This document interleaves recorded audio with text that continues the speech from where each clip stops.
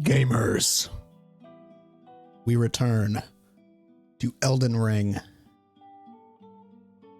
Hope everybody is ready for the stream tonight. Thanks for tuning in if you're tuning in. Tonight we will be beating Malekith. Last night I said I was gonna get to Malekith, but I completely overestimated how much time it was gonna take me to get through that area. We also respec'd like 20 times, and I was indecisive about which weapons I wanted to use, but now we're decided. We're doing full faith build. I might switch over to a Nagakiba, I'm not sure yet. But we're keeping the ice on the katana. Because the scaling with the int just wasn't worth it for me. It just wasn't worth it for that build. So, we should be good to go here. And, tonight at least, we will finish Far Missoula. We will beat, Malekith. Maybe Placiduous Sags, I don't know. But definitely Malekith. And last night we beat the Godskin duo, and then also the Godskin like illusion from the mountaintops.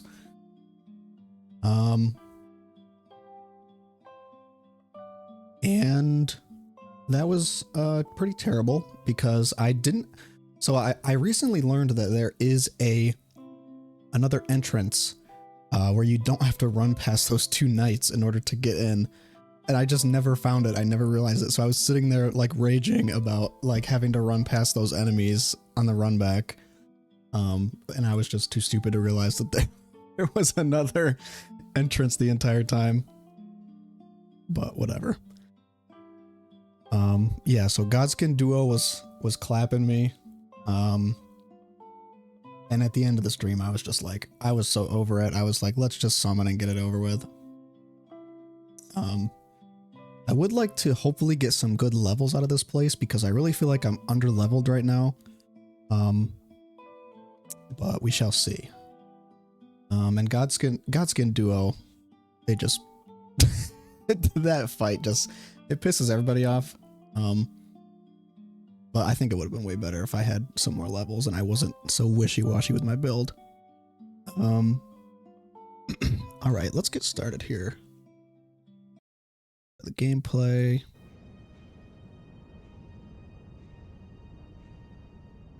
There we go. Another thing. I think I fixed all of my graphics performance settings for my graphics card. It was something I hadn't really spent enough time investigating after I put my new graphics card in. Because I did uninstall my old graphics drivers and install new ones, but I didn't like go through and verify that my NVIDIA settings like transferred over. I think they all just got set back to the default settings, but I updated all my settings so I have the highest possible performance now. And look at this, we've got max settings, we got ray tracing on high, we're not frame dropping, we're smooth, we're chilling. And I actually went to back to the Forbidden Grounds just to like test out my frame drops because I was getting a lot of FPS drop back at the entrance to that area. I think because there's so much like fog and lighting going on in that entranceway. So yeah, hopefully we should be good for performance on this now. And if not, since I've got OBS running too, we'll just lower my settings, probably turn ray tracing off. But yeah, we should be good to go. So we're gonna keep going through here, and we're going to potentially upgrade to a Nagakiba from my ex just to like make my build a bit more cohesive. But for now, we'll just see. And these guys are still annoying. I was thinking about these guys yesterday, and their moveset is incredibly similar to the Abyss Watchers from DS3. And it made me realize that like these basic enemies are basically on the same level as one of the main bosses from DS3, the Abyss Watchers. Like the design is very similar. The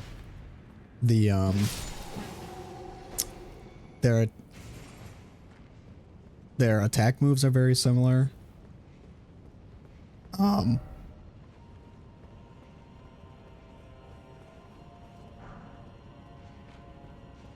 Yeah, so that's just curious to me. Like they're putting basically boss level, like, and that's how Elden Ring has always been. But it's just so bizarre, like how far the Souls games have come, where they're putting like boss level enemies in basic combat zones now. Like enemies like this, you would never see a basic enemy like this in like DS1. Probably like some of the toughest basic enemies in that game are like the Black Knights, and their moveset is nowhere near as complex as this.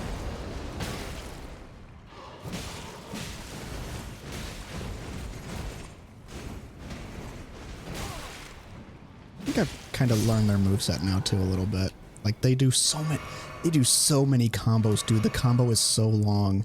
Like a fucking, it's like a Mortal Kombat combo. Oh, weird light glitch there. Their combo is so long. Like they do like 50 slashes and then they do the flip and then they wait and then they flip again. And it's like, bruh, okay, what's this gonna say? Behold the rump. Okay, yep. Wait. Oh! Imagine the pain. Imagine the pain. And something I noticed as well, once I fixed my graphics settings and my performance went up, I immediately noticed a difference in how I was playing. Like the frame drops during the combat, because there was so much going on with the enemies on screen, was legitimately affecting like how I felt as I was playing the game. And I kept like mistiming dodges and shit, or like enemies would attack and I just wouldn't dodge because I wouldn't like see it. I mean, I was playing pretty shit yesterday, but I just think it's hilarious how I had like fucked up my graphics settings, and I was like, why am I playing so bad? Like, why am these frame drops so fucking bad? So hopefully I'll have slightly better not just performance, but also better like effectiveness and skill in combat now that I have like very low latency. Like it just feel like, I know it sounds like an excuse and like the difference would be like minuscule, but it really just feels so much better on my controller. It feels so, especially the camera movement, like it just feels so much smoother.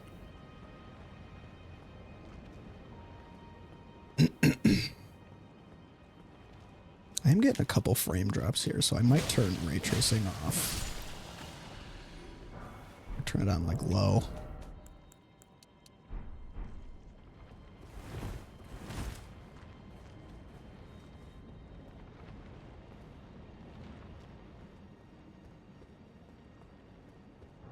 Maybe turn like shadows down.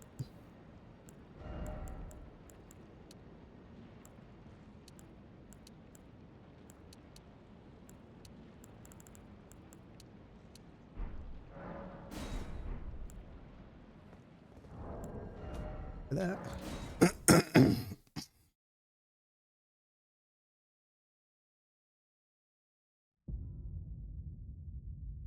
Yeah, after I fixed my graphics settings, I literally went back, and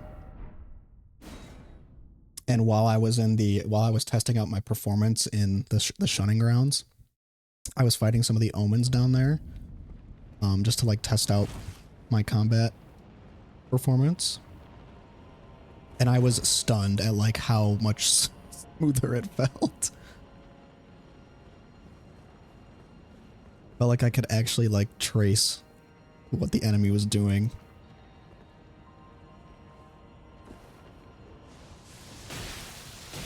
Ouch.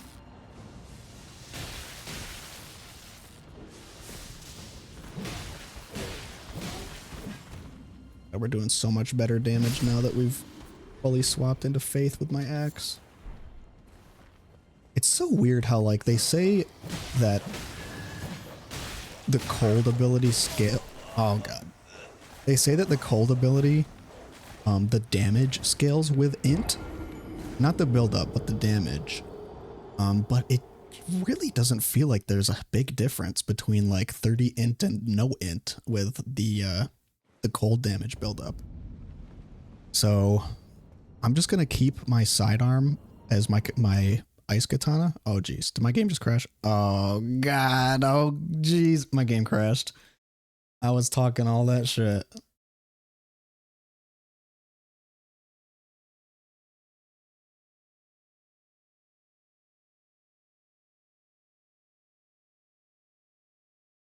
Tragic, truly tragic.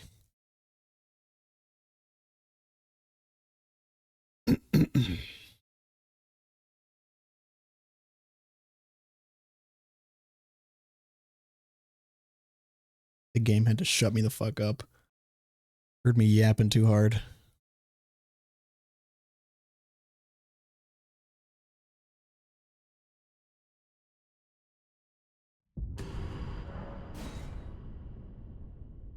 I know it wasn't my choice to log out.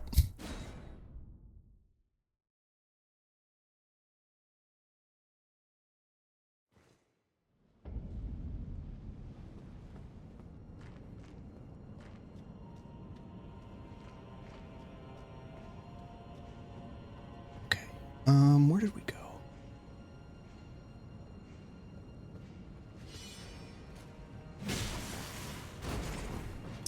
Yeah, so I'm just gonna keep my sidearm with the ice because I still love the ice effect.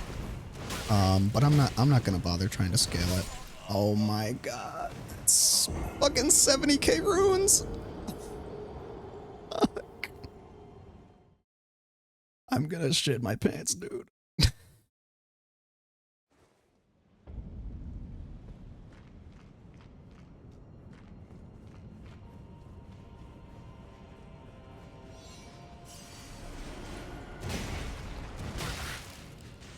Not performing as well as it was with the stream off. Oh my god. But yeah.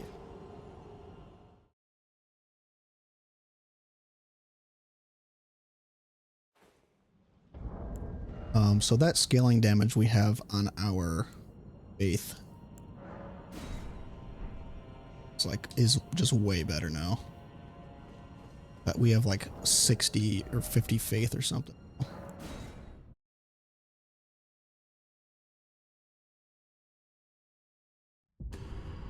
So that helps out my faith axe, and it also helps out my faith spells. For a long time, we're doing kind of shit damage anyway. Oh yeah, this is way, way better with ray tracing off. Alright, I'm just gonna delete that off. It's fine. It's fine for stream.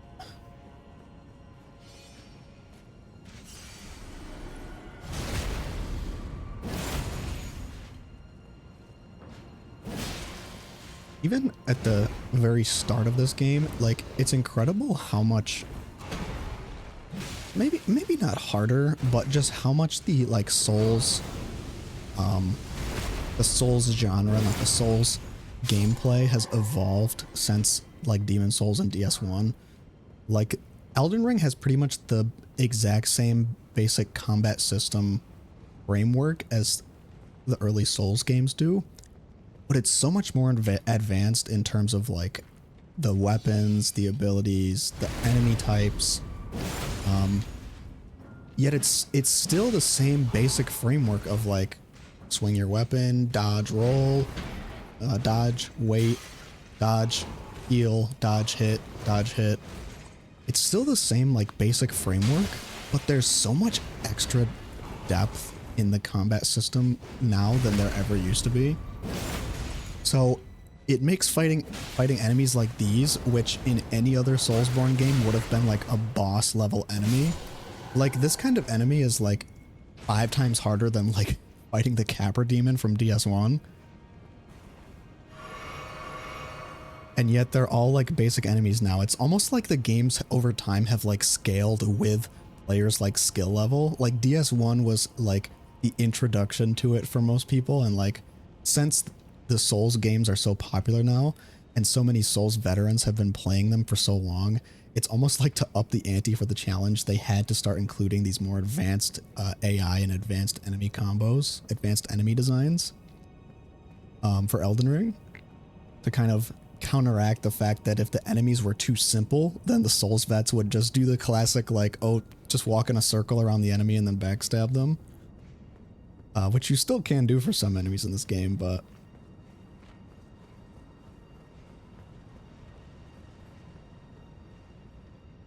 Where am I going?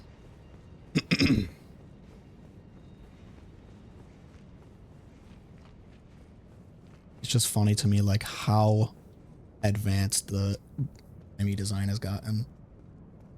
And part of it may be due to Sekiro, like Sekiro's influence on Elden Ring, because this came out right before Elden Ring. A lot of the enemy design in that game is very focused on like fast, very complex gameplay, like complex combos. And that definitely has kind of seeped into Elden Ring, I think, in terms of the enemy design and the boss design. Like, there's a lot of enemies that are very, very fast. They have very high intensity combos. In some areas of the game, it can kind of detract from the experience a little bit, because I feel like the base player moveset that they have from the Dark Souls, like the Dark Souls player moveset, is not always suited to how advanced the movesets of the enemies are. Like, bosses like Melania, who was literally from Sekiro, like she was a cut... Well, actually, that might be a rumor, that might not be true. But it would make sense if it was true. Like, Melania feels like a Bloodborne boss or a Sekiro boss, because she's so fucking fast. And same thing with Malekith. Like, those two enemies, those two bosses are so fast-paced and their combos are so long that it almost feels like they were designed for a different game than Elden Ring. It feels like our moveset was not meant to like keep up with the amount of DPS that they do. Like the amount of times they swing at you and like the damage that they do to your health.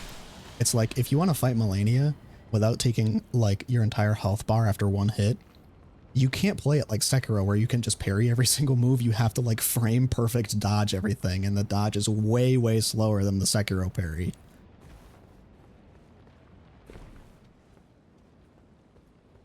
That's kind of one of my complaints about like some of the late game boss and enemy design in this game, is that like after you get to this late part of the game where you get past Fire Giant, it definitely feels like the boss and enemy design is a little bit overtuned. Like, they do a little too much health damage to your health bar, and their combos are a little bit too fast for like Souls style gameplay, where you're not playing with an advanced moveset like in Bloodborne, where you can quick step and sidestep, or in Sekiro where you can like parry and have all these other tools at your disposal. There's definitely ways to combat it, because the combat system in Elden Ring is so not complex, but it is so varied. Like, there's so many abilities that you can use in this game that there are ways to counter it. It's just not built into like the base gameplay itself, like rolling and swinging and stuff. It's not designed around the bosses the same way it is in like Sekiro and Bloodborne. Sekiro especially, where like every single boss and every single element of the player's moveset was designed around this like song and this like dance of parrying and parrying the enemy combos and the boss combos, where it makes every boss fight feel like a rhythm game pretty much, because it was designed so tightly around that core concept. In Elden Ring, it's a lot less specific. It's a lot less specialized. It's very easy to have a build, like a strength build, which is completely inoptimal and slow against a boss like Millennia or a boss like Malekith. And it's also completely possible to have a build that's inoptimal for other bosses. There's a lot more variation in build types, and while that is a good thing, it definitely makes some parts of the game like way harder than the others.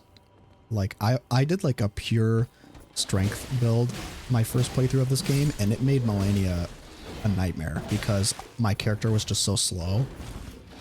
And even when I was like even after I had fought her so many times that I had like perfected, like I was literally like frame perfect, no hitting, doing no hit runs against her where I would dodge every single one of her attacks until Waterfowl Dance comes out. And then I would get hit by that and just die in like one hit, which was super frustrating at the time. I've always had the opinion that Melania is a good boss, but it doesn't feel like she was designed for this game. It feels like she was designed for a game where you have a faster moveset. And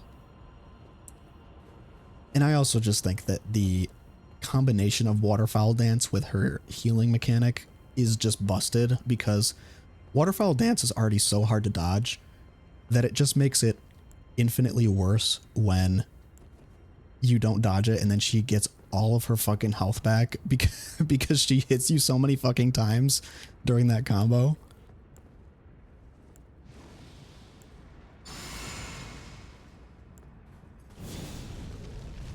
Let's see if we can... These guys are pretty fast too, actually. Fuck. See if we can not die here.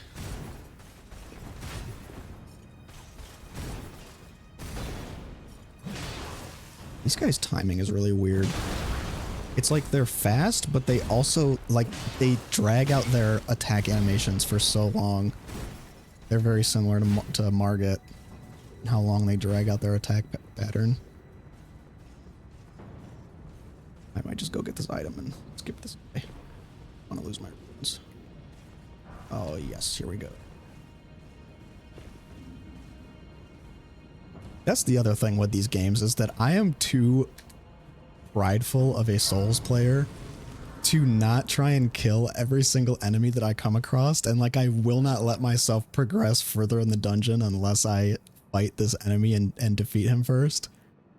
So I'm trying to get better at doing that and not like stun locking myself and getting caught trying to fight one enemy for the whole stream.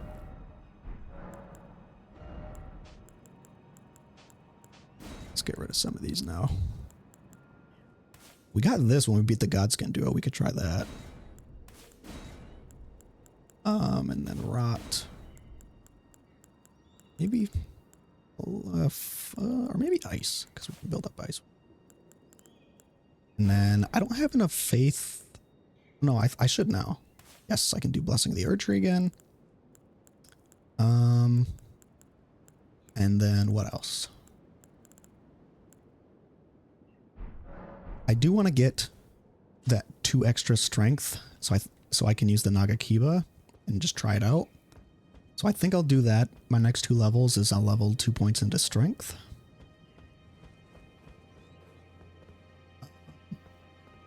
I'm still gonna go back and try and defeat this guy. If I can. Can't. Or can I?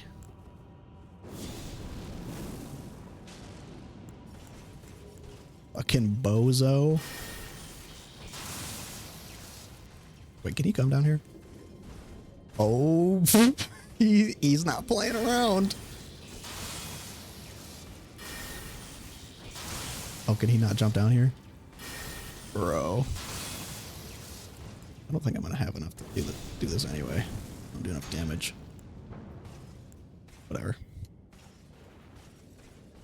I'll go back to it. Okay. And it's also just challenging for me because I'm so used to playing these games like pure melee that I am very bad at paying attention to combat and also paying attention to my scroll wheel when I am trying to use like spells, and just timing my spells in general. I'm also bad at that. But the spells are fun, so that's why I want to keep using them. Even if I am like a melee-oriented player. Oh, man, the melee The melee combat in Bloodborne is so Bloodborne was my first Souls game. I played it back in high school. And I absolutely fell in love with it back then because even though it was extremely difficult, like it just gave me such a rush and it kept me coming back for more because of how addicting and fast the gameplay was. And of course everything else that's great about these games, like the world design and the world building and the lore and all that stuff. But yeah, I remember playing Bloodborne and like, oh, that game used to make me fucking sweat.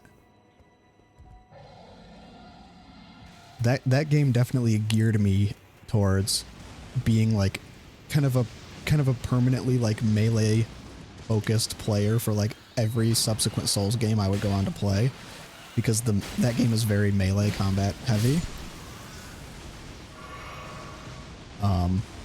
Used to love the well, I still do. I love the combat in Bloodborne so much. It's so like quick and satisfying and visceral. It's very visceral. Like it's so much fun to have this constant back and forth between like you and this boss. And you're swinging these wild trick weapons. In the regen mechanic where you try to like fight to get your health back as the enemy is attacking you, like the blood exchange mechanic, that was such a cool fucking mechanic too. Oh, I just pray for the day that they release Bloodborne on PC. Like, I want to replay it so bad, but they probably won't. I'm predicting what's going to happen is they're going to remaster it just like they did with Demon Souls and release it for like PS6 or something, which if they do, I'm going to be upset, but I honestly might get a PS6 just so I can play the Bloodborne remaster, because Bloodborne is probably like my favorite game of all time. Like it's just that amazing and that much fun for me. The Victorian style and the horror elements of it, the Lovecraftian horror elements and the world building, it's so good. Like I fell in love with that game when I first played it. It very quickly like rose to the top of my ranking of like my favorite games I've ever played. And it was actually, Bloodborne actually kind of like revived my interest in video games because, god damn it. Because for a long time, like after I had transitioned from middle school to high school, I kind of stopped playing video games as much. And I think it was because I was just going through that phase that every kid goes through where you're like, oh, video games aren't cool anymore. Like they're not cool to play. I don't want to like be known as like a gamer nerd. So there was that element of it, but I don't know, even more so, I just felt for a long time that games around that time period, like the early 2010s, just were not as fun as they used to be. Like I grew up as a Nintendo kid, and I don't know, there was just a long period of time, like especially with like the release of the Wii U and like dying battle between like the 360 and the PS4 where it just didn't feel like there were that many exciting games coming out every year. And I mean, obviously I had never played like DS1 or any of those games back then because I just didn't know about them. But I kind of just like fell out of video gaming for a couple of years when I was in high school because I felt like there just wasn't any games I was excited to play. And then one day I got Bloodborne for Christmas for alongside my PS4, and I had never heard of it before. I'd never seen it, but I was like, sure, I'll put it in and try it out. And I probably spent like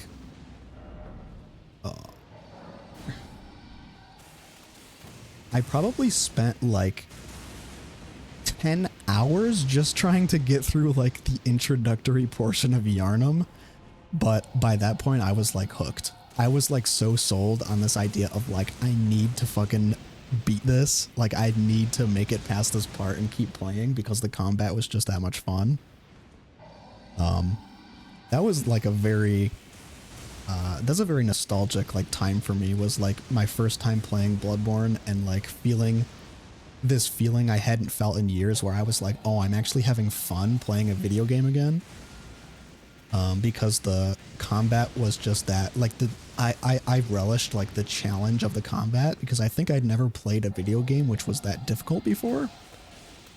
And I guess for a long time I just didn't realize like what I needed was I just needed better games to play, because for a long time I was playing like the Call of Duties and the Assassin's Creeds, and you know, not that those are bad games. Well, some of them are bad. Some of them are pretty bad nowadays, but you know, even though they were fun, I just didn't have this incentive to like, you know, keep playing that kind of stuff because it got repetitive and it was pretty easy. And then Bloodborne kind of like revived video games for me because it made playing them like fun and challenging again. And addictive again. Like a lot of the old Nintendo games I used to play, like Melee and like all the older Zeldas and like Pokemon Mystery Dungeon, which is one of my favorite games back in the day. God damn it, I just keep dying in the same spot. A lot of those games were like a challenge for me back then, and they had like really creative gameplay, which is why I enjoyed playing them so much. And Bloodborne kind of got me back into having that feeling of like, holy shit, games are good again. Like games are fucking popping off now.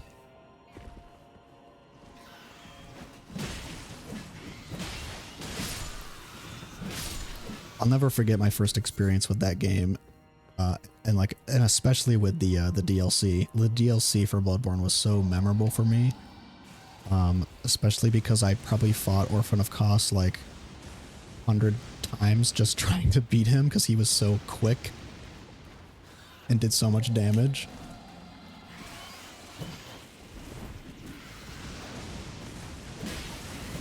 Oh, I'd love to play that game again.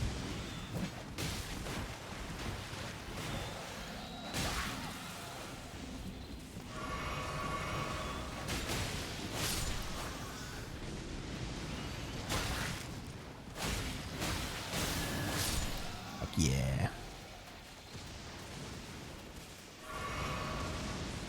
Alright, let me actually fucking focus here with these dropping my performance lightning bolts. How the fuck did I make it through this area on my old graphics card? I must have had everything on fucking low.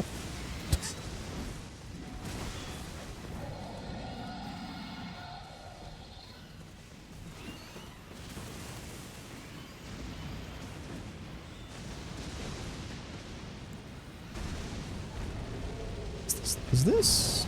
Well, this is a different dragon from Lancetax or whatever his name is. He looks identical.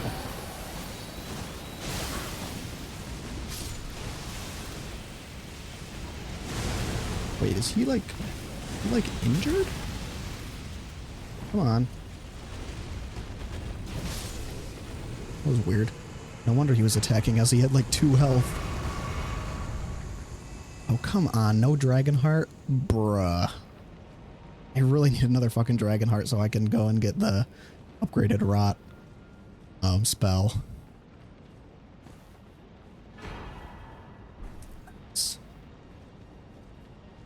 So I don't know if I'm going to upgrade my axe to 25. I'll probably upgrade my katana first because I definitely know I'm keeping my katana. I might swap over to the Nagakiba, so I'm kind of hold off on fully upgrading my axe, I think. I don't want to spend, because I'm pretty sure there's only like a couple of those ultimate stones in the game.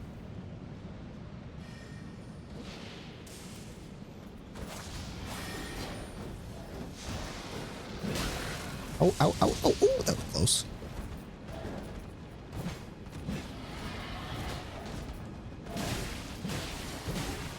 I'm fucking in the zone today. I'm like excited to play this now that my graphics are actually not hanking my system anymore. Who knew all it took was for me to actually update my NVIDIA 3D settings to be correct? I literally looked through it and like half of the shit was on the driver default.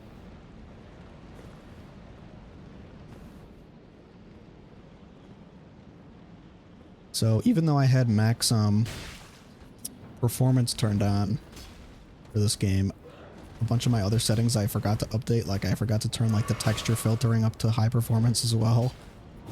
So I was just getting like huge like FPS tanks whenever there was a lot going on screen. Just kind of suck that when I have my stream and OBS running, I can't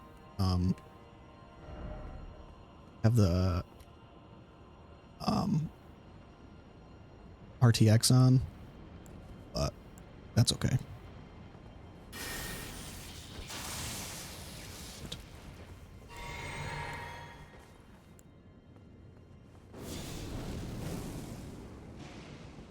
Oh, it does so much damage now compared to what it used to do. I really want to get the red lightning spell from this place, because I got that one enchantment for my weapon from Vike, but I can't use that because I'm already enchanted on this other, my axe, with the faith scaling. This faith scaling is way better than the ice scaling I had on it. See, like the ice damage is nice, but it's better to have it as a secondary than as my main weapon, because Jesus, because in reality it's better to have my main weapon scale with my primary stat.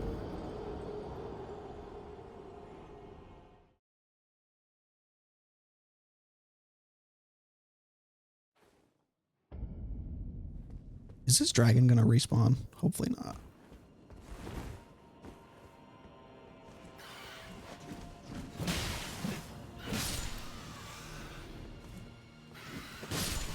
Yeah, I might have. It might be that time in the game to upgrade to a Nagakiba and have a build that actually makes sense instead of my goofy build, my goofy ass mixed build where I try to have my cake and eat it too by using two completely different weapon classes, a dex weapon in my left hand and a strength weapon in the right, and then also scaling them off of different fucking magic stats. As fun as that was early on, it's not optimal at this late in the game. But hopefully now that I have full faith scaling, I'll actually be able to not like poop my pants every time I have to fight a mildly difficult enemy. Oh my god, I hate... Dude, I hate these enemies so much. I just hate how many airborne enemies there are in this game. That's one thing I don't miss from like the early Souls games like DS1, and is that those games didn't have fucking flying enemies that you can't hit from the ground and make your camera just wig out. Jesus, fuck off. And the dragons too, same thing can be said for them. Like the dragons they're cool fights, but man, are they a fucking pain in the ass when it comes to fighting them. It's more like you're battling the camera, because if you're locked onto them, if you're not locked onto them, then you lose track of where they are. And if you are locked onto them, then they like fly behind you or something, and it like fucks up the direction your character is moving in because your camera like turns 360 all the way around. So then you like run, then like they fly behind you, your camera's locked onto their head, and your guy does like a 360 and runs into their attack.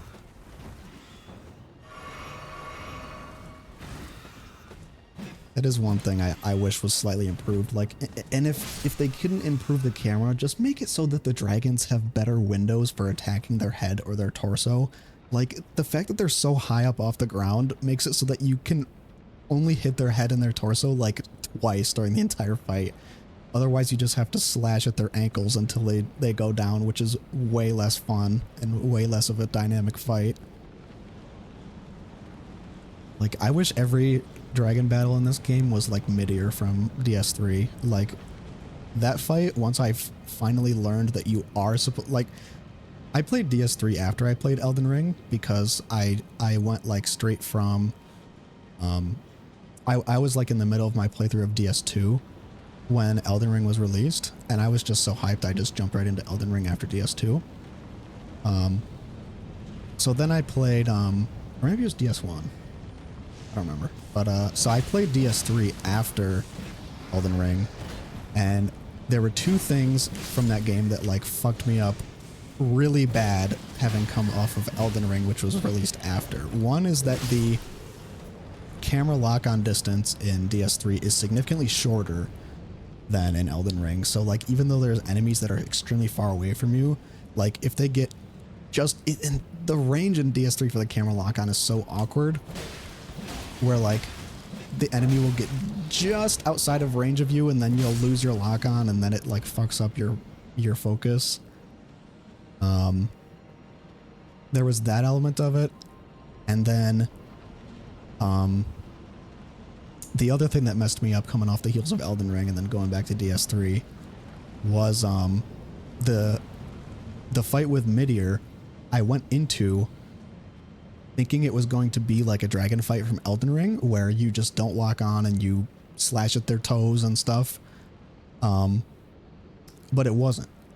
The Midir fight, you are explicitly supposed to lock onto his head, and it makes dodging his attacks significantly easier because all of his attacks are like facing you head on. So I struggled against Midir for so long because I was trying to fight him without locking onto him, and I just kept getting killed by his fire breath attacks.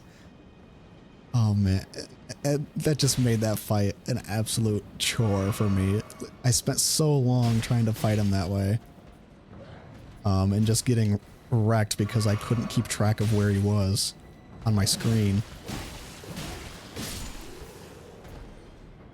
And then I finally figured out, like, I looked up online, like, suggestions for defeating him. And it was like, yeah, you're supposed to lock onto his head, and then it makes it easy. And I was like, are you fucking serious? So I finally did that. I just fought him locked on. I learned his moveset, and then I killed him in like 2 or 3 tries after that. His health, though, he did have way too much fucking health. I don't know if I was underleveled or not. I don't feel like I was, because the other, like, I was overleveled enough in DS3 that the, what's his name? The son of Gwyn, the Lost Knight or whatever his name is. His fight was cake for me. Like, I had heard so many people say that he was like the hardest fight in the game, and I guess I was overleveled because I just cakewalked him. I thought that fight was super easy, but then fighting Midir, even though I was on like the same progression, the same like level progression, he just had so much health. It felt like the fight was like never gonna end because I would hit him and it would do like a tiny sliver of his health bar. I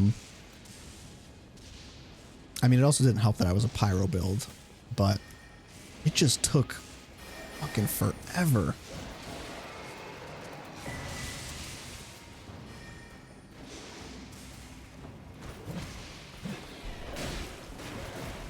That's the one thing about the Midir fight I will still to this day say is just dumb, is that he has so much fucking health. There is nothing worse in a boss fight. Aside from it just being badly designed in general, there's nothing worse in a boss fight than them just being a fucking bullet sponge and having an absurd amount of health or an absurd amount of defense for no reason. Other than to just make the fight a slog and make it so that even though you're like super high leveled, you're still just getting fucked just due to time pressure. Like, the fight would go on for so long that he wouldn't even be half health and I'd have used up like all my pots and all my everything. And I know the challenge is like, oh, you know, get good, just don't get hit. Don't get hit, smile. But it was still just so frustrating back then. was fighting Meteor, because he just had so much health. Like, and I know he's a dragon, but his health bar was just fucking absurd. He might have the most health out of like any boss in any Souls game, maybe aside from the Ancient Dragon in DS2, which also sucks ass. I mean, the Meteor fight is at least fun when you learn his combos, but the Ancient Dragon fight in DS2 is so fucking bad. It's DS2 Ancient Dragon might be the worst fight in any Souls game, in my opinion. It's so bad, because all it is a war of attrition where you are doing like one hit to him at a time to try and get whittle down his massive health bar, and doing 0 damage because he's like resistant to every type of damage. And I mean, he's an optional boss, but like, come on, it's Souls. I'm gonna fight every fucking boss.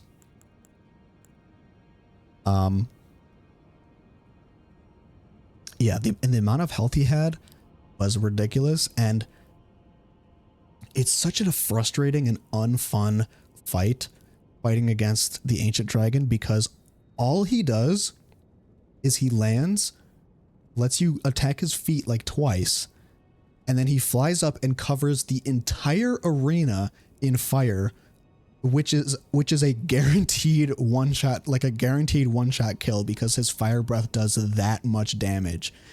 Like, it was a guaranteed one-shot kill every single time, and if you even get hit on the trailing tail end of the hitbox, then you're fucked, and you have to restart the entire fight over again. It's just a incessant slog of whittling down this giant enemy health bar. You run in, you run away, he breathes fire, you run back in, you run away. It's just not fun. It's just not a fun fight. There's nothing worse than a fight that is just not fun. Like, I can deal with the Melanias and the Malekiths of the world. I can deal with that, because even though they're extremely hard, they're still fun. They're fun to learn. They have crazy combos. They've got crazy set pieces and stuff. And even though Melania, my first time playing this game, was frustrating, like, I had genuine fun, like, refighting her so many times that I basically memorized her moveset and could, like, do a no-hit run where I frame perfect dodged every attack except Waterfowl Dance. Like, learning her moveset is legitimately fun, and it's a good fight, but the combination of the healing mechanic and Waterfowl Dance is just too much. It's just cancer. It's just pure cancer. Like, if they had just done one or the other, if they got rid of either Waterfowl Dance or her healing mechanic, I would prefer getting rid of the healing mechanic, because she's already a 2-phase boss fight, which is enough in and of itself in terms of like health bars. And the healing mechanic is basically makes strength and not strength, but it basically makes defense builds completely unviable for that fight, and makes the fight impossible. Like, you could never build like the wall build and then try to fight Melania unless you can fucking one-shot her. Because if you get hit at all, like if you try to do that fight with a shield, you're just guaranteed to lose, because she heals even if she does no damage to you. Like, even when she hits you and you have a shield and you block it, she still heals from that. It's like, how the fuck is she healing? She didn't even hit me. Or like, she didn't even damage me. So it's like, what the fuck is she healing from? And it just doesn't make sense for her from like a lore perspective, in my opinion. Like, there's no reason for her to be able to heal based on what we understand of her abilities. Like, I don't know, maybe I'm wrong and there is, but like, I don't remember seeing anywhere how like her having the Scarlet Rot like makes her a fucking vampire. You know what I mean?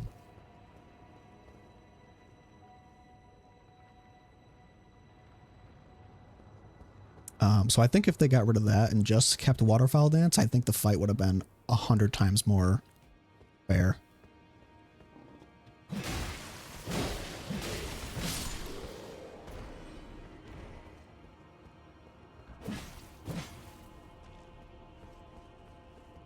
Did I already go this way?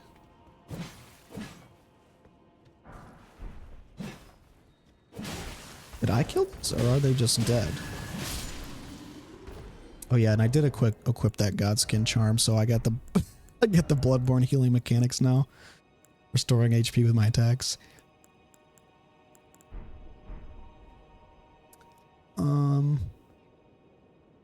I've been down there. That's where I came from. And this area is so cool. I don't talk about it enough, but it really feels like this is the like truest version of the Dragon's Den or whatever the hell it's called from DS2, where like they have all the dragons flying around and stuff. It looks like the ultimate version of like what that was supposed to be. Like there are so many areas in Elden Ring, and I've talked about it with Lanedale too, like how Lanedale feels like kind of what they wanted Anor Londo to be, but they just couldn't do at the time, where like it's this giant massive kingdom where you could like in Anor Londo you can only run around on like the castle rooftops and stuff in the main building. You can't like actually explore. Oh, you fucking traitor. I had this guy come help me with the Godskin duo fight, and now he's here to kill me. You bastard.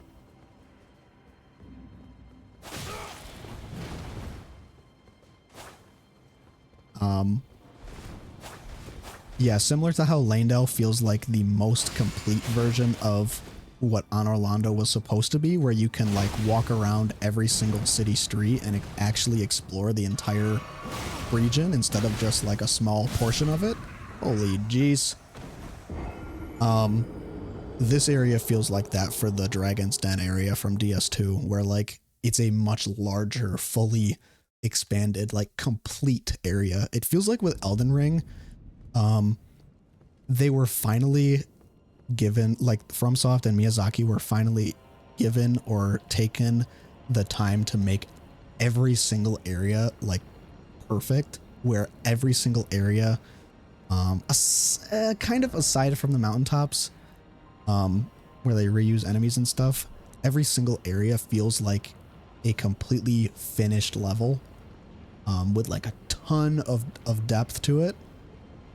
Because in like so many of the previous Dark Souls games, there were so many levels that were obviously like not finished because they were very empty, and the design, like they weren't very long either. Like the Dragon's Den is not a long area. It's pretty much like a couple ladders, a bridge, and then the area's over. This area feels like the true version of that, where like there's actually a legitimate like entire, not just dungeon, but whole area to explore. And I don't know if it was just because of like technical constraints at the time or time constraints, but it's amazing what they can do with games nowadays when they have the actual proper amount of development time that is needed in order to make them as great as they can be. I mean, same thing can be said with like Breath of the Wild and Red Dead 2, where like, yeah, they took absolutely forever to get released, but like, look at the results. I mean, this is what happens when you don't cut corners and when you have a fully fleshed out, complete game, like a fully complete gaming experience, to the point where this games like this and Breath of the Wild have entire zones and regions of the game with hours and hours and hours and hours of content, of stuff for you to do, and it's all optional. Like all of Volcano Manor, most of Caelid, like all completely optional areas, like for the overall experience of the game. There's nothing better than a game which is like, I mean, I do like not short, but like nicely packaged shorter games where there's a lot of content in a short amount of time.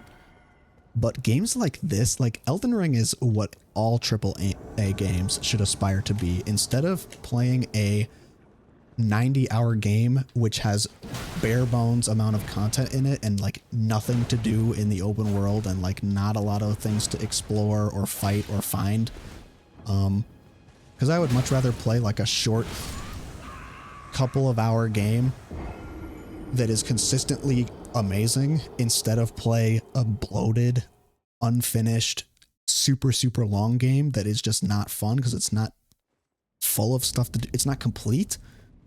I would much rather play one of those than a long AAA game like that. But Elden Ring is like one of the first modern AAA games that really feels like a AAA game. Like the sheer amount of content and hours you put into this game for the value of $60. Like this base game is easily worth more than $60 in my opinion, because just one playthrough of this game, if you truly take the time to explore every single area and get all the stuff that there is to do in the open world in your first playthrough, it's like a 150-hour game, which is insane that there's that amount of content in this, especially for a Souls game, which have kind of been notorious for being a bit shorter games in the past. Like Bloodborne is not, like, discounting the DLC, Bloodborne is not super long if you know how to play it. DS1 is not super long if you know all the shortcuts and stuff, discounting like the slog that is like the latter half of the game on your first playthrough. But on subsequent playthroughs, like, you can breeze through most of DS1. And then there's DS2 and 3, which are very linear. DS3 is also not that long of a game. It's probably like 60 hours.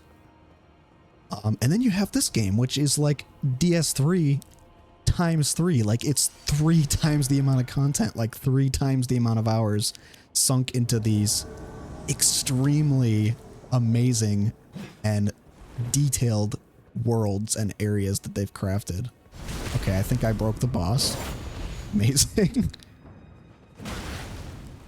Okay, can you not fuck with me like this?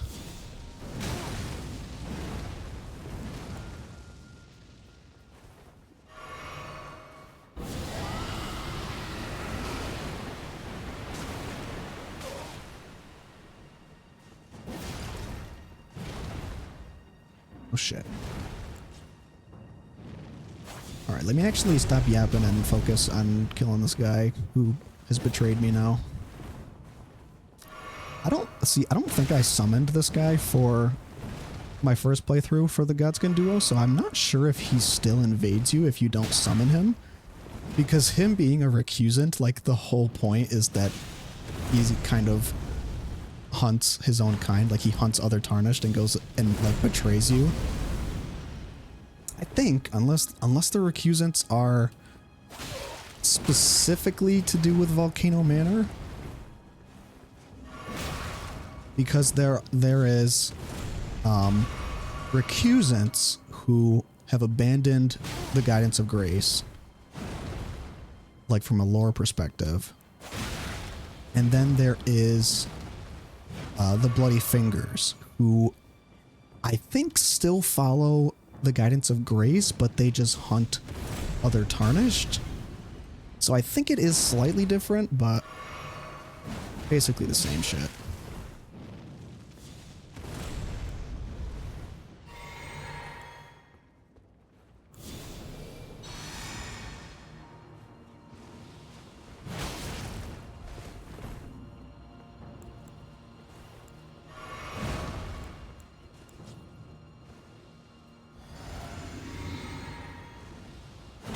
You bastard. He must also be a faith build. Wonder if he's gonna give me that spell when I kill him.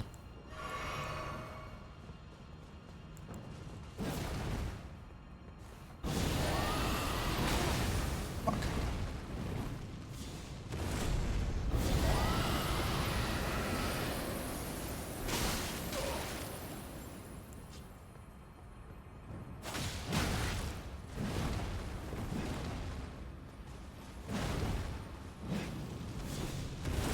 Yeah, he must be faith because my axe is not doing a lot.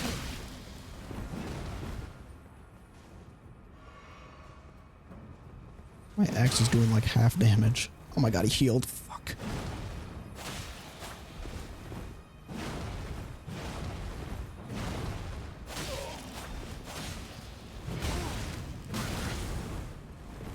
I really need to get into a rhythm with this guy. My guy screeches and dies.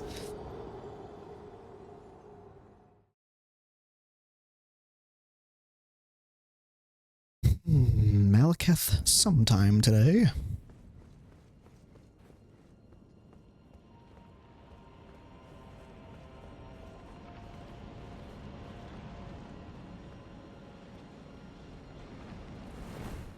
Oh, and there's the draconic tree sentinel up there as well.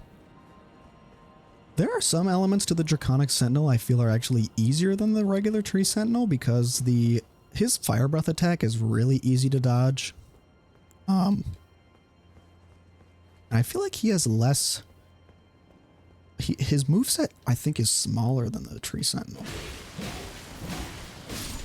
The draconic tree sentinel was one of those enemies where on my first playthrough I had a lot of trouble with, just because I was at the point in the game where like I was late enough in that I just wanted to like easily beat every single enemy.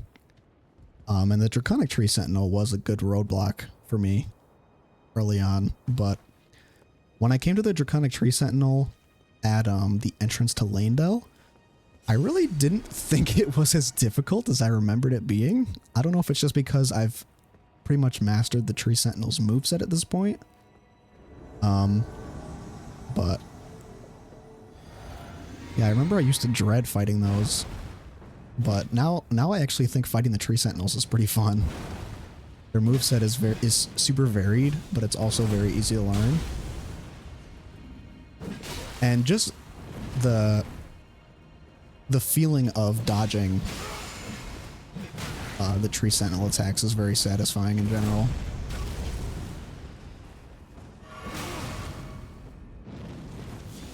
Can you stop spamming this spell, please? That's the one thing I hate about the NPC AI in this game, is that they spam the absolute fuck out of spells. I mean, real players in PvP do that too, which is also annoying, but like it's so fucking annoying.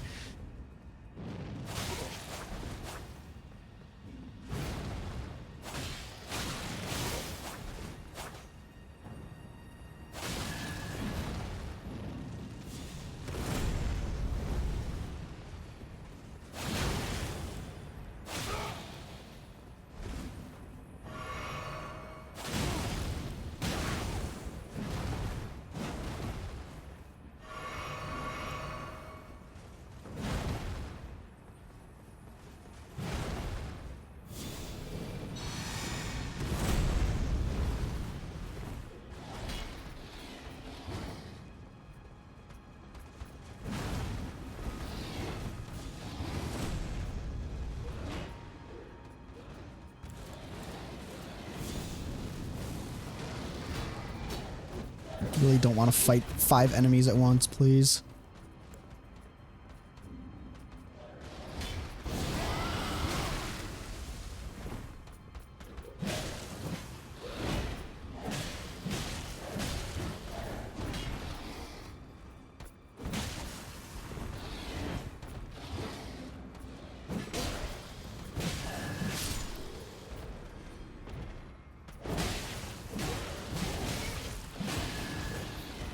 Back off.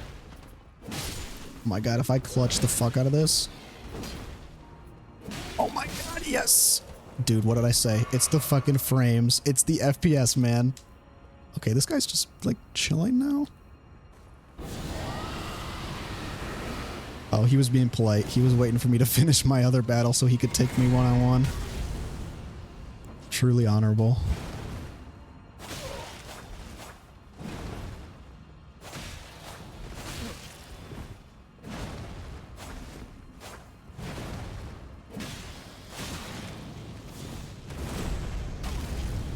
Really an honorable opponent.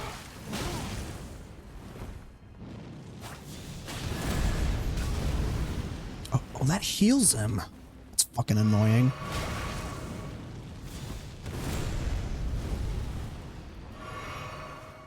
Do these have, do enemy NPCs have infinite mana? Because it kind of seems like he does.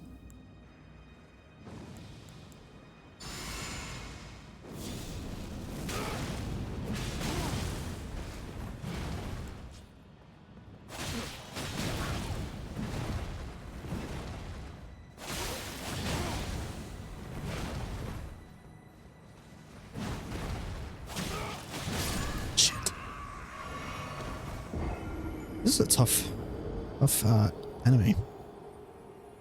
That explains why it was taking so fucking long to kill him, because his goddamn spell was healing him.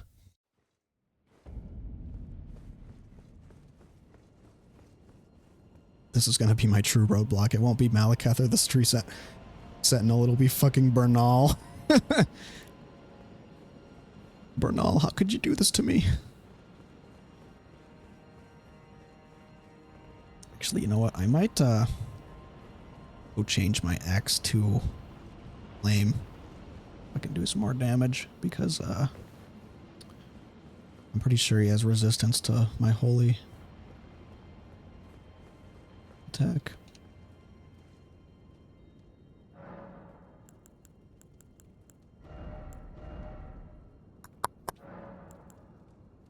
Do lightning too, I guess that works. I gotta use my golden slam on this guy. I forgot about that. My golden slam.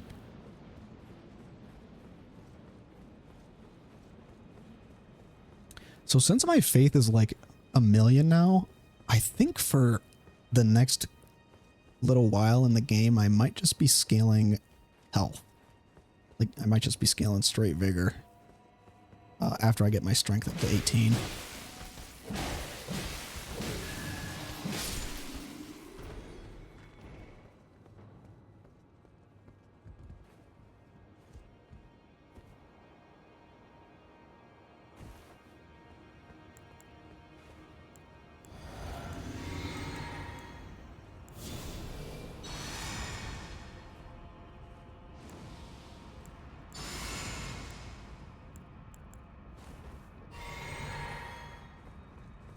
Maybe I can cheese him with some scarlet.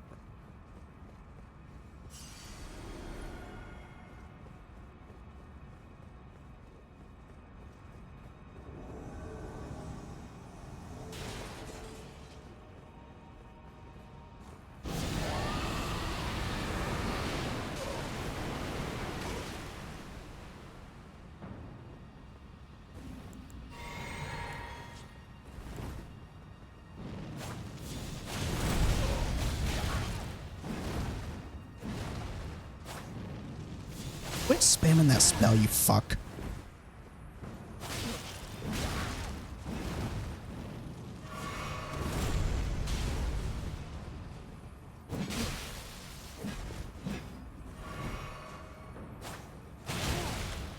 There's a lot of poise. Boise's from Joyzy. Ouch.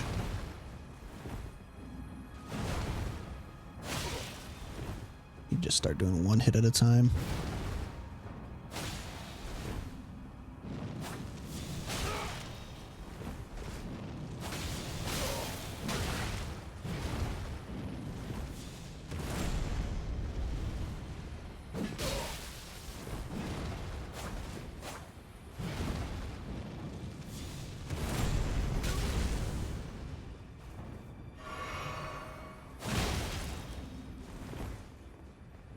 Was he healing over time? What the fuck?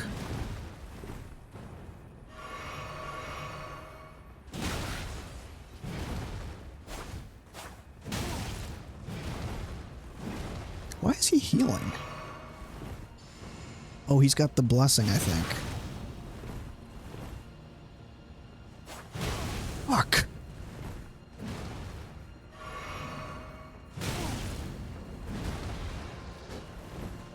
Oh, God.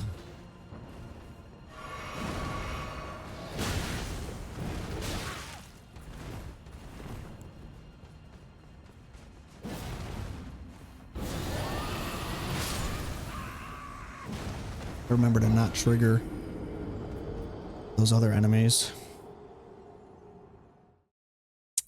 Fucking A, bro.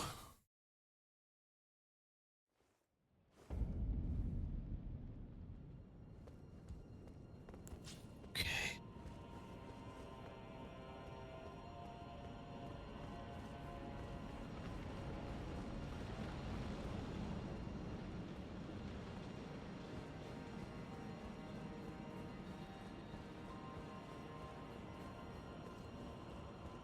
This whole area is so it just reminds me so much of the Firelink Shrine from DS3. Very similar.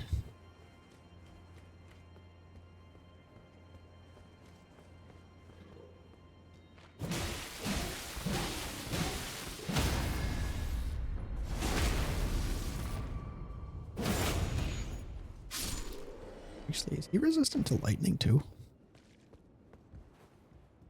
That I do not know.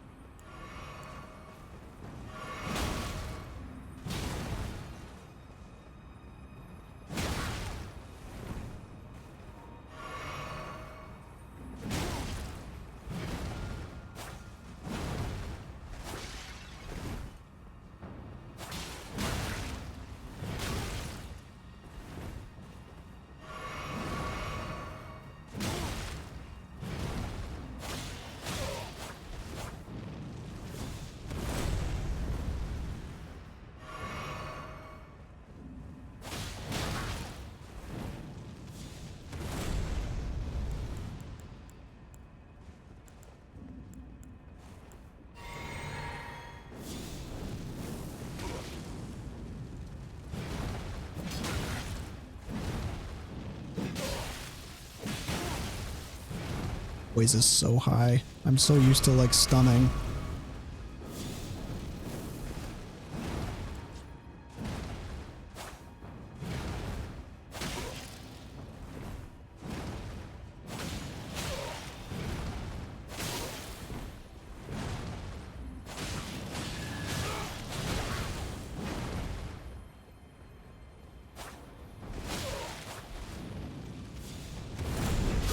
Bitch. Saw the opportunity and I fucking took it when he cast that spell. Fucking snake asshole. Blasphemous Claw. And his scepter. And his armor. Jeez. Fucking dickhead. Get out of here.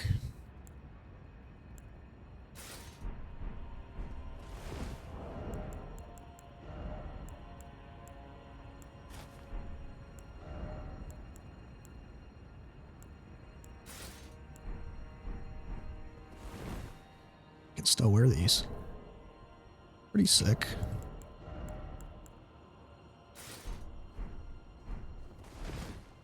Holy moly.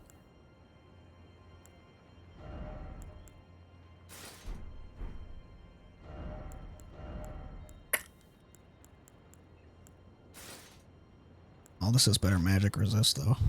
And it looks cooler. That's too heavy. Okay.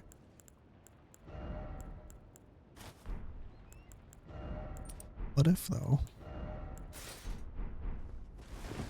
Oh. These look kind of stupid though.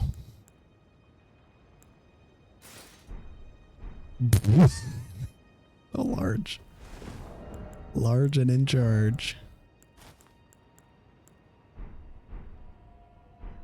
Nice. New gauntlets.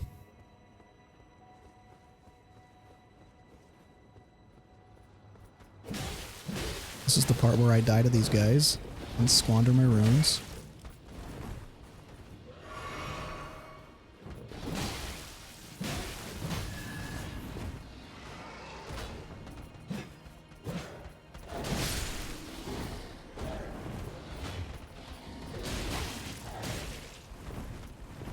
Might actually happen.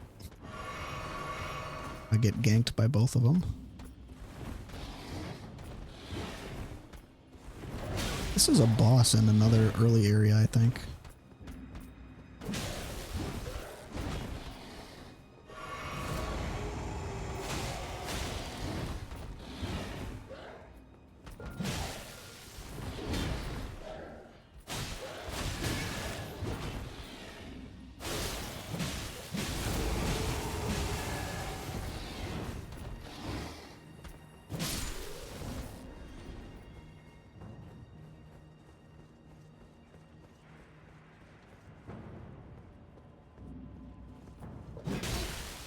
I think what we'll do is I will fight Malekith, and then we'll do Placidu Sax shortly after.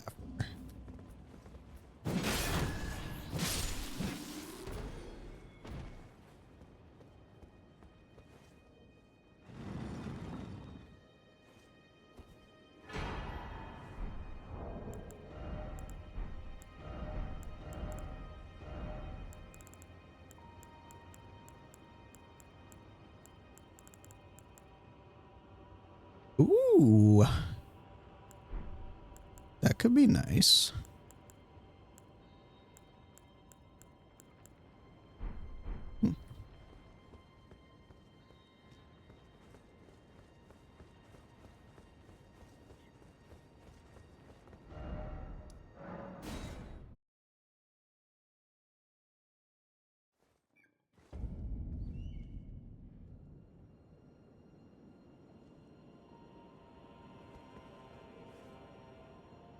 All right, Grace.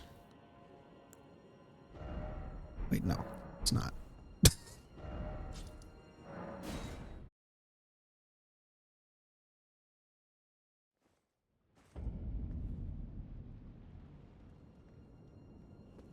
It's the one thing about this game is there's so many graces, it's very easy to forget which graces lead you where.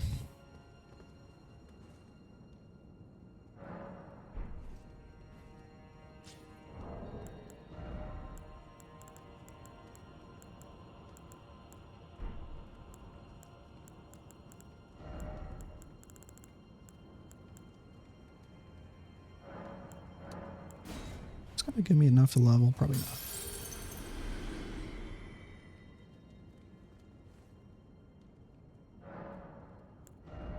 No, 83? Yeah, right.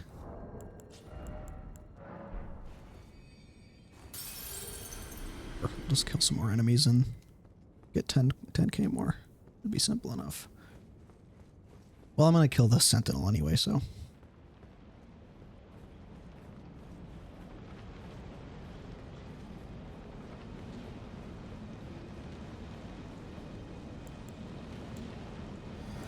Dun, dun, dun, dun. Hello, Tree Sentinel. I know I can skip by this guy, but I don't wanna. I want the runes.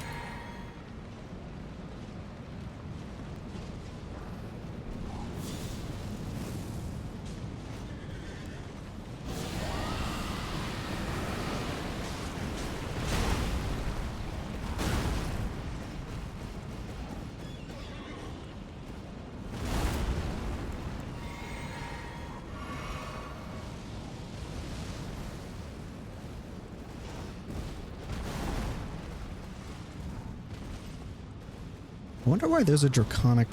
Well, actually, never mind. I know why. There's a draconic tree sentinel guarding Malekith because the Golden Order is in cahoots with the Black Knights to protect Malekith because he has the Rune of Death. So that's why there's a draconic tree sentinel here.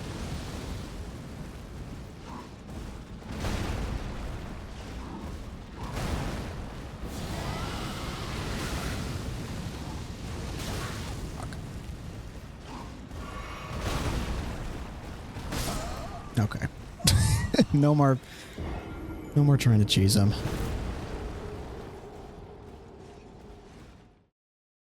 Oh, I didn't even use my golden... I keep forgetting to use my golden slam. I didn't even use it on Bernal.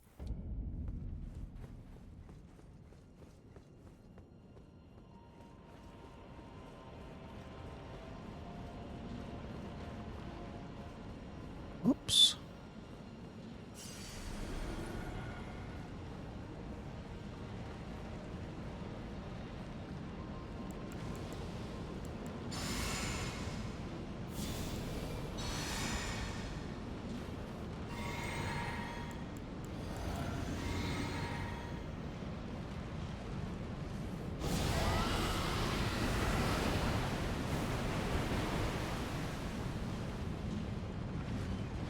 Seriously?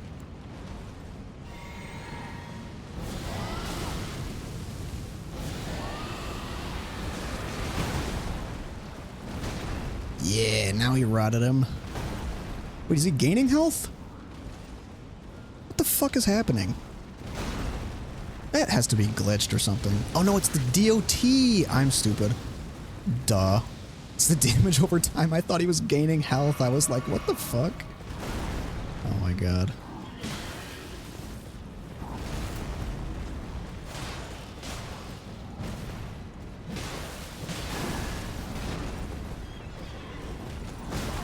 Oh.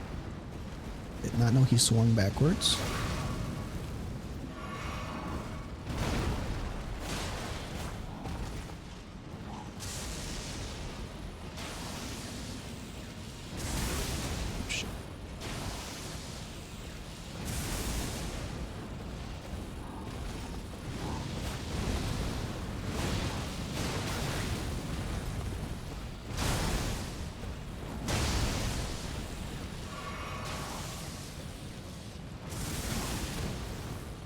And that still hit me somehow?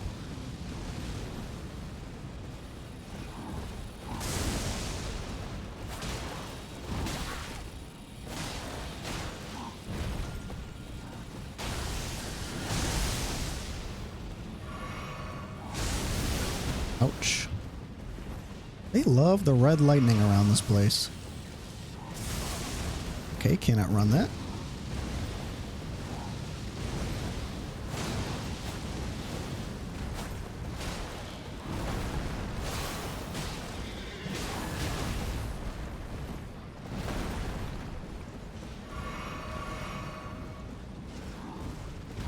Shit, wrong button.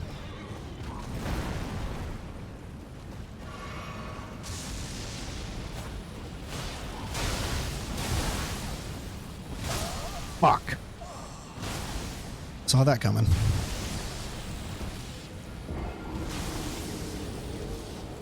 Nothing like the classic "you died" screen in Dark Souls.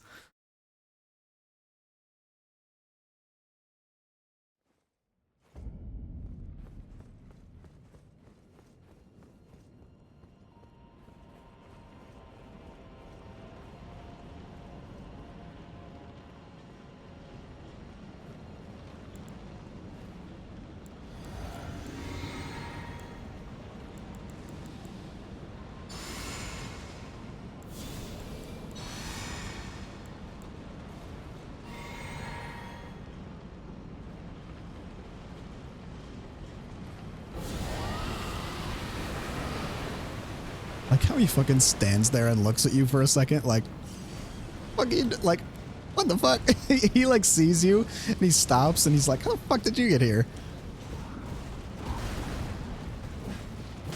Like he takes a moment to like consider his opponent.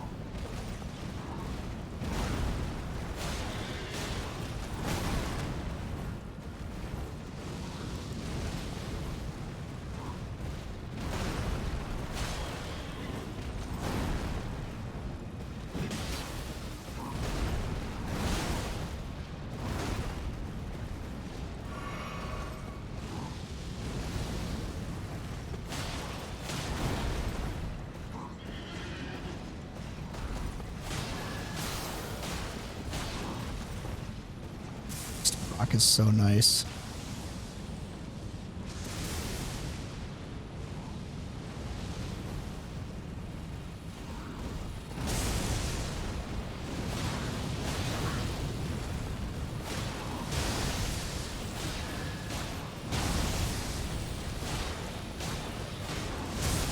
Come on, bleed.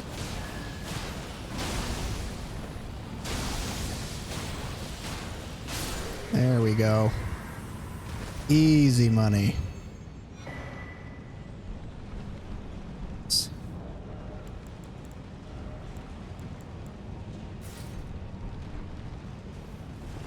Wow, I can even wear those.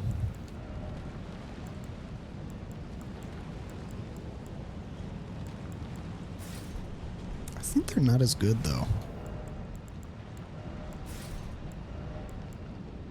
They are in physical defense. They're fucking ugly, though, so not wearing them. Let's go spend my runes before I stupidly die to Malekith.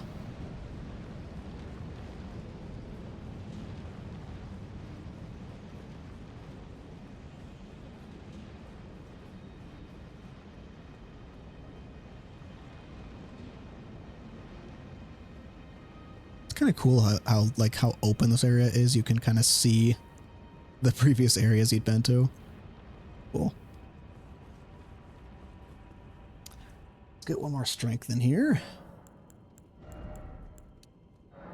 Very nice. Now let's try out a weapon I've never used on this boss. Oh, is that heavy? Fuck. God damn it. There we go. See if we can upgrade this any further. We'll talk to Hugh, who's dying of dementia. Unfortunately.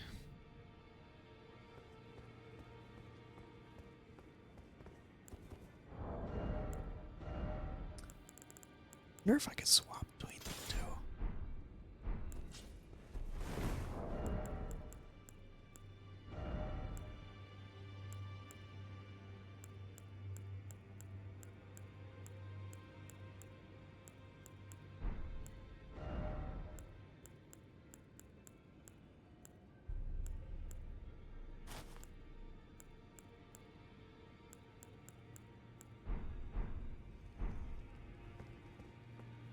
Carrying both of these around is going to be a struggle. That's okay. I'll just swap between them if I feel like it.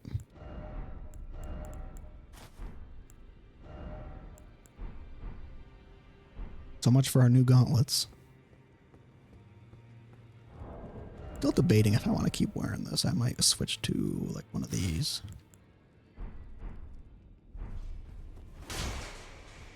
Well, this isn't exactly as fitting for the aesthetic. This looks pretty good.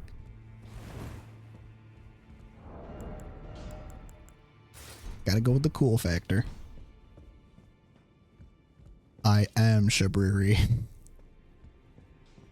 What I might do is enchant this with flame. Oh, Smith, as long as you like. Now, lay out your arms. Man, it's sad. What's happening to him? I think stone 1. I need 4. Okay, so I can buy these.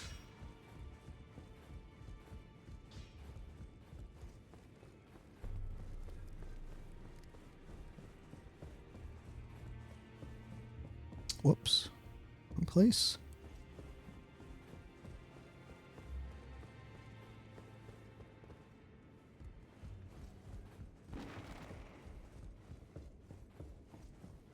I was doing a pretty goofy build, but I feel like all builds in Elden Ring trend towards like being badass, like the further and further you get into the game, because like you just have that many weapons and armor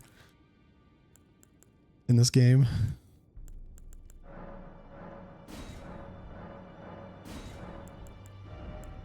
Oh, fuck yeah, I can buy the big boys now. Fuck yeah, brother. Can upgrade my spells too, or my mimics too, actually. Whatever the fuck they're called.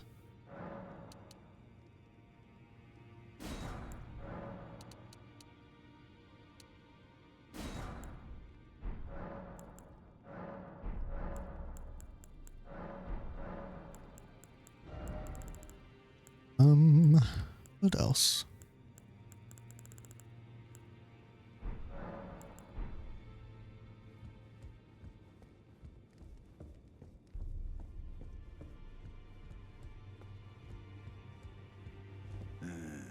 You.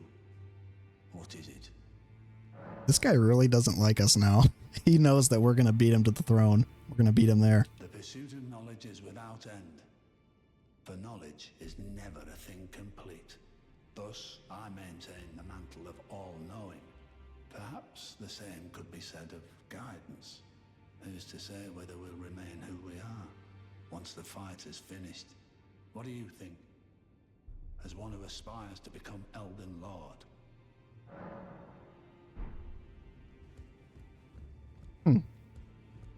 Maybe that's kind of a hint of him turning on you. He's like, oh, at the end, who knows if we'll stay who we are. Maybe. I see. You're here for some spirit tuning. Makes me sad that I've... Like, why do they have to kill Master Hugh? Why does he have to be a stubborn ass and stay here? It, like, they're making it me feel like Roderica's depressed about it, and like I'm still making her do stuff for me, and it's like I'm the reason that he's gonna die. Like I'm the like, because I burned down the fucking tree. Like I chose this path, and now he is he's gonna die because of it, because he's like, oh, I must stay, this is where I'm needed most. I kind of want to get a cool spirit ash that's not just the mimic.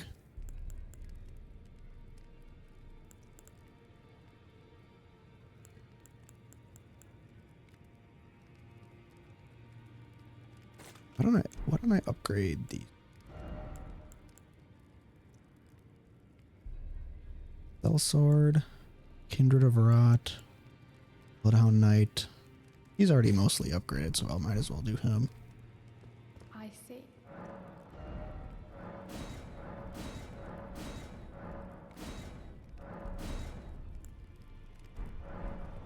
Most Glove Ward 5 and 6. Need.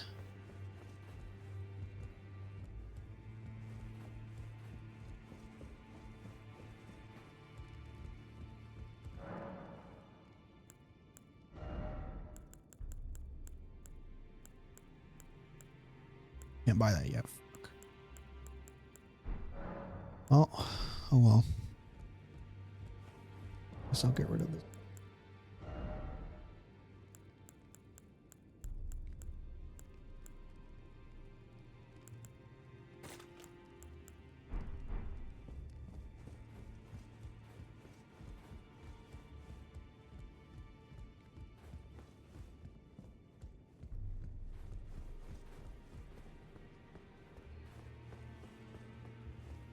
I see.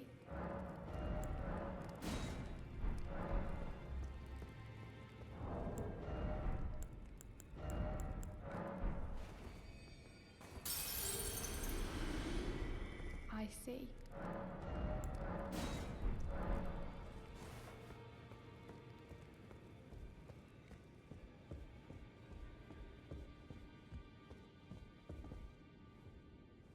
I like I like how in my very first playthrough, like when I first started this playthrough, I was like, oh, I'm gonna do a Viking build, and I made my character look like Askeladd from Vinland Saga, but now I'm just pure like samurai build. I mean, I kept the battle axe for a long ass time. I did keep it for a long time. You could argue that my Holy Faith build was based on like him, like Askeladd believing in like finding a new leader. You could stretch the definition a little bit. Okay. Let's go fight Malekith. Yeah, let's do that.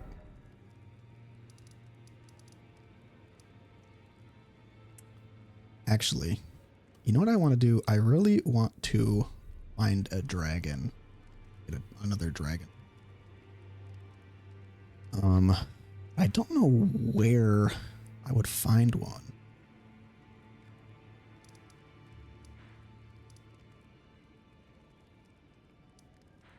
Maybe you can farm them from the dragons in Caelid?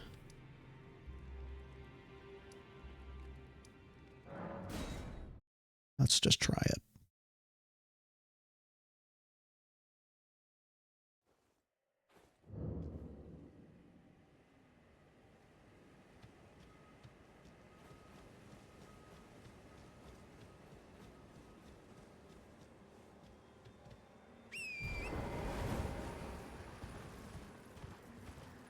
This isn't where I want to be. Up around here.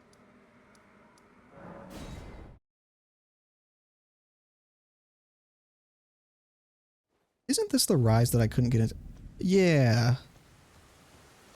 Is this the rise where you're supposed to like jump up on top of it somehow?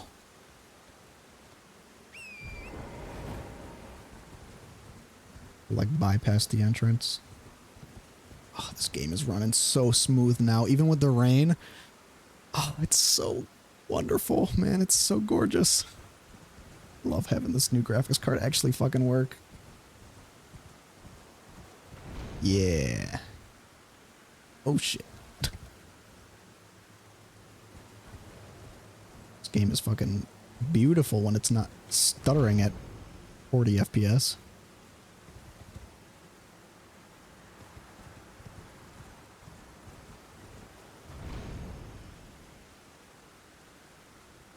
Shit. What is the place to land on? Over there? Right there?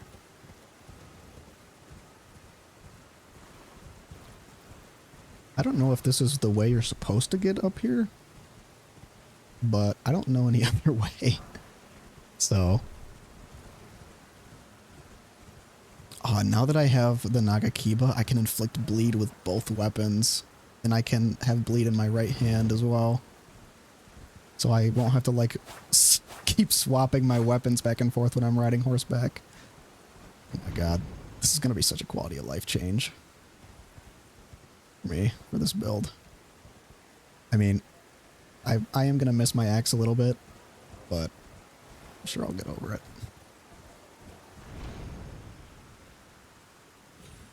Here we go.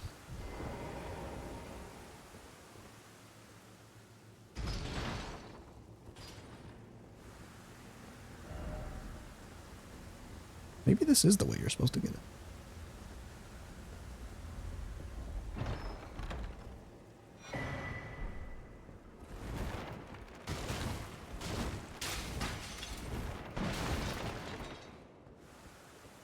I feel like a fucking badass now. I got a cool ass build. No more goofy build.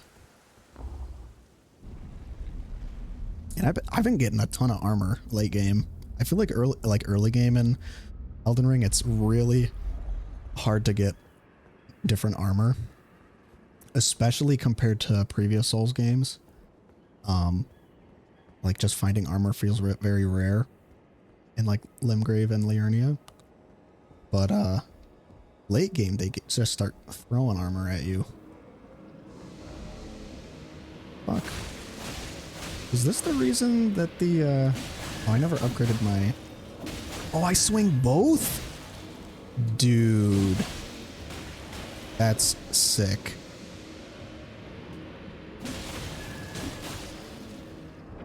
I'm gonna get my axe though, because I forgot to upgrade this.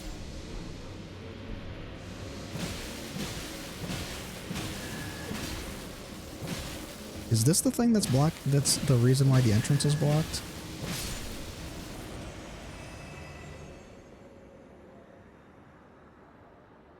No.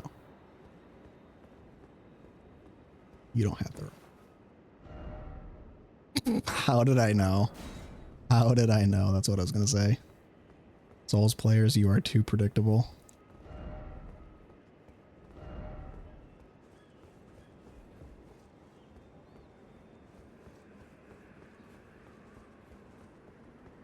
Sick though. So if I swap to my Nagakiba, then my left trigger automatically combos because I have two of the same weapon type. I didn't even know that. That's fucking sick. There's so many little details and little tidbits to this combat system which are not like explained anywhere. Like the fact that if you use two of the same weapon type, they will like automatically be synergist with each other.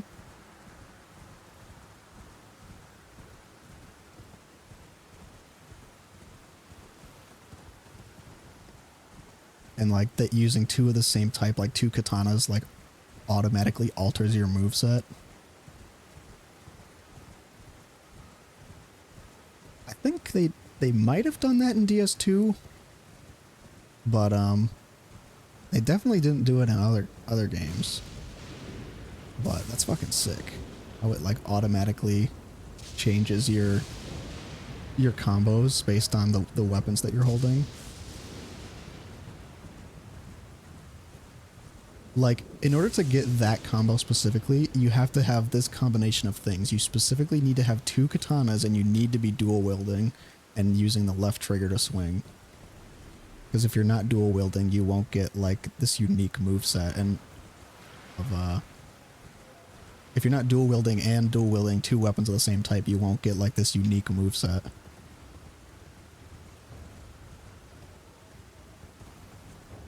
Fucking sick too. So that means that if I just hit left trigger, then I will proc bleed twice as fast as before. Because I'll have two weapons hitting at the same time and both building up to bleed. And I'll have the frost on my left weapon and the holy on my right. So I'm gonna be doing lots of ability damage.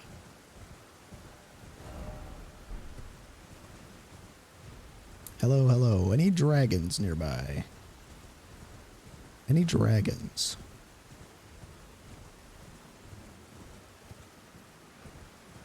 I think I may have killed all the dragons. I may have made them go extinct. Oh, I hear one. There we go.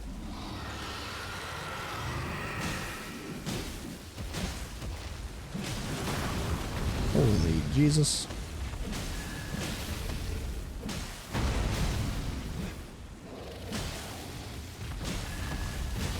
Oh, I gotta change this back from lightning too.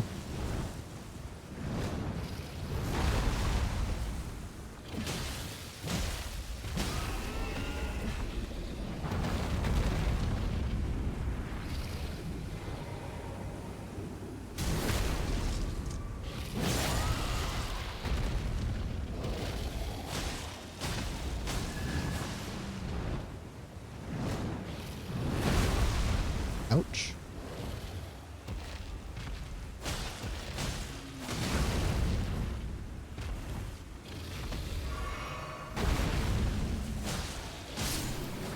Beautiful. And no dragon heart. Frick.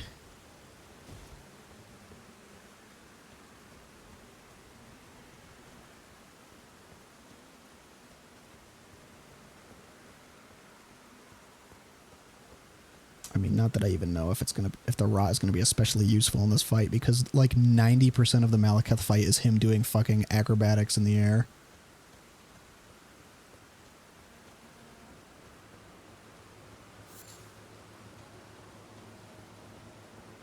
Have I been to this ever, jail? Ooh, hello, Dorgan. That looks kind of different.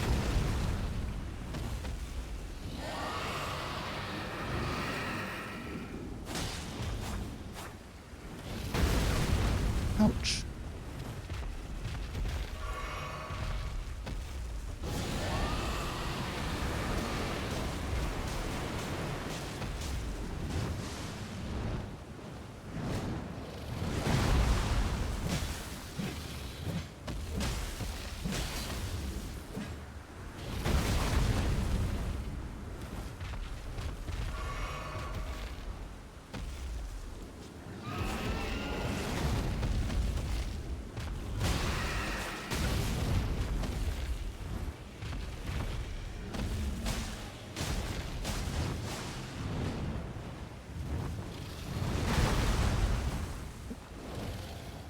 Hurts.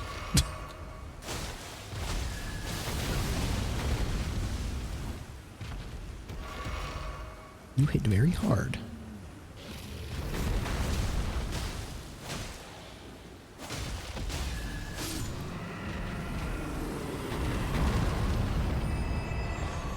Again, no dragon heart. Must have to be a named dragon. But I don't know if there's any of those left, honestly.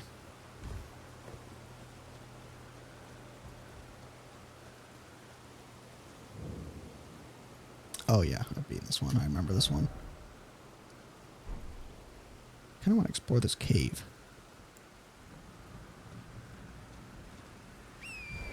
It's not too long.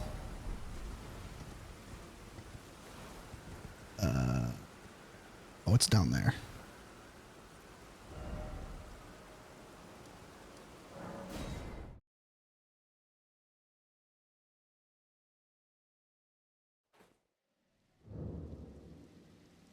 Have you killed? Yeah, I killed the one on the bridge before Garank already.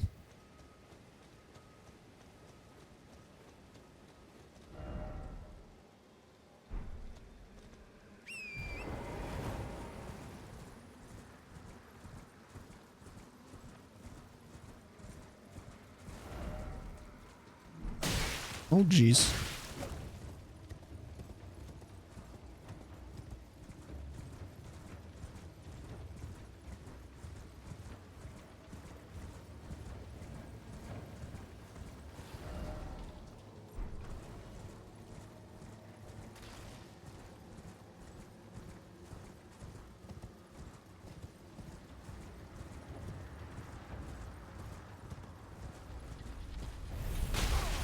Off. Get magic ball. Balls. You could go for the dragon at the end of Fia questline, but that's a... Yeah. That is a long-ass quest.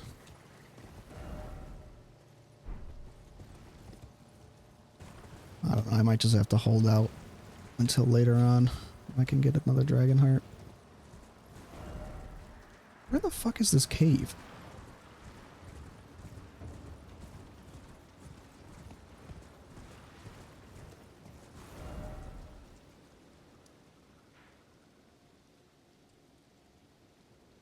Oh, I see. It's up this path. Not near Celia. That's the one thing I wish was portrayed a little bit better on the Elden Ring map is it's so fucking... It's such like a low-res PNG. And I wish it portrayed the elevations better. Like, that's one of the things I love about the Breath of Wild map is it actually portrays the differences in elevation, like, way more coherently than this map does.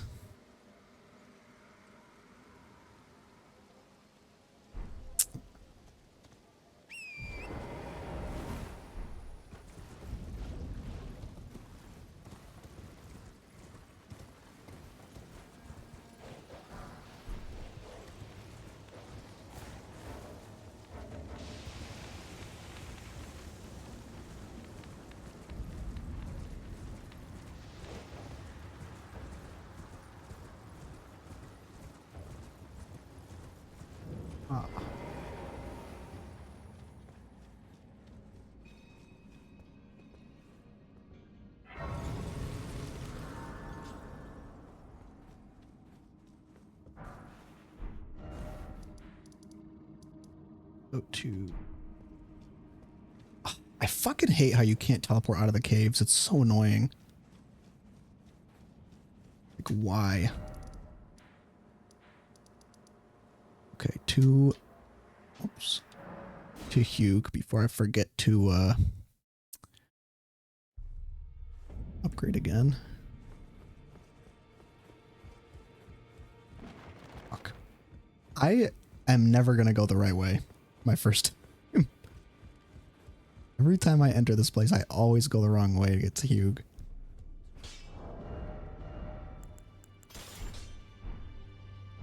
Oh, snap. I know, buddy. Oh, I need... Dude, I'm just gonna go buy an infinite amount of smithing stone ones. This is stupid. You need so many. Just to upgrade the base levels. Like, I have all the higher level smithing stones, I just don't have an infinite supply of the small ones.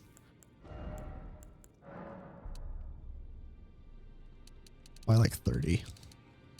20. Works.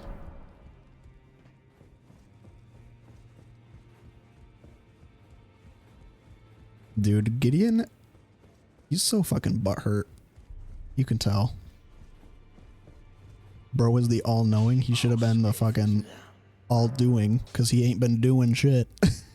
He's been reading books while I've been out killing the demigods. Smithing stone 2 is what I need now.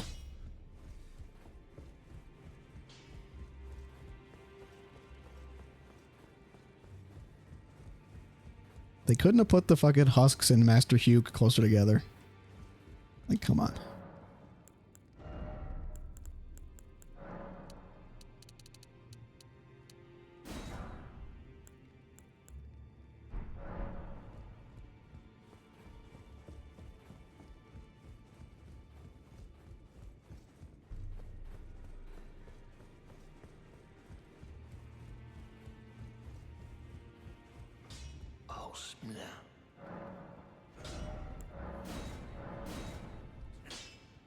Okay, I think that's as high as we're going to be able to go. I have no 3s, and I don't think you can buy them. I don't have the bell bearing.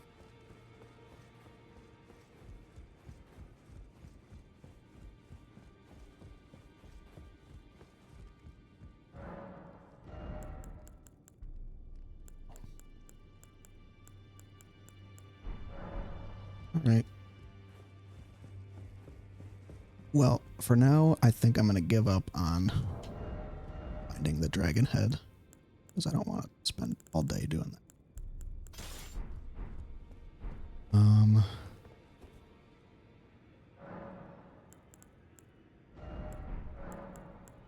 Let's change this back to sacred. And let's also change my katana to sacred. My Nagakiba, I mean. They're all katanas, but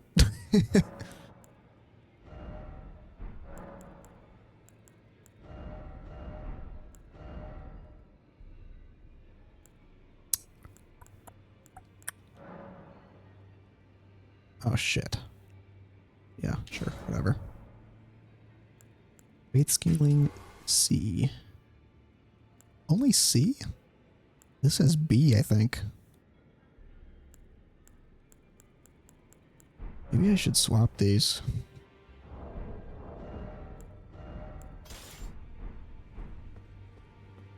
Can I do that, or is that going to get rid of my my cool combo?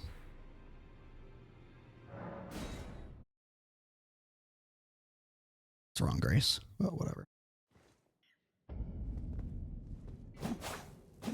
Oh no, it doesn't get rid of the combo. It makes it slightly different, I think. Okay,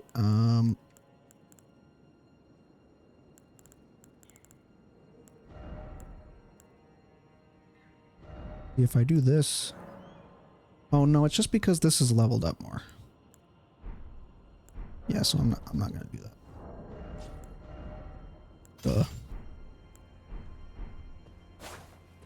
Okay. Now this scales with my faith.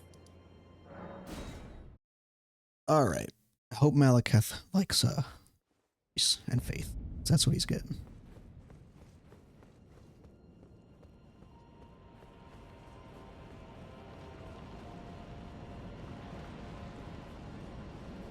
Oh, I gotta fight what's his name first? I gotta fight Garank first. I never totally understood the connection between him and Malekith. I think it's not actually Garank. I think it's like an illusory form. Like Malekith's true form is hidden by Garank or something like that. But then the other thing is, like, how the fuck did he get here? Like, I thought he was chilling in Caelid. Did he just like jump? He jumped really far.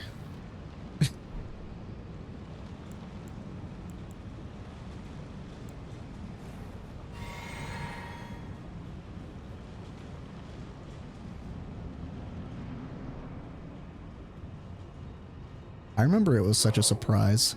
Approacheth destined death.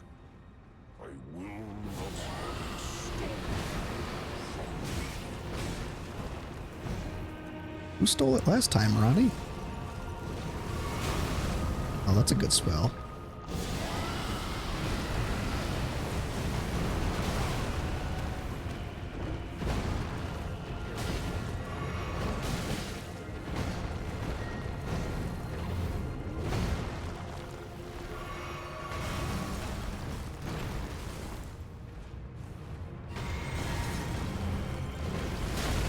Ouch.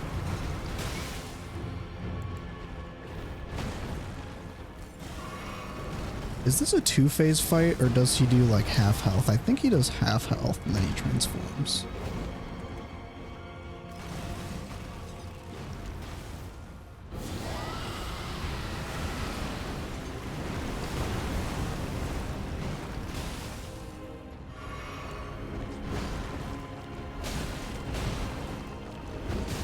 Holy shit, he's so fast.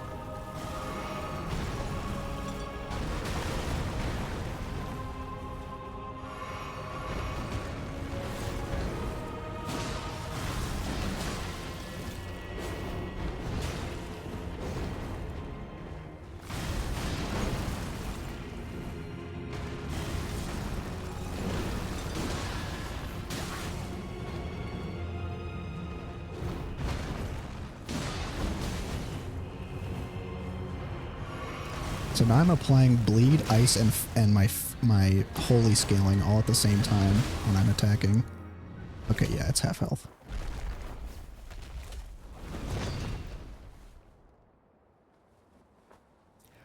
Those who stole destined death,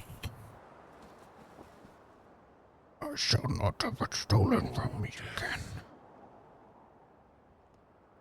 Become my blade once more.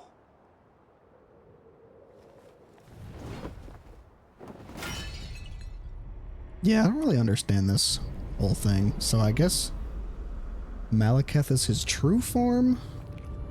And he like transforms? I don't know. Maybe Malekith is like inside of him? Ayo, pause. Big wolf man. Malekith kind of looks like Sarosh,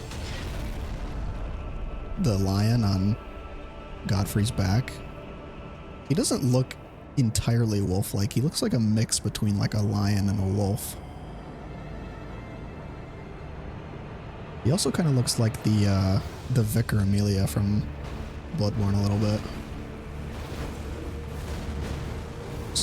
Okay. Well, I saw that coming.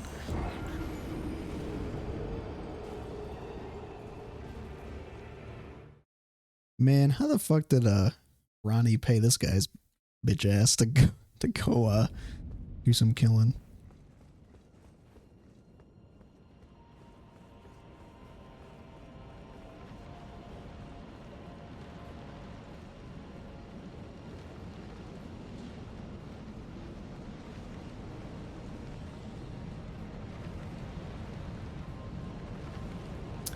I don't know, I might skip just trying to do the rot, because I lost an ass load of health trying to do that.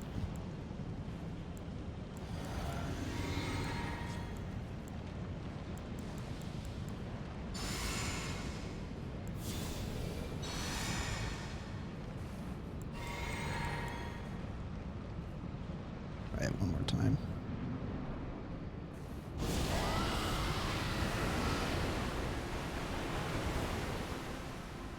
Well, that worked great.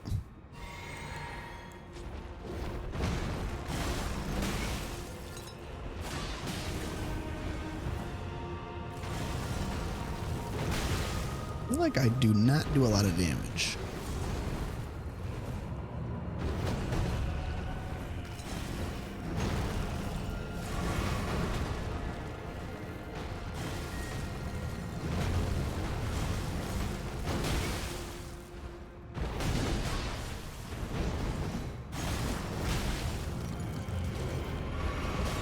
Dude, this guy is so fucking fast.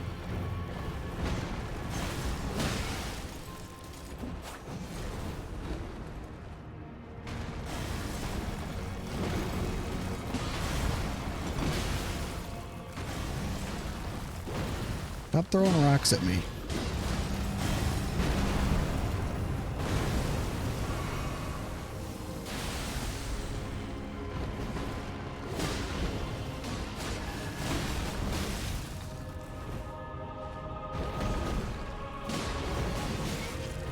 Got that earth magic.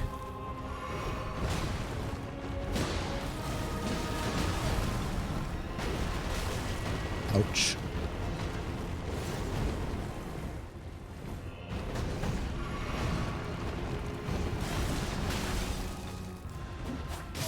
Fuck. Alright, I'm gonna have to try and get some smithing stones to upgrade my blade here.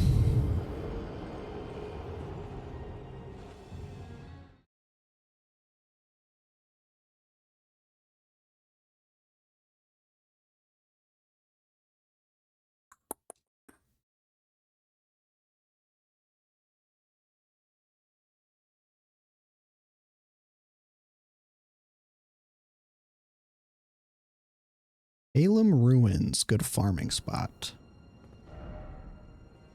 Which is where?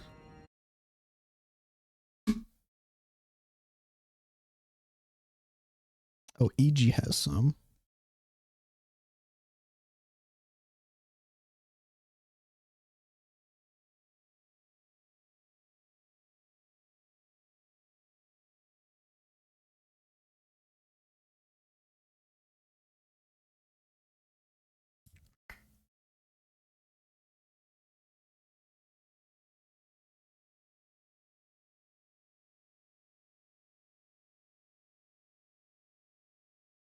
Actually, maybe I should just get the bell bearing.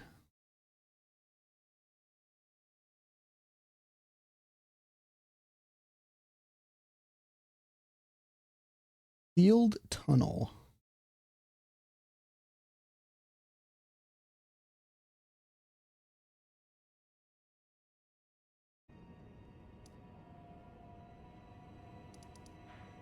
Aha.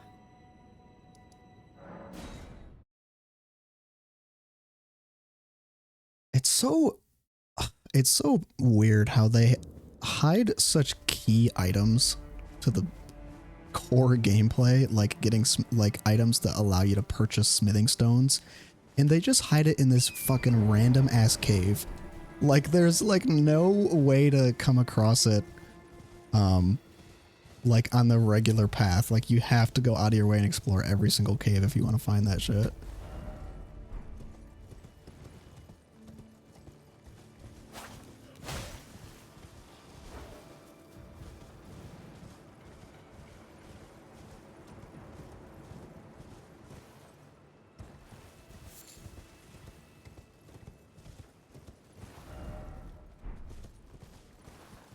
What do I get down there?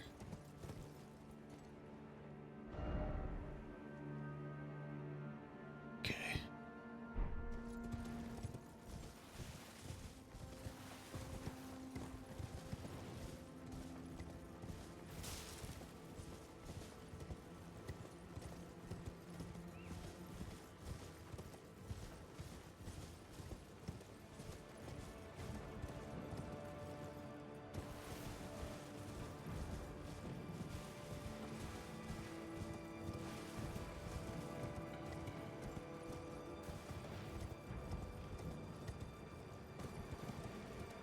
I do still have to defeat Commander Neal too to get to Melania.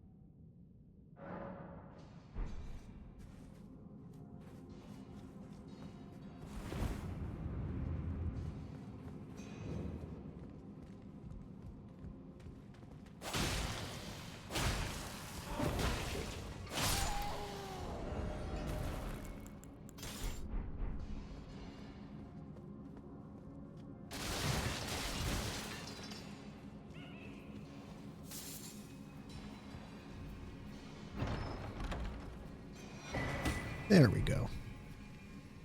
Oh. Goodbye. Jesus, that was fucking violent. Oh, this does... Maybe he's just stronger. Those like poison rocks?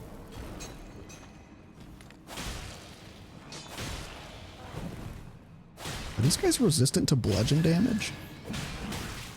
It looks like it.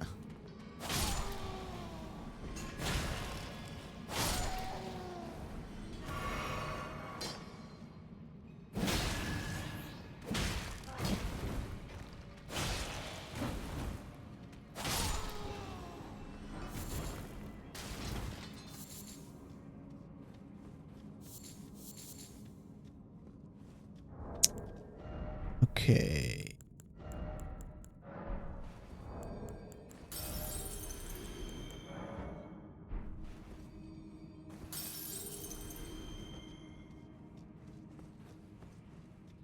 Not a lot of runes. Not to fret. Know exactly where to go to get runes.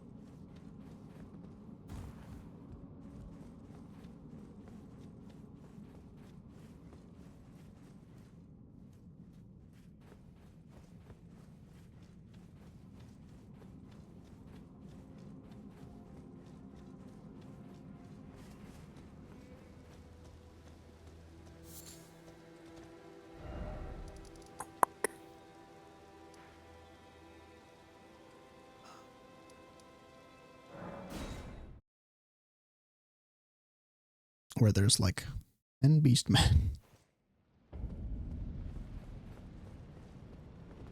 I wonder if all these beastmen are the same race as Malekith. Oh, this has no enchantment on it. I should put flame on this since I've got sacred on the other one.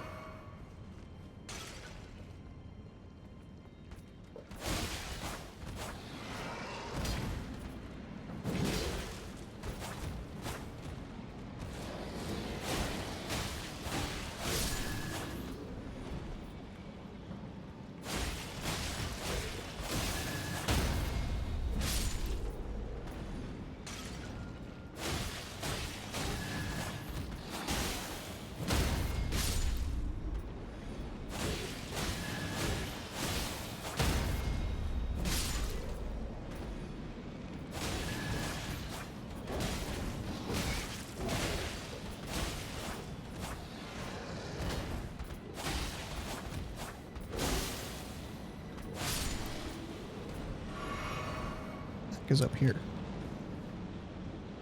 It's just the way.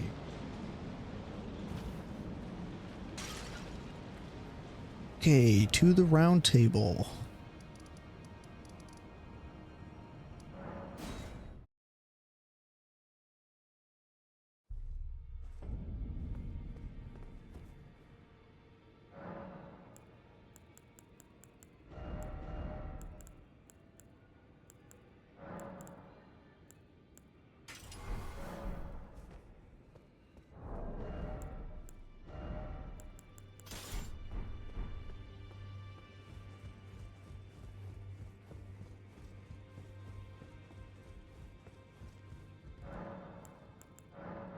Dun.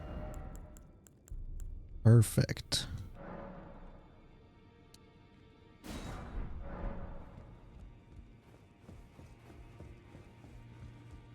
I need even more runes. Shit. Shouldn't have done that.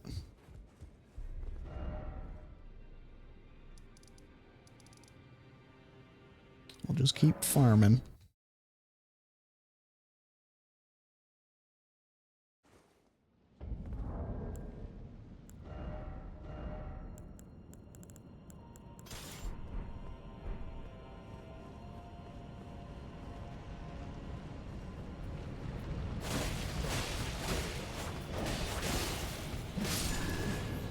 Sheesh, look at that damage.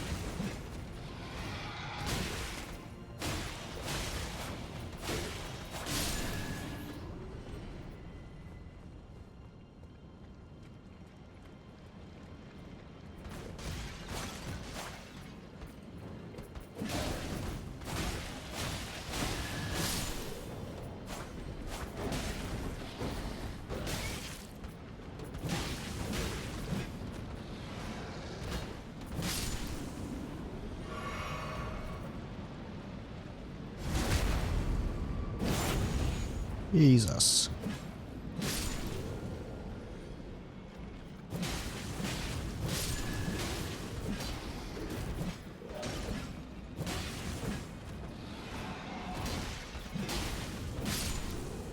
I'm so glad you don't have to upgrade armor in this game like you have to in DS1 and repair the armor too. God, that was such a fucking waste of souls.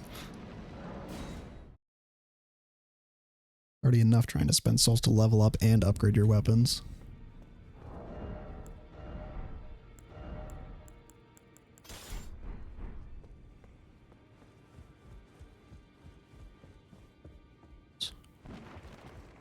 Actually, what do I need to upgrade my katana further?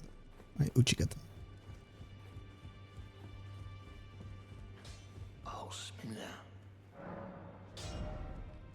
I think stone 6. Okay.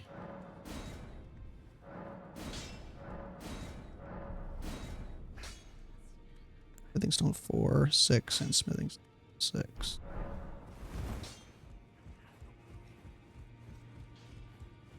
I don't know if I can purchase those. I think I might only have the sombers.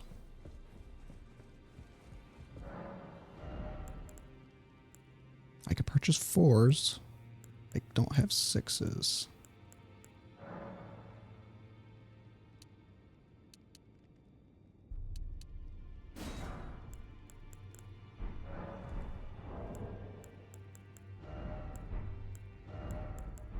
Motherfucker. Can I just sell shit?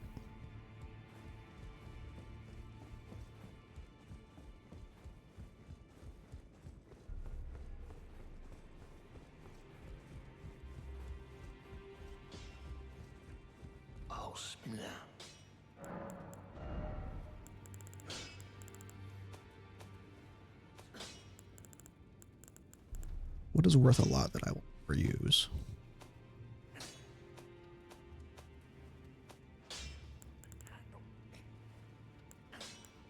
None of these are really worth a lot.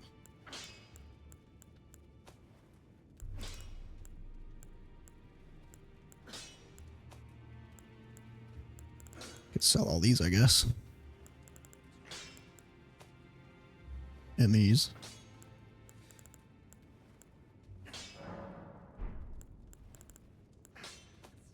It's gonna be a pain in the ass, though.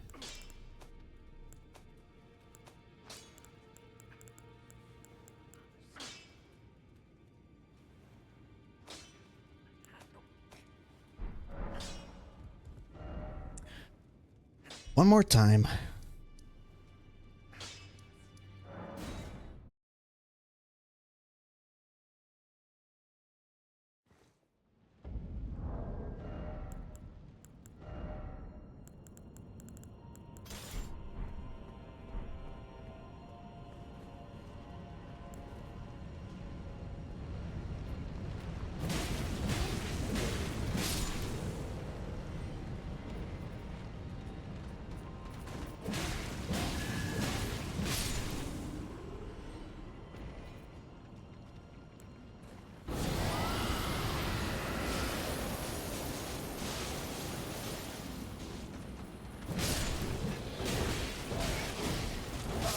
Fuck. Wasn't expect to get fucking stun locked like that.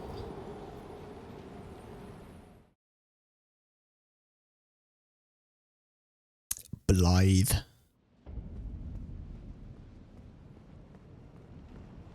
He hasn't been part of our journey for a long time. Since we're down.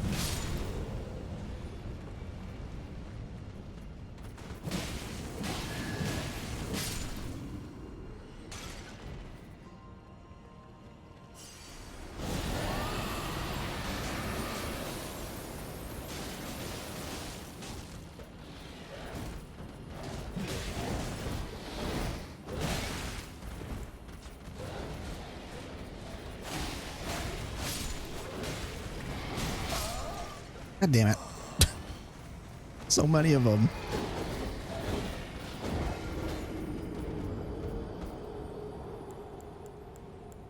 Maybe I should try rot breath.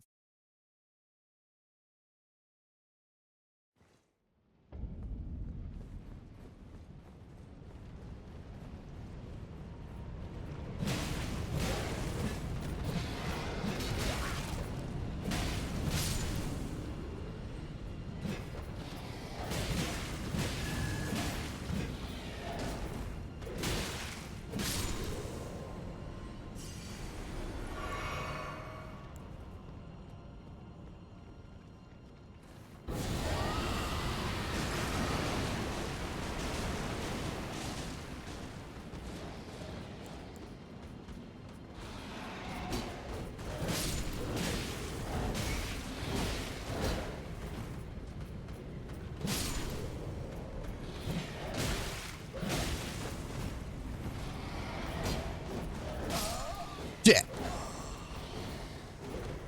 That's all right. I've got enough now.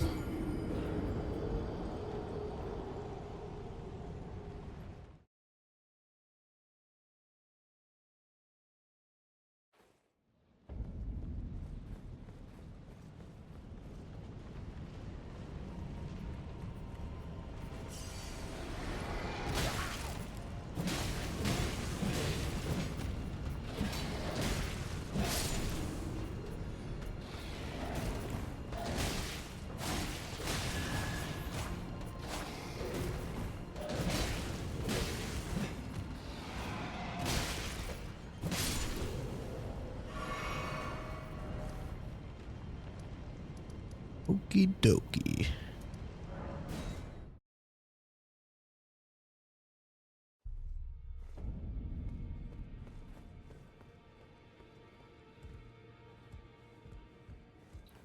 We need one more. Or. Oh, I probably need more than that. Up to level 12. It's my Nagakiba now. 11. Okay. I literally just need one.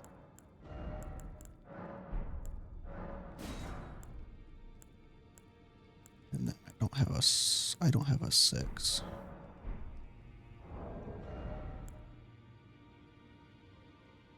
Doesn't this also need a 6?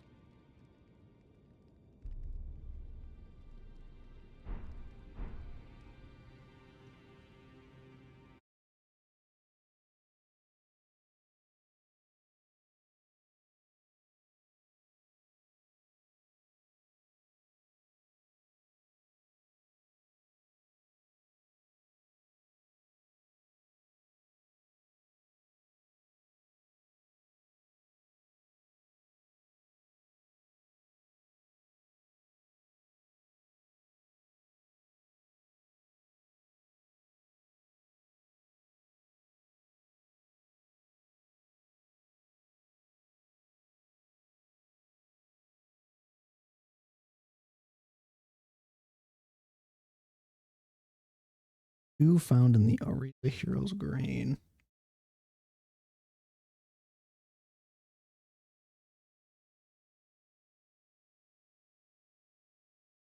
Or an Azula.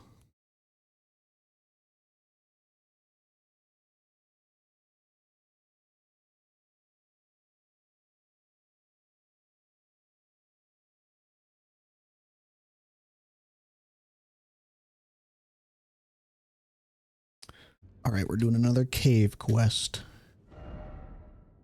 Actually,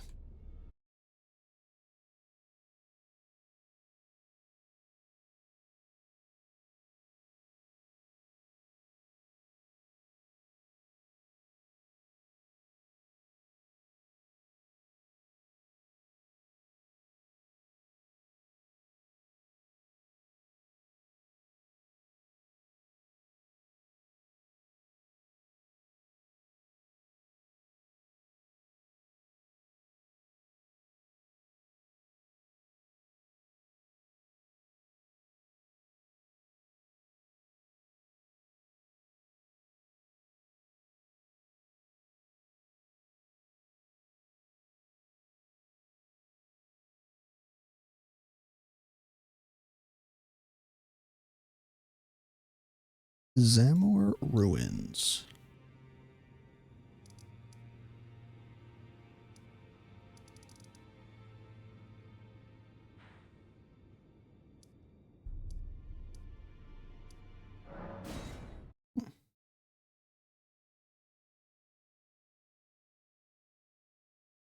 Again, the most fucking random ass place to put a key item is down in one of these caves. Also, who is Zamor?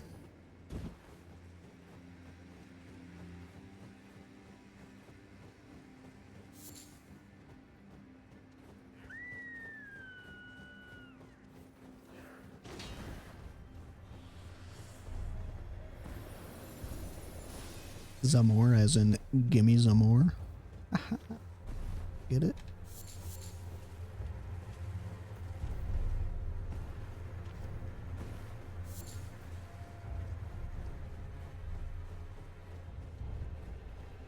Hello, creepy DS3 looking enemies.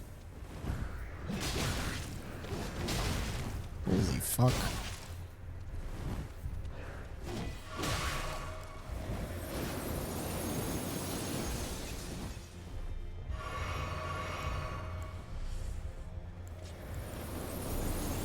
Ow, ow, ow, ow, ow, ow.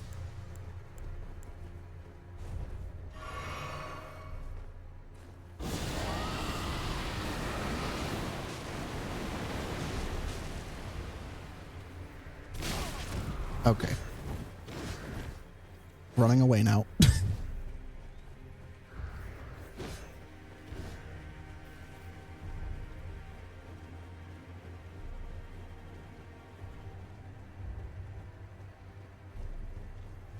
Da-da-da.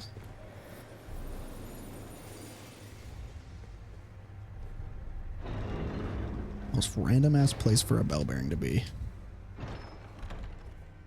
I think you'd find this shit in like one of the main dungeons, but nope, they just put it randomly in the overworld.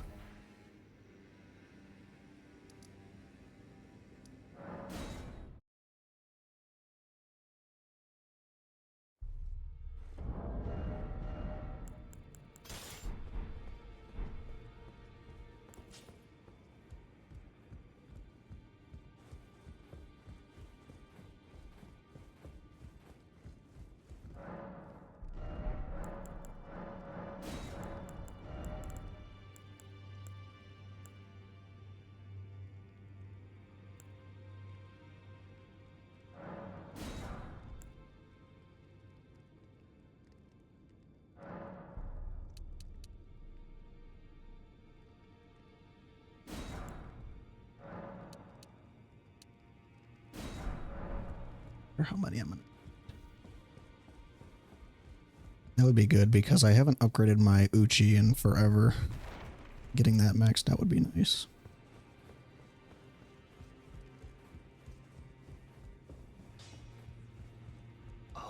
Hugh, you are crafting a weapon to slay a god. I hope you know that.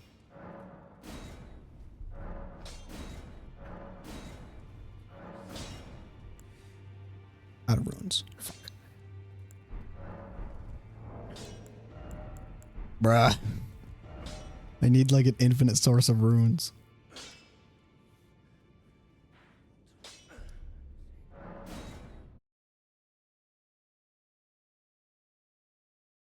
Because I know that if I don't upgrade these, I'm going to do poo-poo damage to... What's his fuck? To Malikuth. To Malika.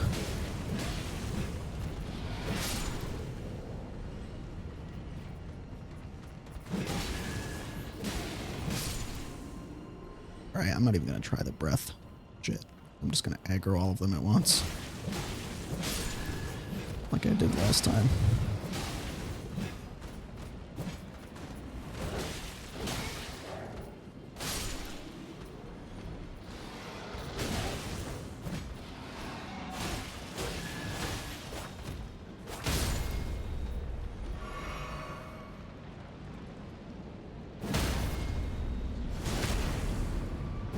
Easy runes.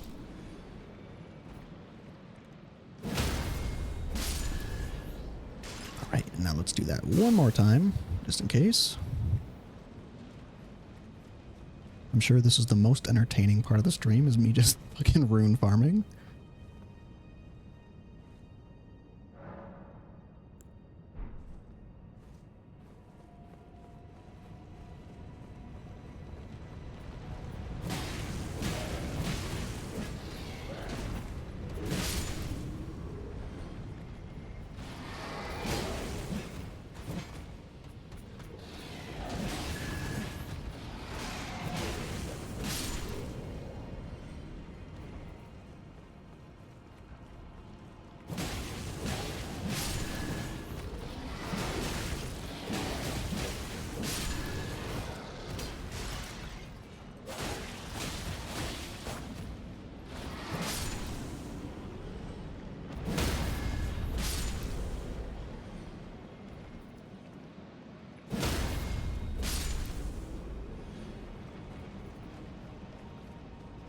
Okay. Hopefully this is the last time.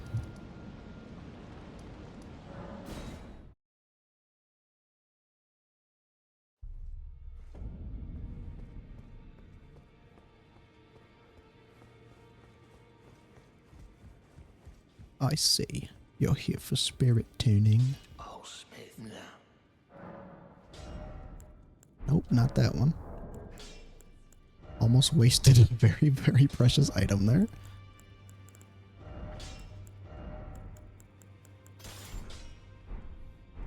Oh, Smith. Upgrade this too, actually.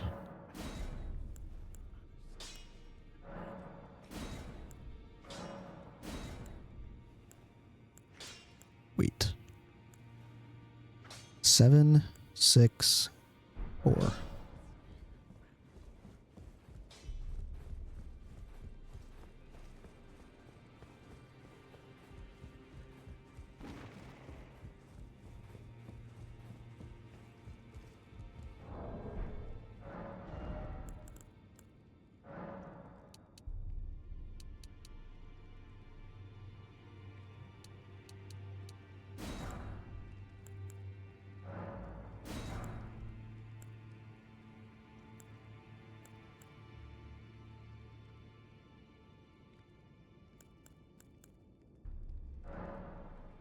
How many of these do I need?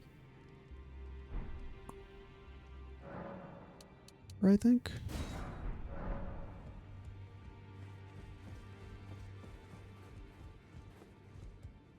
Once we get another big batch of runes from the... Maybe we'll spend a bunch of runes after the Malekith fight to upgrade our weapons to the max.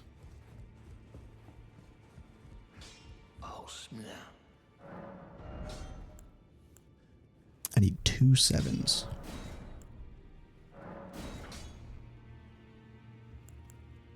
Two 7s and then 4 4s. I don't have enough runes for 6 6s.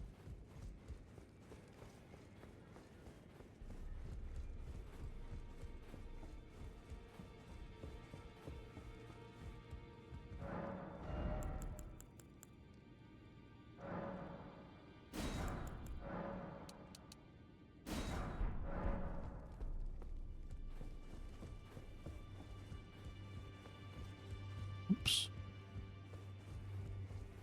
What I really need to do is I need to, after I defeat Malekith, I might go do some side questing because I really want to complete Nefeli Lu's quest before she fucking dies on the round table.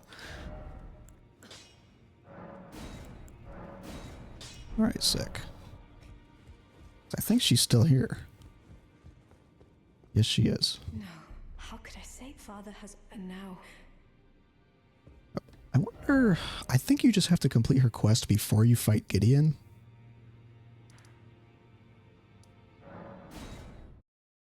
Okay.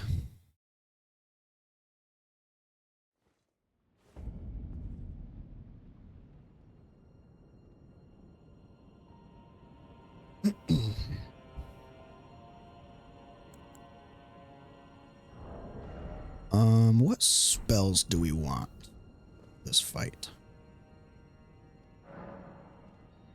Thinking that the Breath is really not going to be useful. Owned bolt, maybe. Actually, this is probably better because he's going to be flying everywhere. This will probably be good.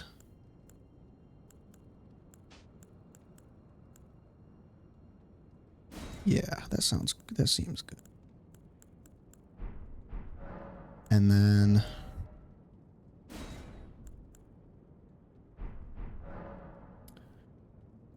does Malekith do bleed?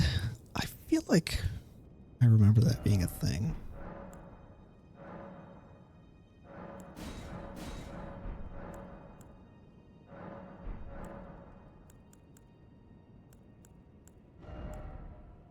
We got our Ashes of War. Okay.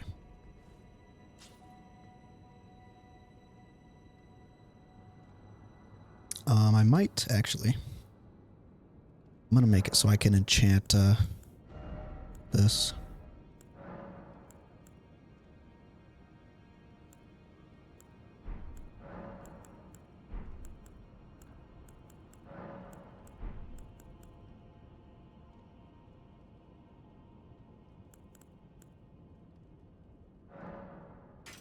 There we go.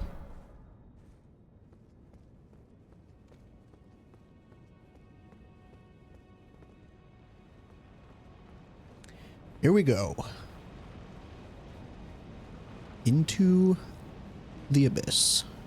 This is a big ass fucking coliseum. Big tornadoes too. It would be cool if they did some kind of thing like after you defeat Malekith, this place like falls into the ocean or something. That would be interesting. Well, yeah, I haven't even gone to Lanedale yet since I burned the Erd Tree because I forgot it becomes the Kingdom of Ash. I love when games do that. I love when they change a previous area based off of your progression. Like a story event happens and then an area permanently changes. I think that's super cool when that happens. And then Sacred Blade.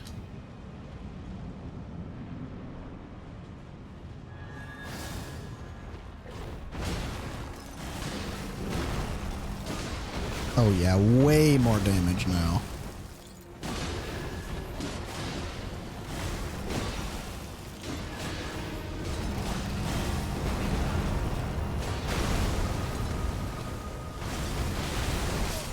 Holy shit. I didn't even see that.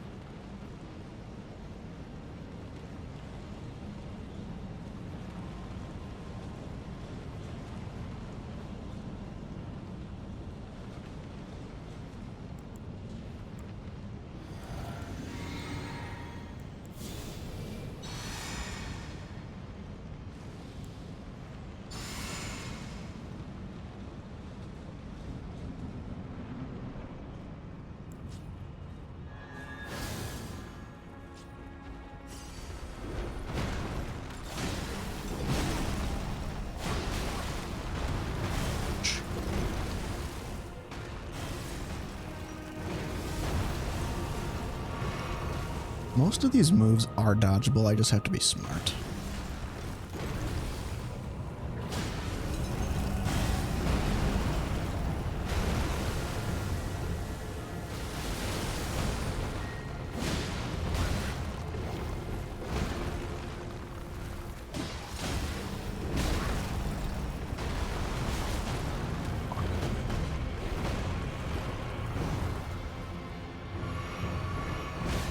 I feel like this part is harder than Malekith because he attacks so fucking fast. At least with Malekith you have a little room to breathe because he does fucking backflips for half the fight. Garank just does non-stop.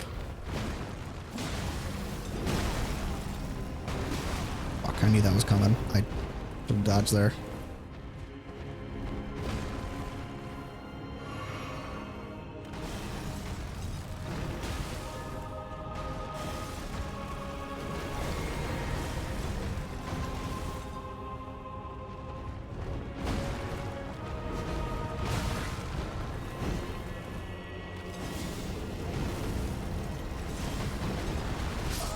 Shit. Part with it again.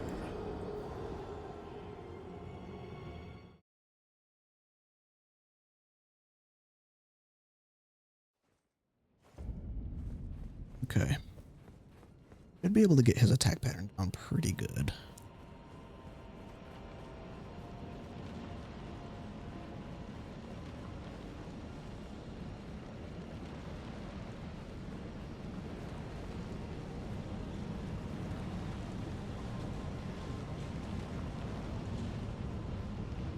You can already tell I'm going to start needing to put points into health and endurance because my defense is not amazing.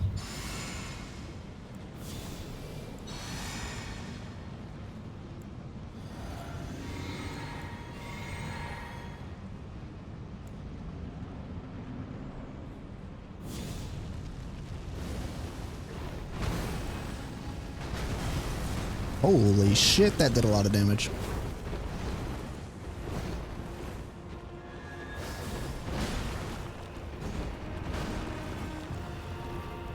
Like I'm lagging.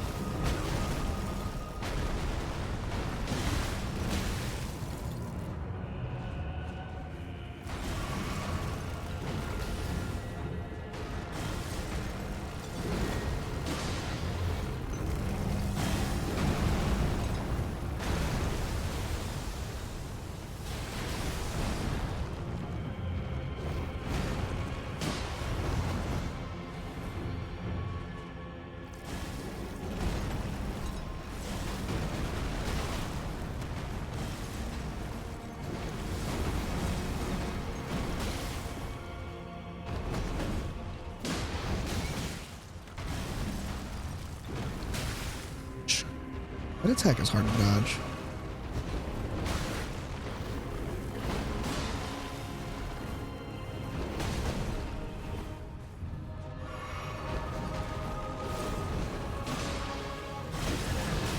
Is he frost resistant? Surprised it hasn't procced yet. Oh shit, I better get my runes. Oh, I had more runes than that.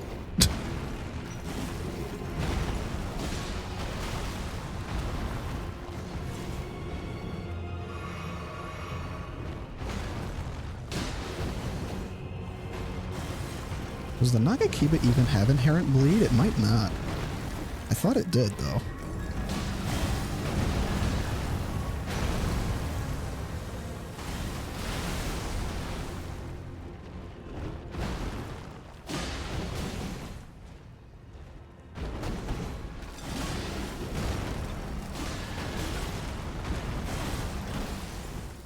It's actually better to stay close to him. It's harder for him to hit. There we go.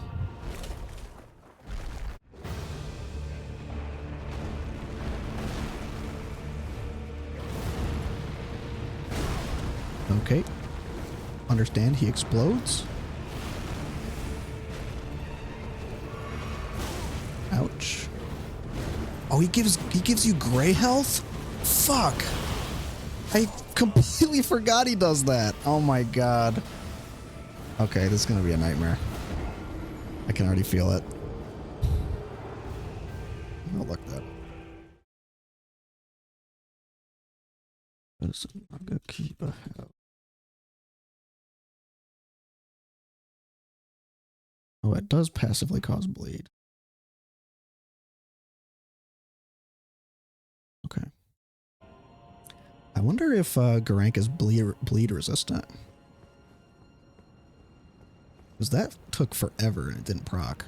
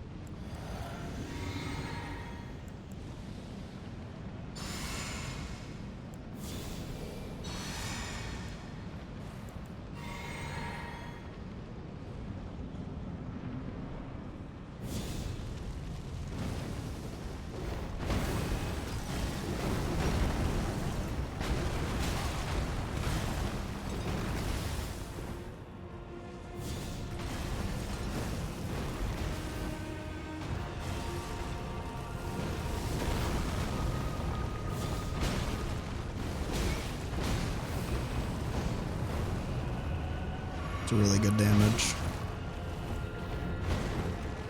I might just use that a bunch of times. Save my health pots.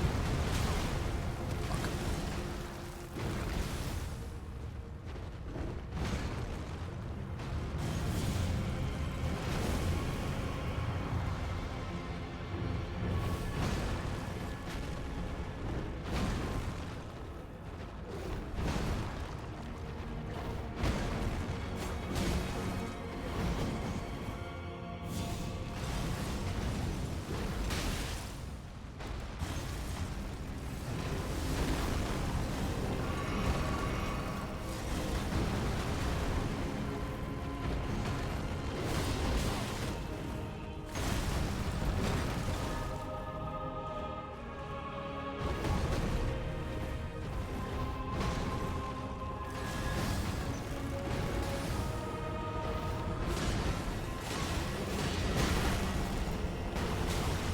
Ouch.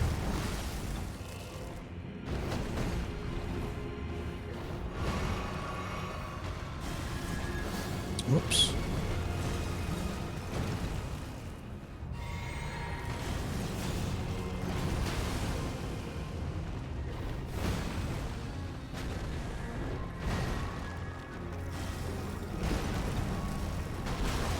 I keep getting hit by that attack.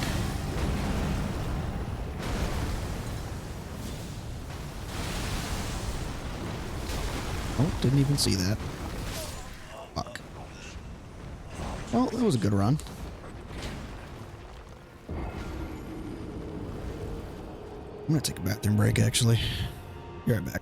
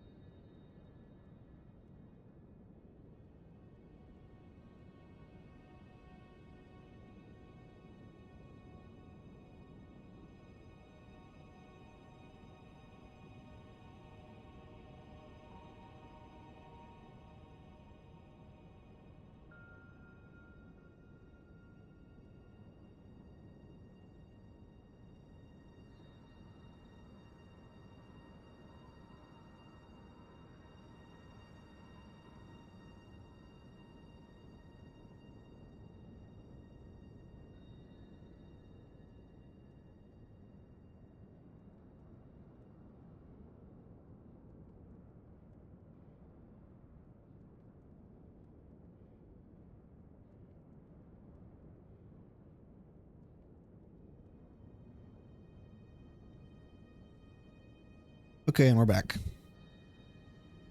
All right. So far, I'm really liking the the dual katana build. I was resistant to it for so long because I wanted to keep my goofy build, but it is really fun. It is very, very cool.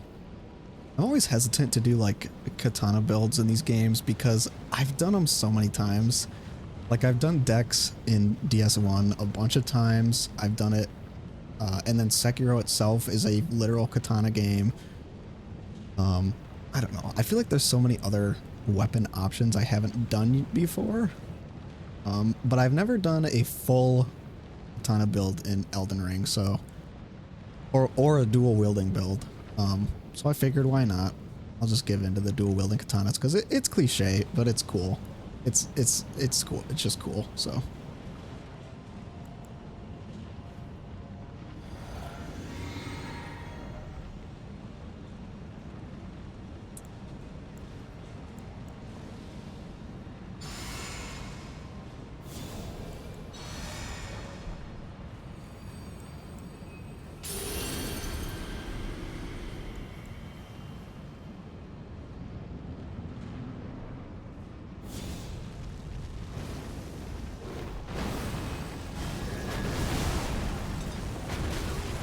Holy Eba.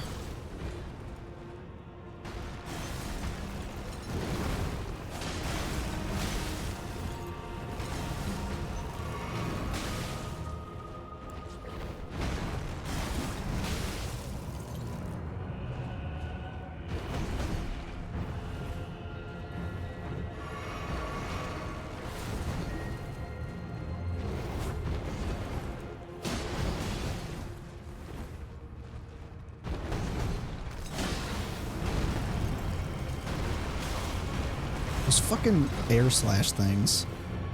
Hard to dodge.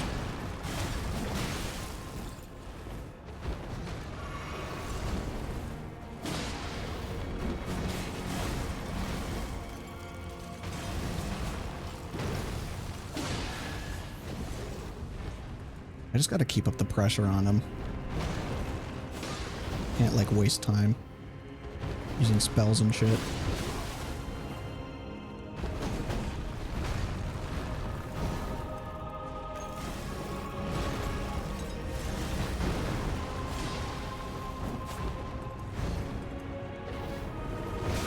Oh, fuck. Shit! He's so fast, man. He's so quick.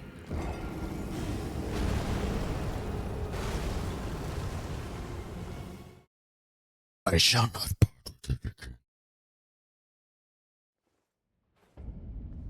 He must be bleed resistant. I feel like I would have procced it by now.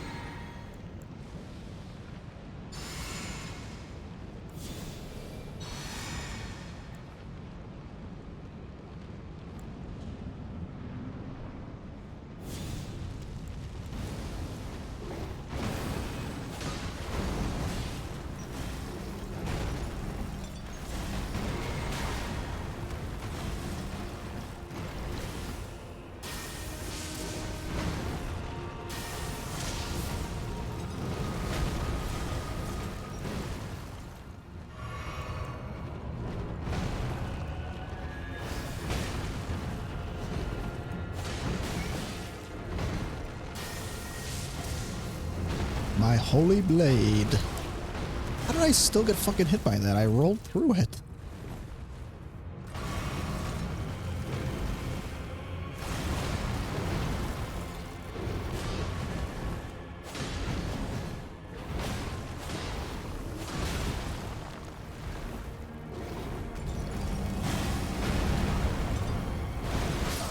Shit. Rolled right into it.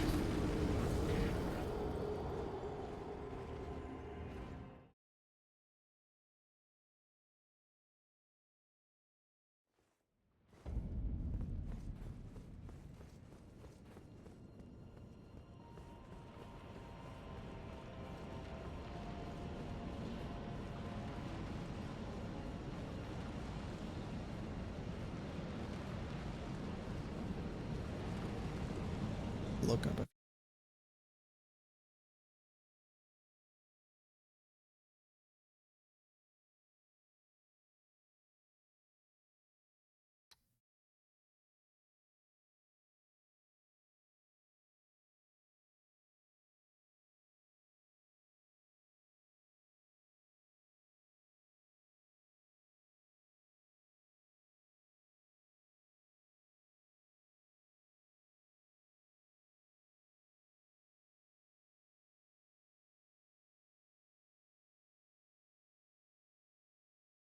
He's strong versus holy and frostbite and hemorrhage, which is my entire fucking build.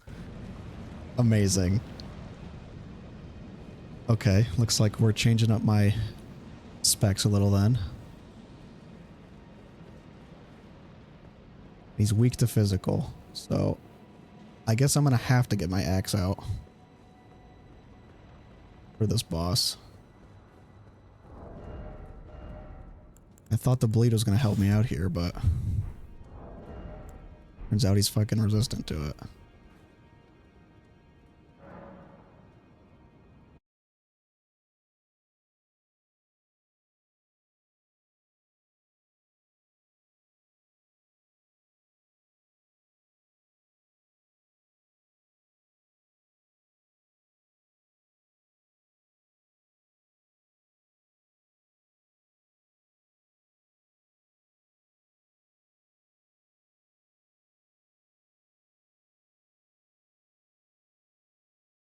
He has no magic negation. He has some fire negation.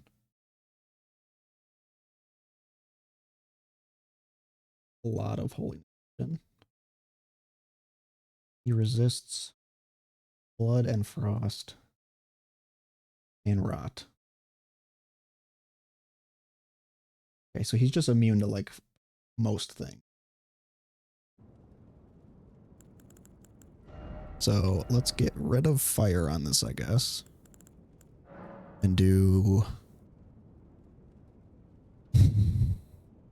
magic, I guess.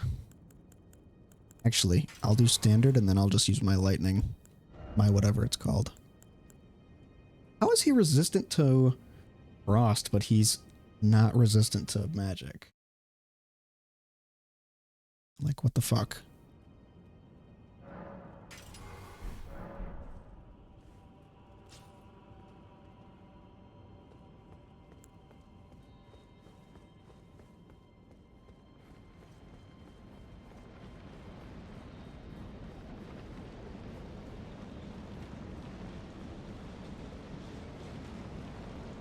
That's messed up, man. It's messed up.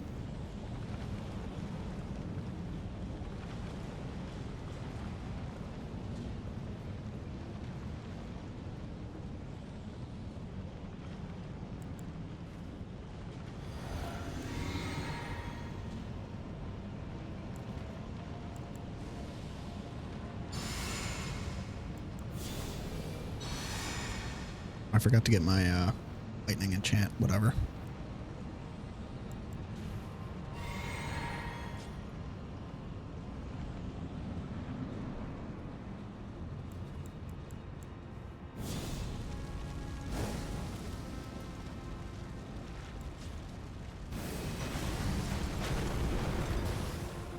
Why did he take so long?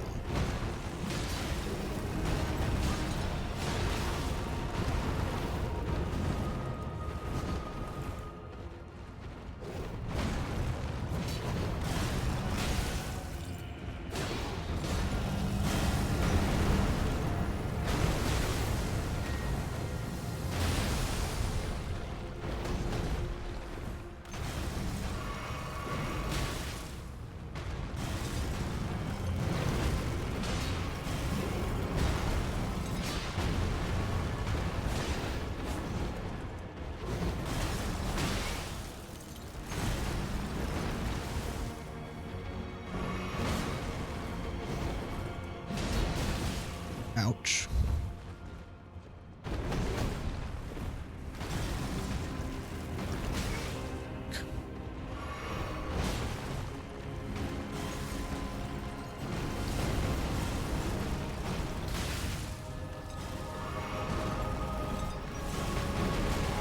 What the? Bro!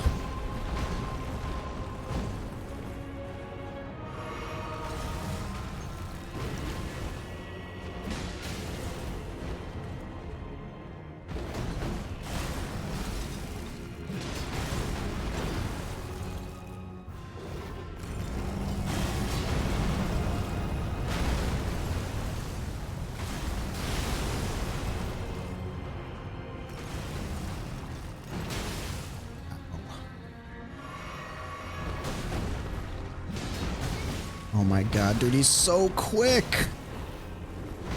Like, what the hell?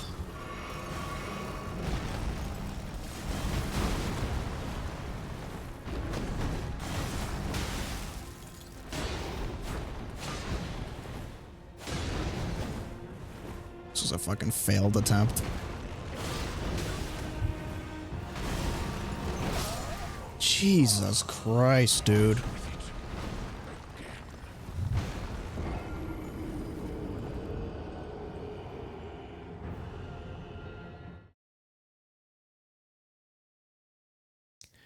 I wonder if he's resistant to red lightning or not.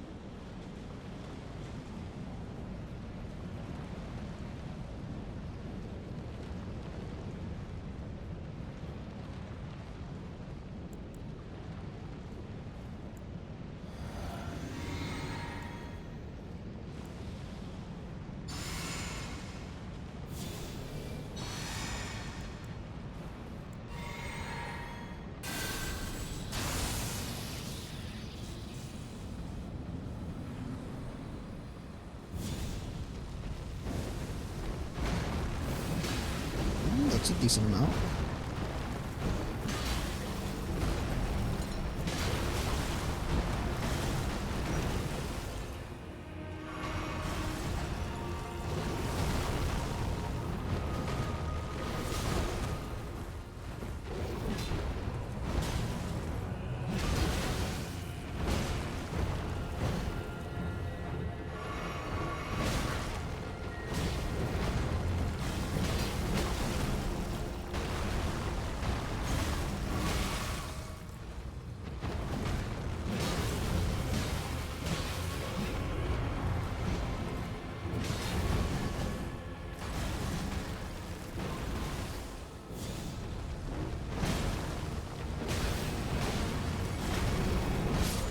Jesus.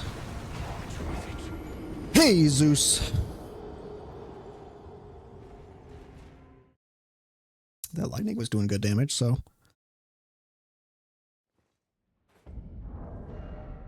Noah said he was resistant to physical, but I wonder using this with the lightning would there be saying? Thanks. Classic Dark Souls.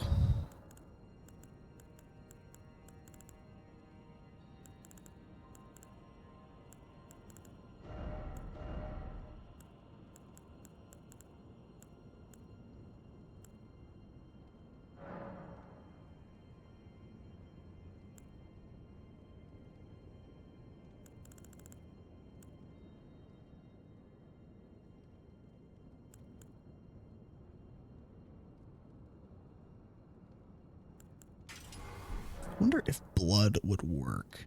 Even though he's resistant to bleed, this will boost the percentage that it builds. But we could try this. And then can I still... No, I can't use lightning since it's bleed. Well, I'll just get rid of bleed on one of them then.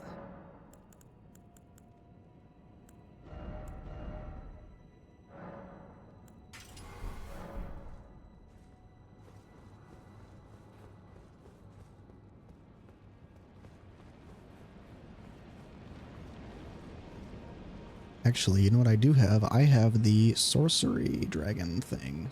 Use that because he's weak to magic.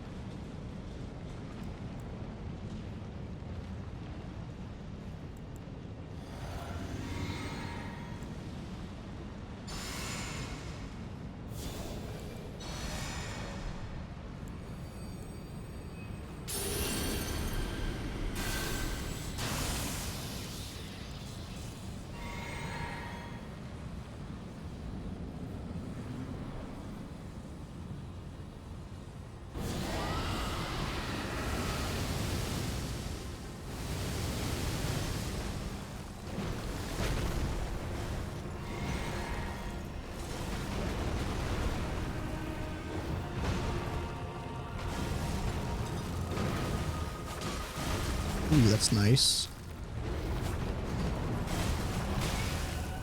Gives me more reach.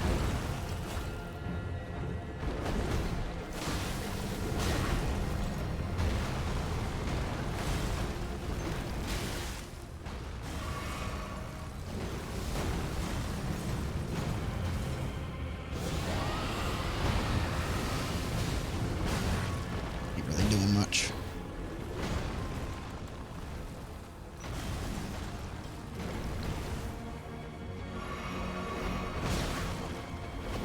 He's so fast, and he always. I think he input reads. He keeps getting me with that whenever I heal.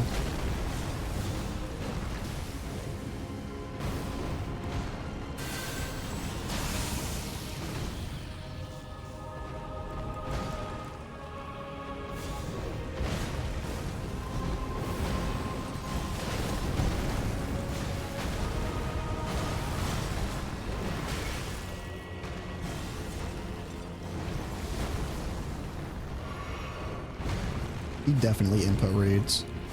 He keeps doing that one attack when I heal.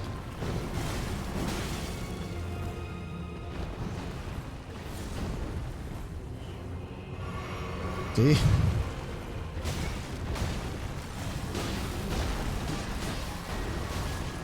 Fuck!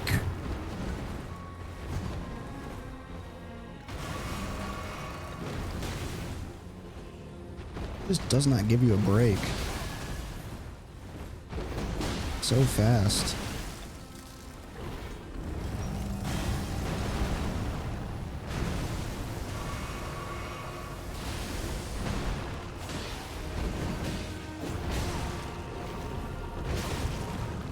My goodness.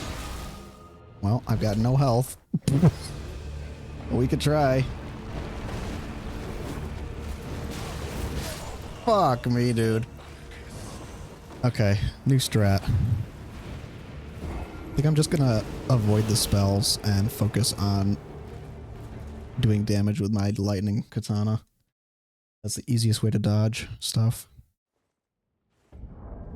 And I think I'm gonna turn my settings down actually, because I feel like I'm still getting some lag in his arena.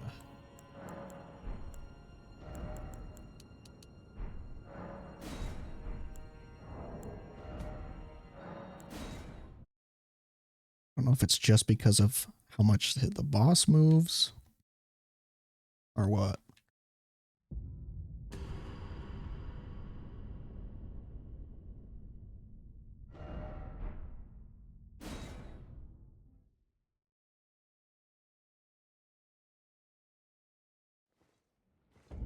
Boom, boom, boom, boom, boom, boom, boom.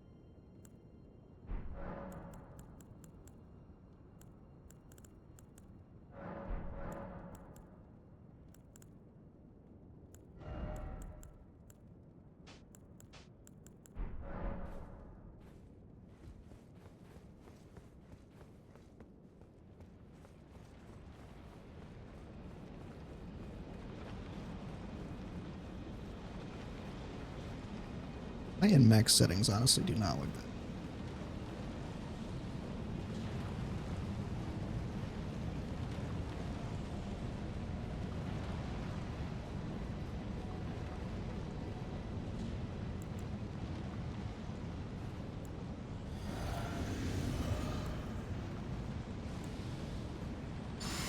That's all it boosts my HP by? Sheesh.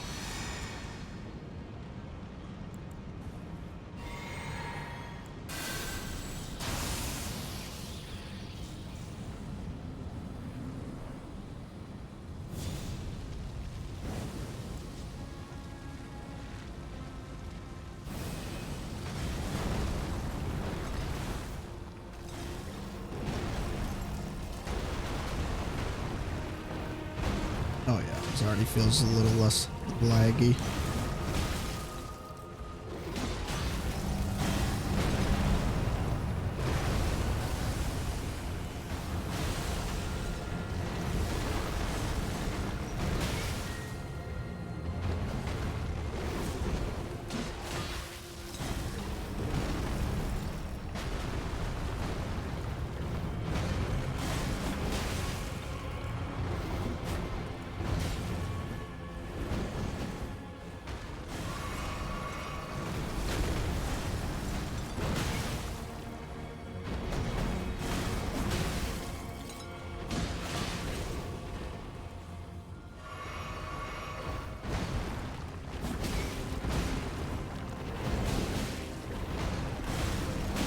Bruh.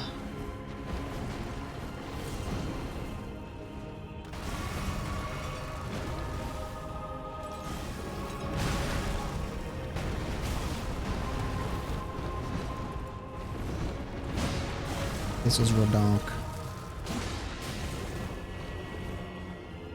He's fucking harder than Malekith.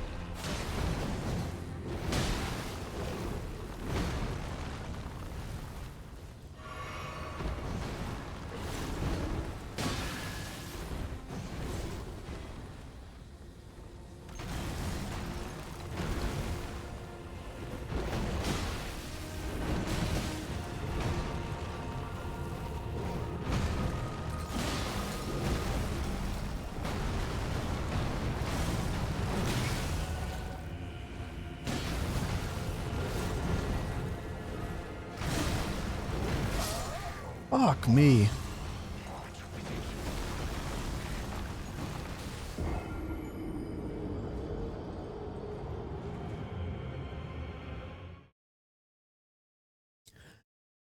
Might change out some of my badges here.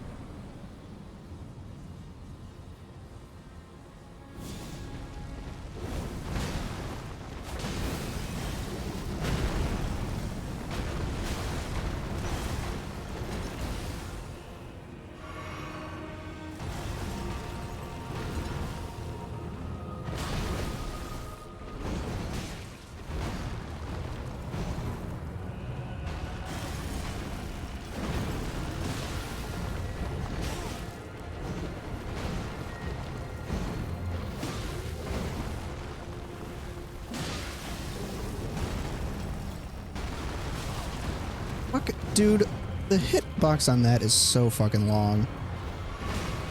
Like, I dodge roll it and I still get hit by the shockwave.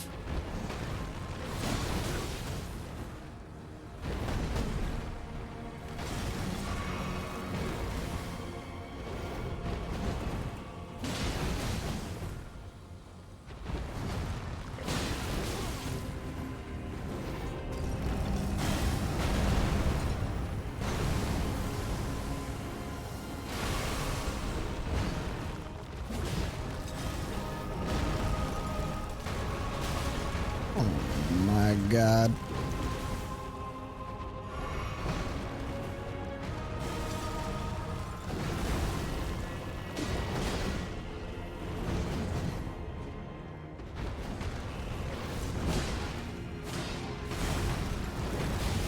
He really has high bleed resist.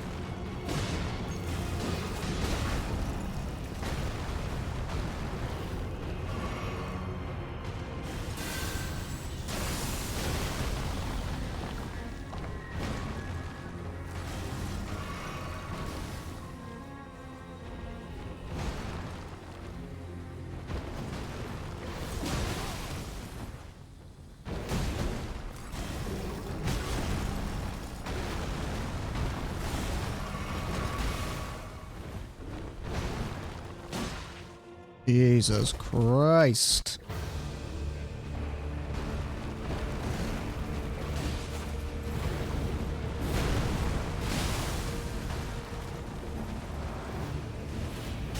Fuck.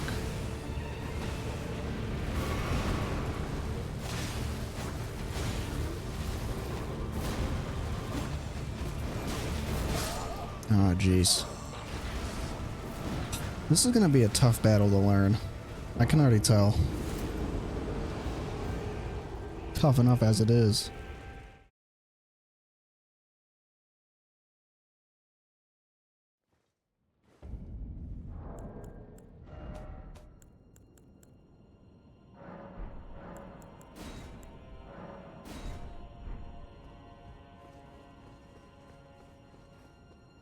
I need maximum non-latency.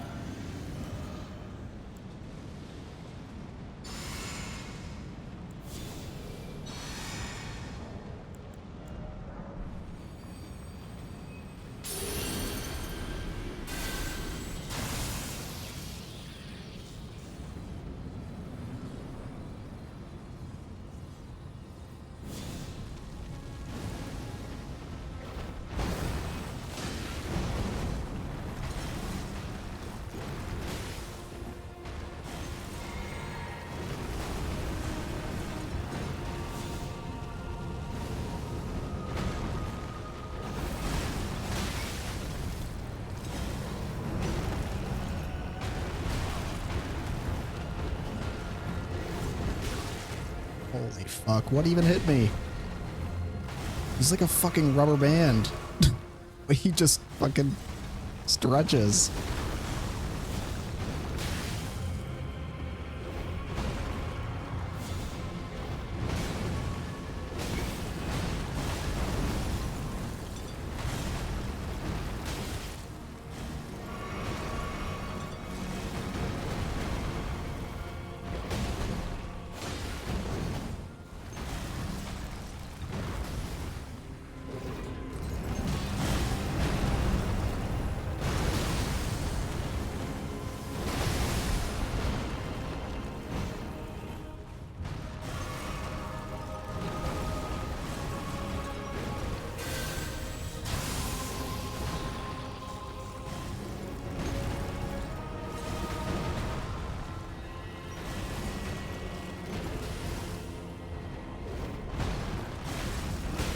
Oops.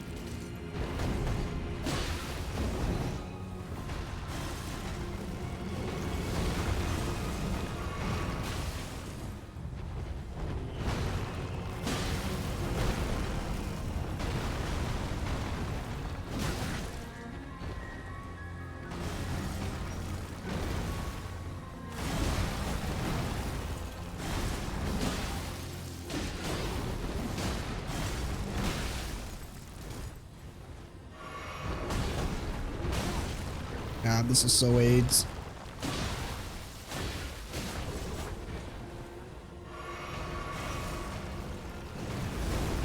It's like he's so fast and he attacks so like one after the other that you can't fucking dodge every single attack in an instant because he hits you like 4 fucking times in a row. It's like, oh, you dodged the first attack? Here's the second attack before your animation even finishes rolling.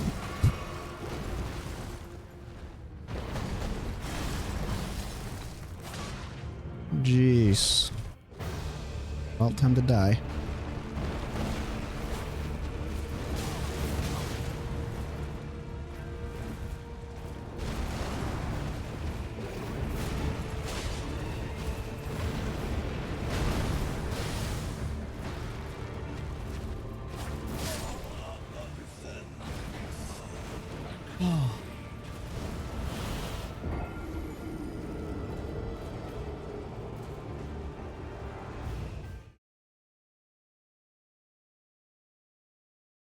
Nuts, man.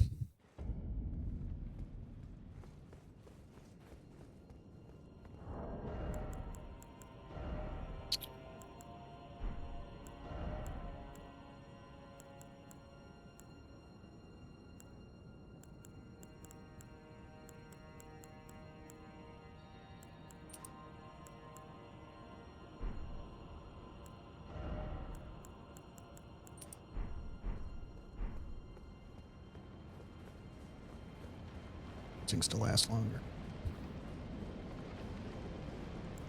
I think Malekith is even more resistant to bleed, so this will be great.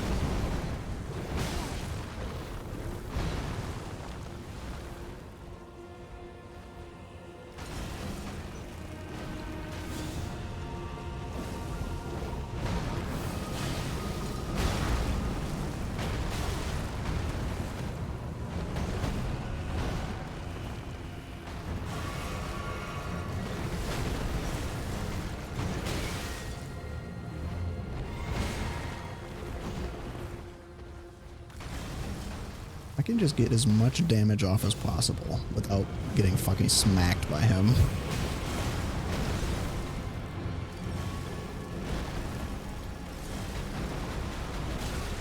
What the fuck?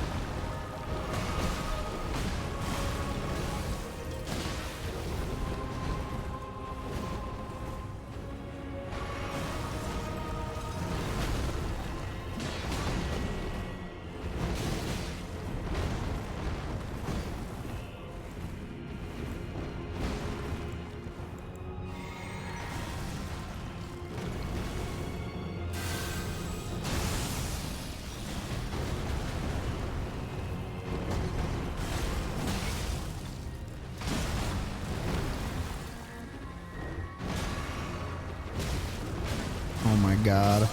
Oh my god. Why is he so fast?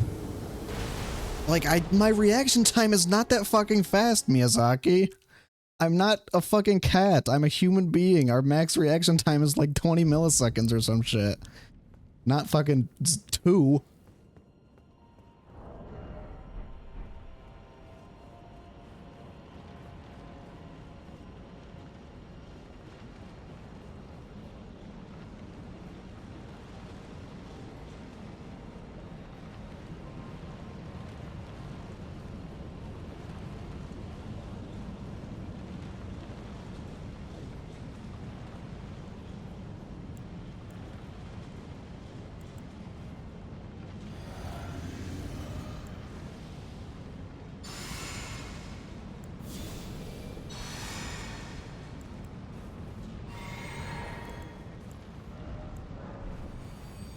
use up my rune marks because who fucking cares at this point?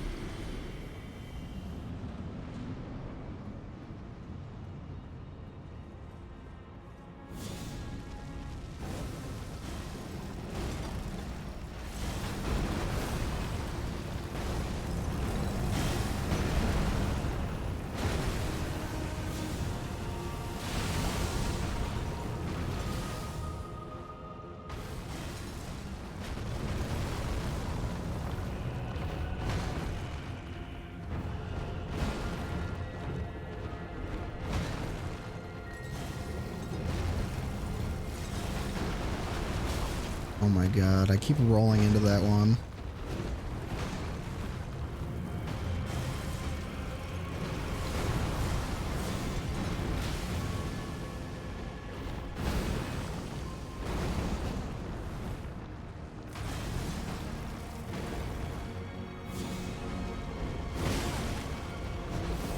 Hour of the sun in the palm of my hand. If I can keep most of my flasks just for Malekith, that would be ideal. I feel like I'm doing the best at avoiding damage by just not being near him. Because holy shit, I cannot time the dodges for his moves right.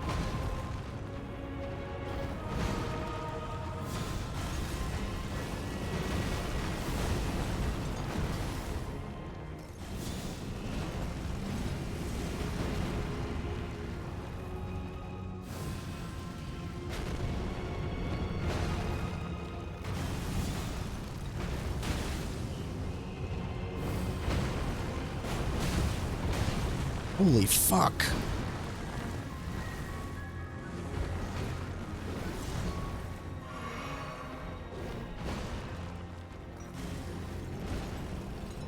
Come on, come from around the pillar, Garank.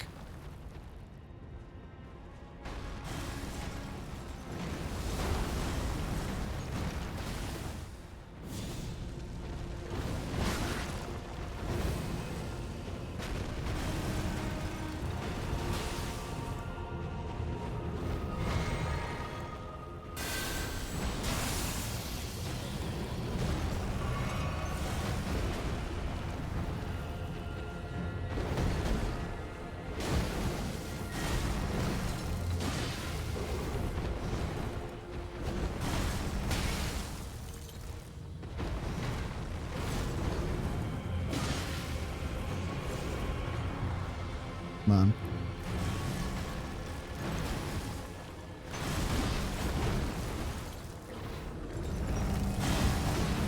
There we go. Okay, now don't get fucking one-shot.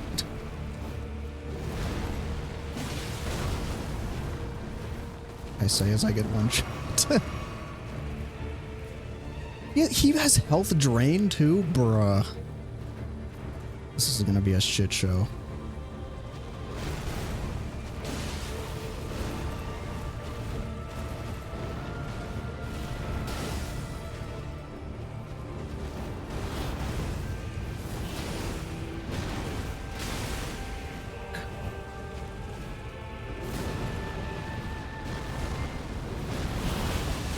Okay. Because I can definitely dodge that. Dude, look at the health drain! Holy shit! How the fuck are you supposed to deal with that?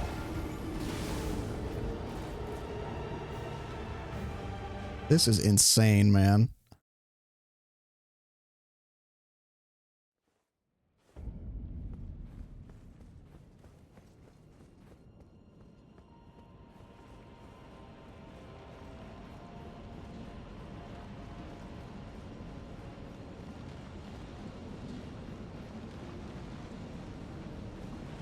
Maybe I should grind some levels. 'Cause holy shit.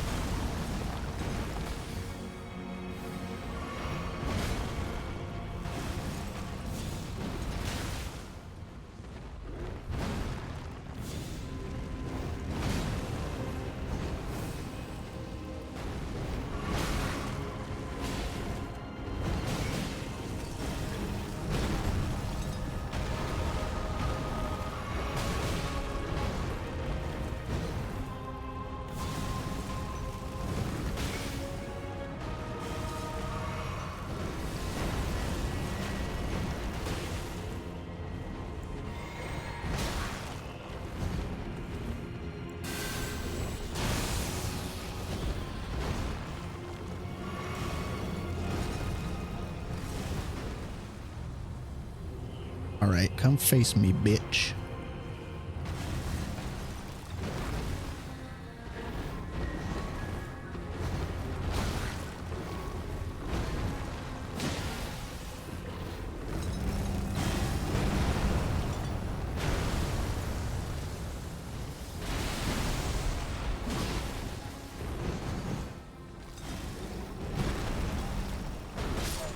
Oh my god. Taking a break.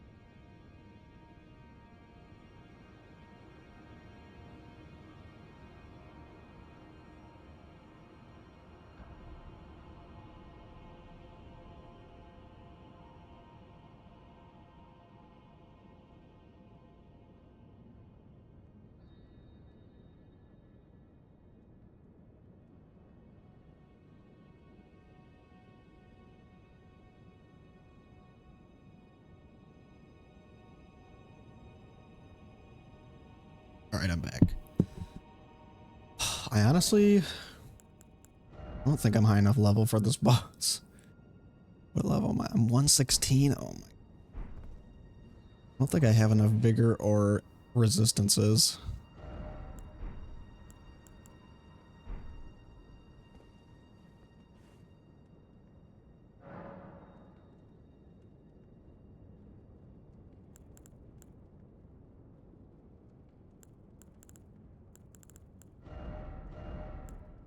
What if I try something else?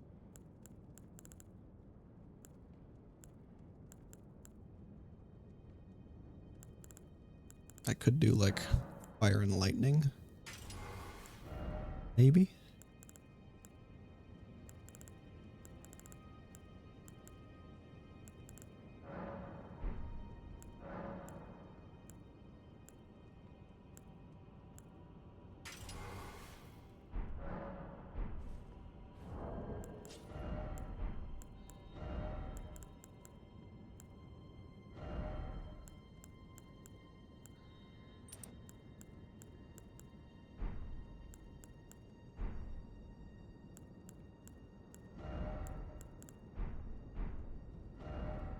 It'd be worth grinding through this area again, honestly.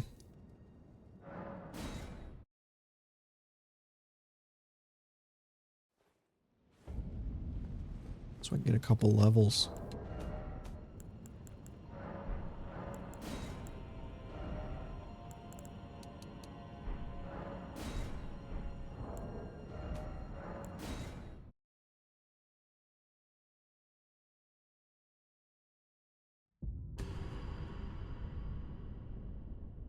The amount of the fact that he's resistant to like literally everything is also ridiculous. He is 40 resist to like all the other spells, and then he has 80 resist to holy and bleed. Like seriously?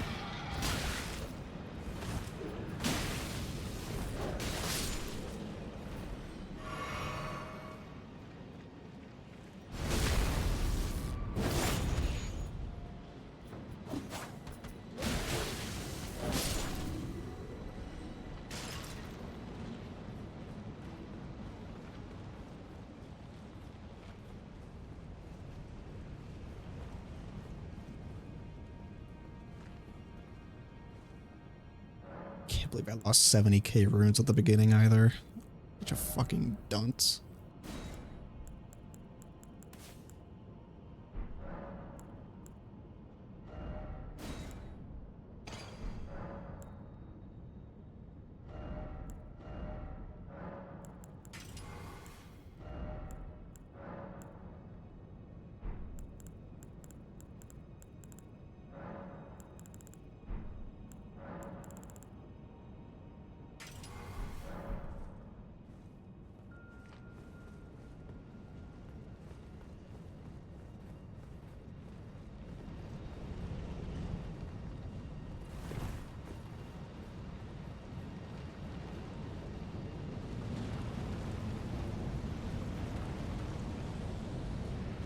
I just gotta take a break to cool off too. If I kept doing that fight, I was gonna start getting angry.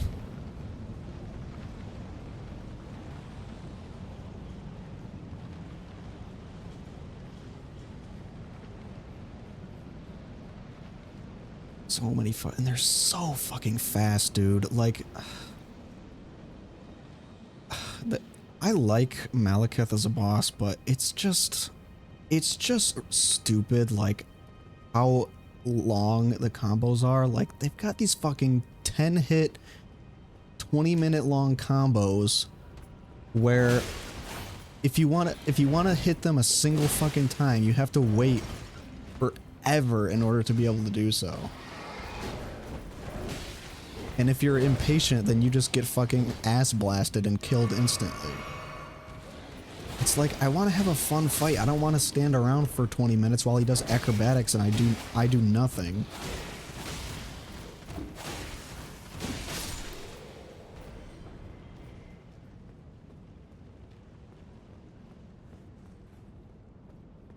And the amount of status effects he has, like, he has AoE, he's just so overtuned. He has way too much garbage. He has his base attacks, he has aerial attacks, he has projectiles, he has AoE burst, he has a HP debuff, another HP debuff that drains your health. It's like, are you fucking serious? Like, he needed fucking 50 different things in order to be a good boss? You couldn't have just given him the base moveset and call it good? Like, he's already hard enough without the fucking HP debuffs. Like, holy Jesus.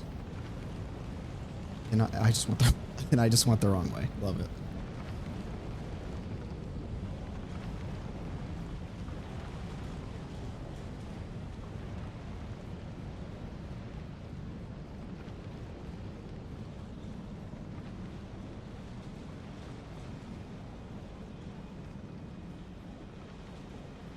Like the fucking scaling of the bosses in these games is, especially late game, is insane for how many runes it takes for you to get a level.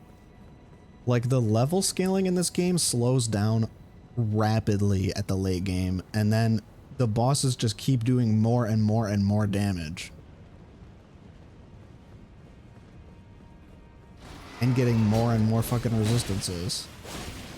Like, they really had to make him resistant to everything.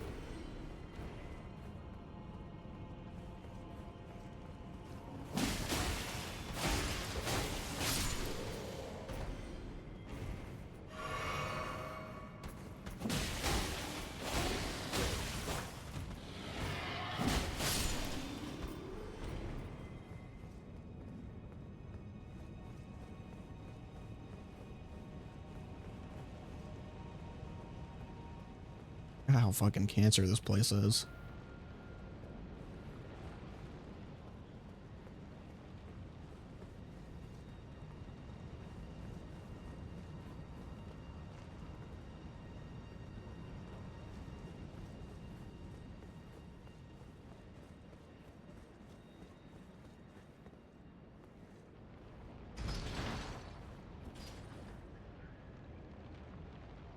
Could try and use one of my summons during the fight.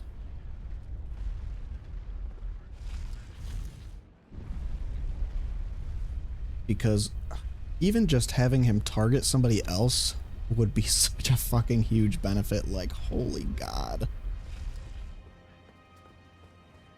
Definitely give me more windows to attack.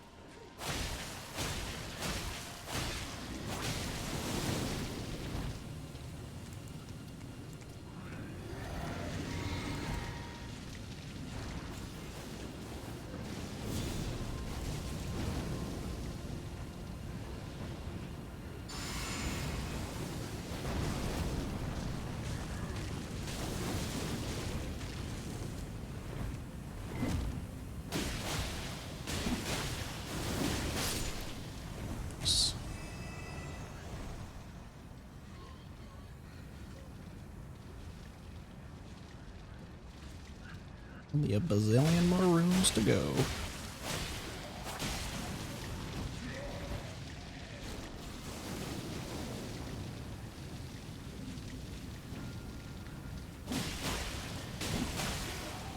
Do these guys not bleed? They do. Never mind.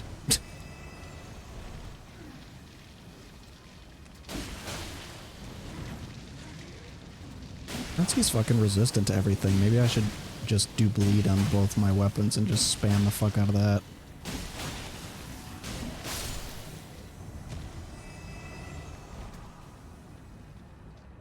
Because he's gonna resist anything else no matter what, so.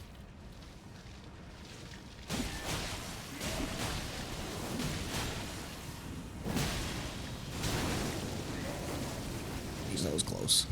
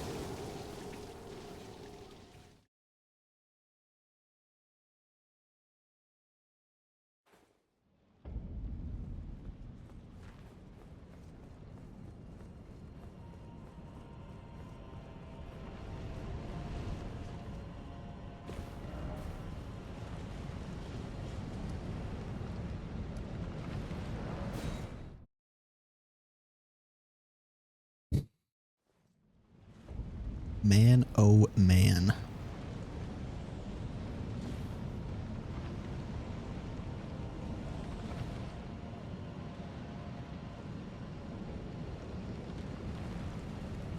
Another dragon? Did I just like skip that whole part of the game?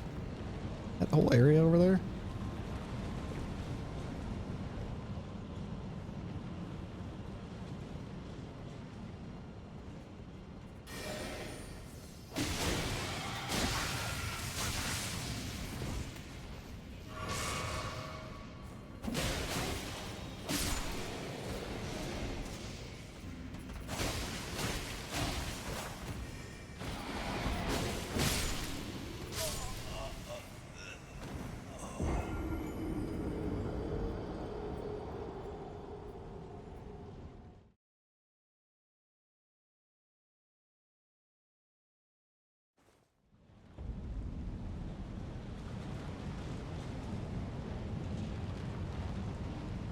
Alright, I'm not farming runes here. I'm going to the subterranean whatever grounds.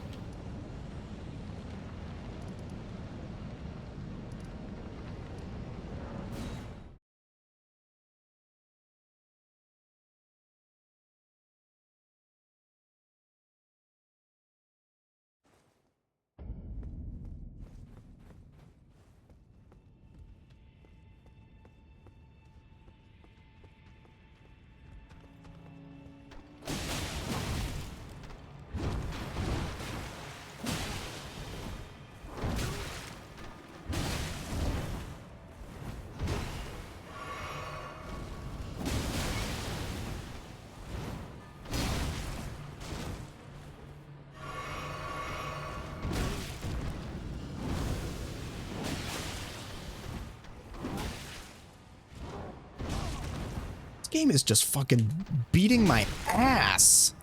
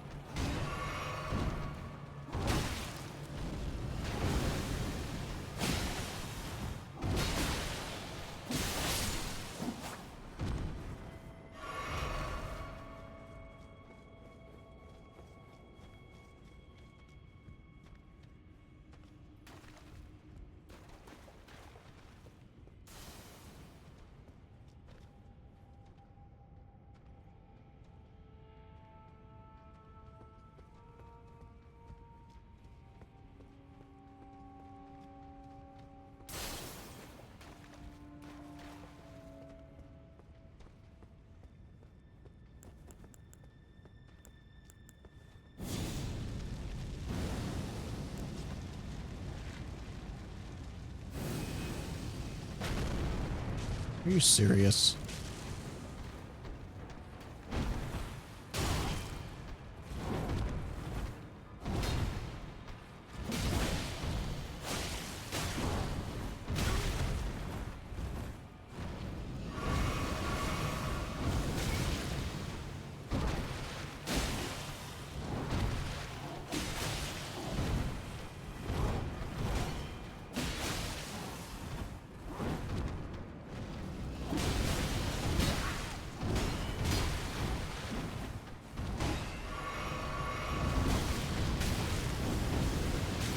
Holy shit. Dude.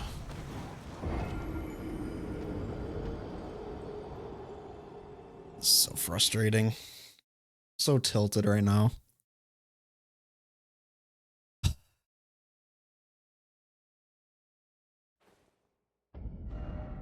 What if I hunt in regular Lanedale?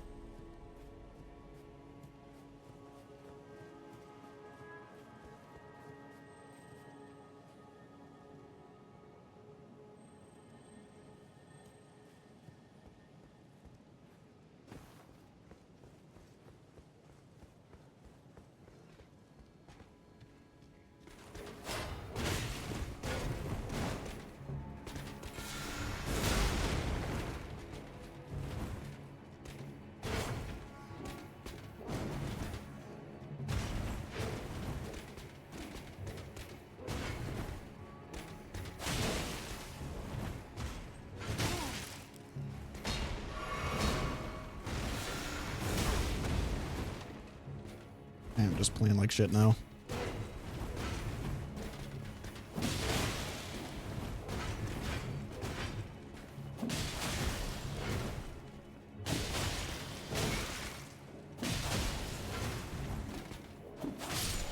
Seems like it's taking forever for the frost to proc now.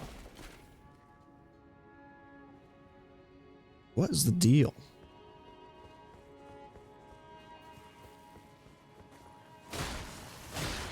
And I'm getting fucking FPS drops? Like, what the fuck is happening?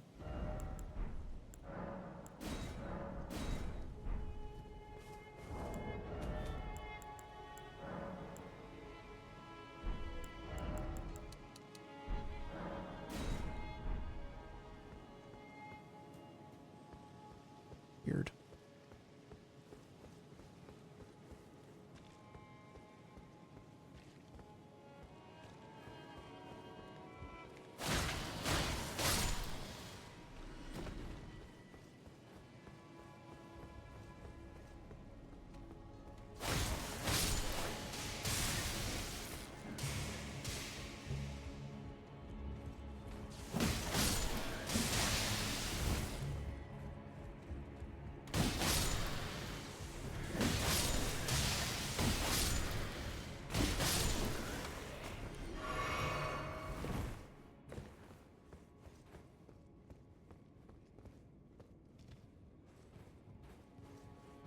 What's in there?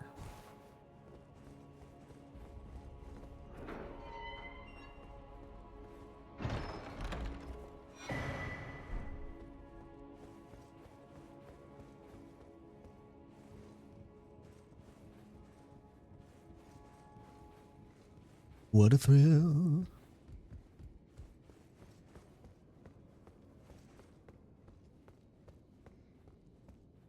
I have always felt that this game just gets fucking... For how easy it is to get through the mountaintops, This game feels like it gets exponentially harder once you get to Farm Azul.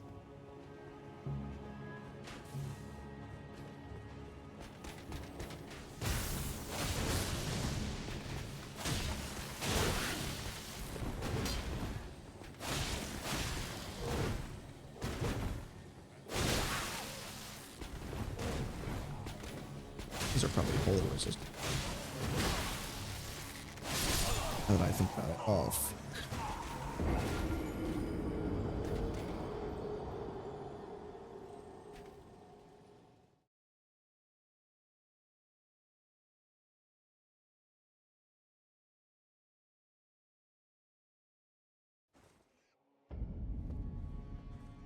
is everything in this fucking game faith resistant?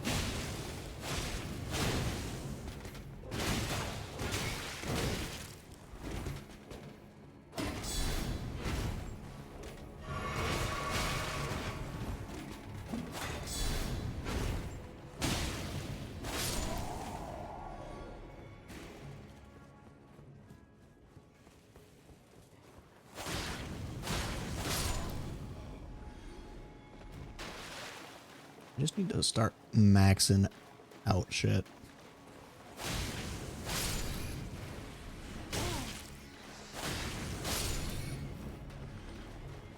Like, how is it this late into the game and I still feel like I don't do any fucking damage?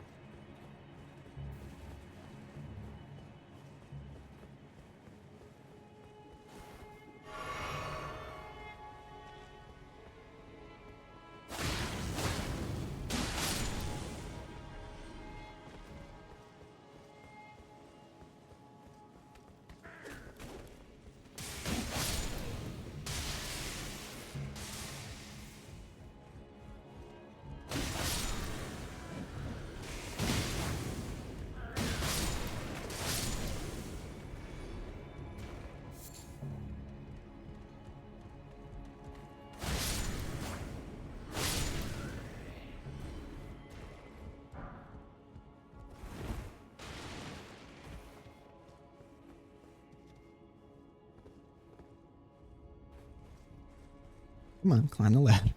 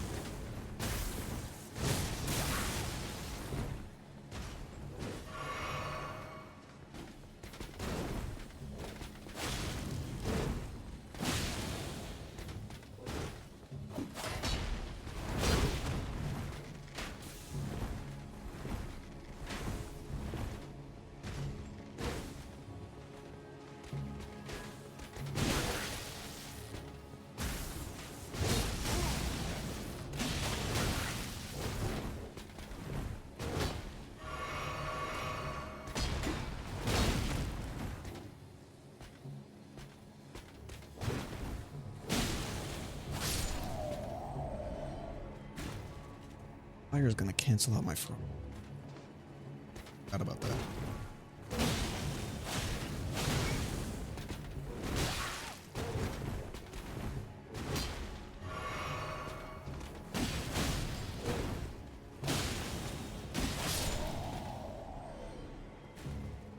lead this area.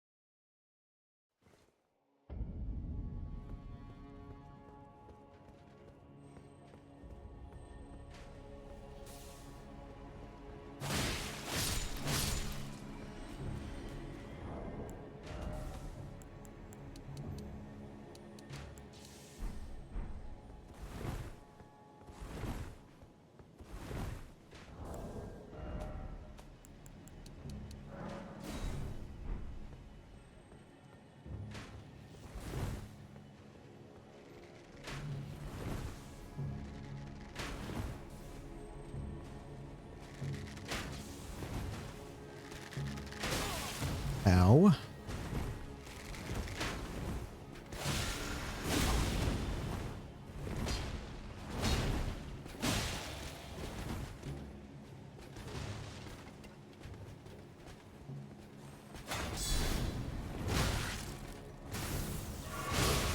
Okay, I don't want to fight this many. No thanks.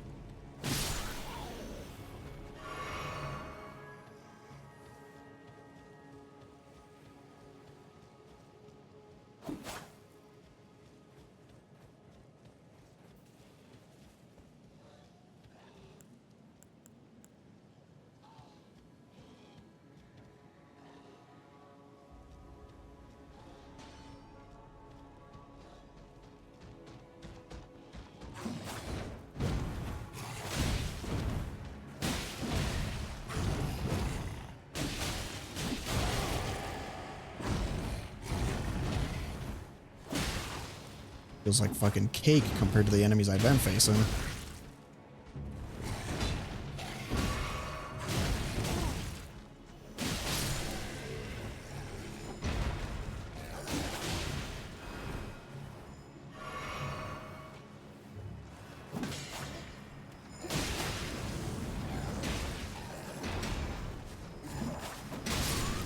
Holy moly.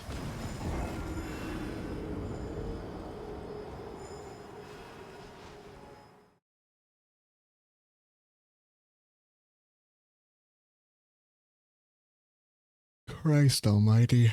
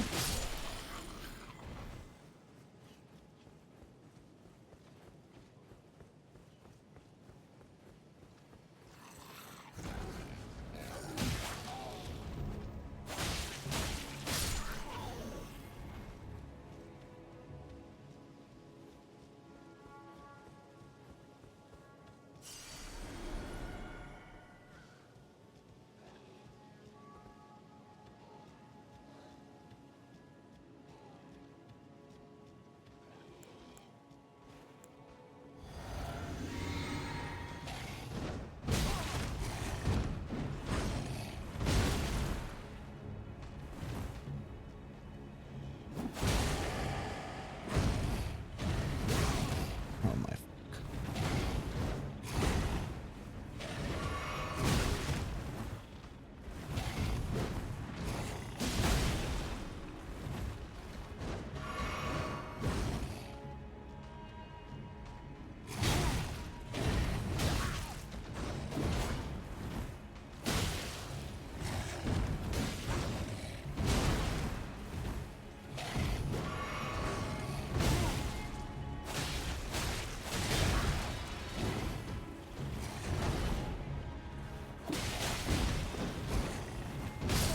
Oh my god.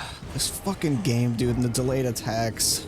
Like, it's like Miyazaki's new favorite thing is these delayed moves. So cancer, dude.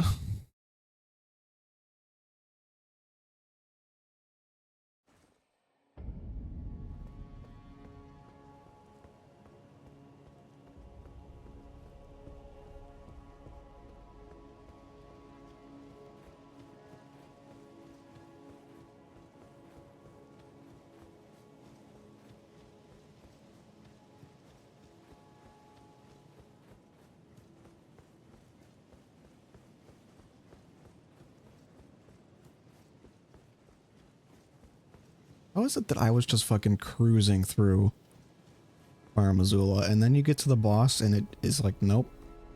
The boss is like twice as hard as the area itself.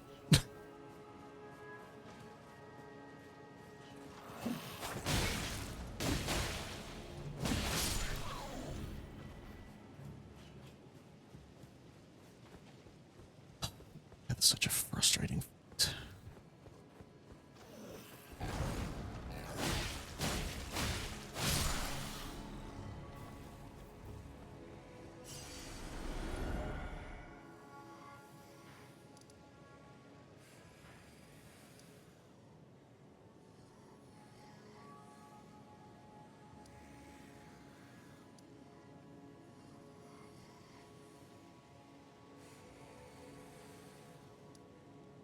Maybe I should go fight Commander Neo and get some runes from that, right?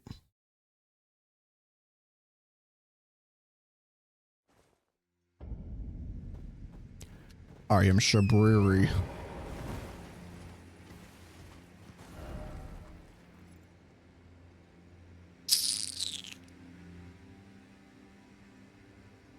up here?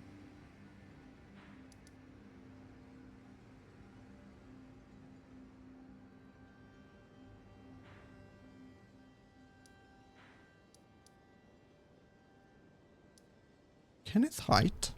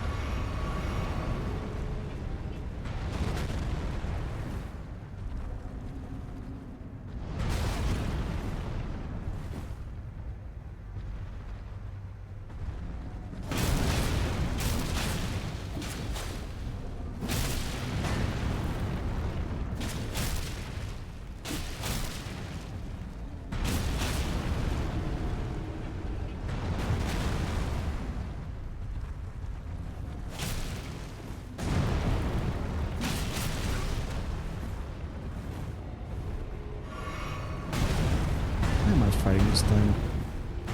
What am I doing?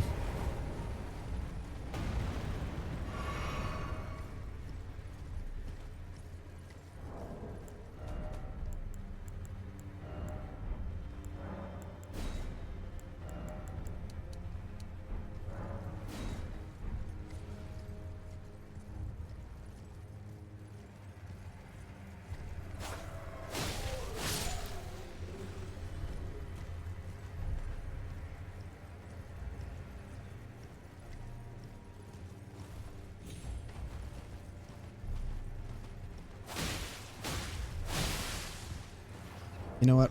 Fuck this. Fuck rune farming. This shit's boring.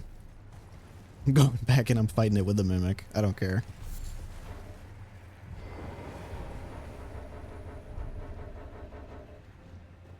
God, please just kill me.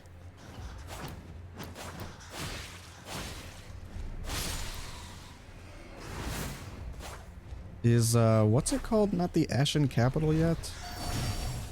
Like, why wouldn't that have changed yet? Is it because I didn't beat Malekith yet? So the tree is still burning? Oh yeah, the tree's still on fire.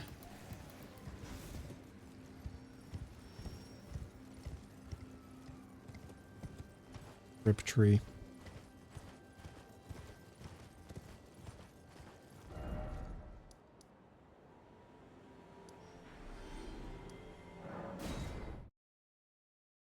Alright, no more fucking around.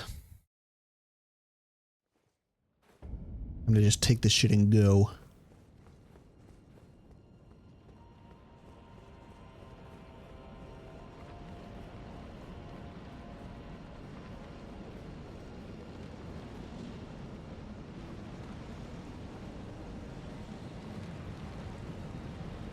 I wonder who was harder, Malekith or Placidusax? I feel like Placidusax you normally fight after, so I imagine he's harder, but...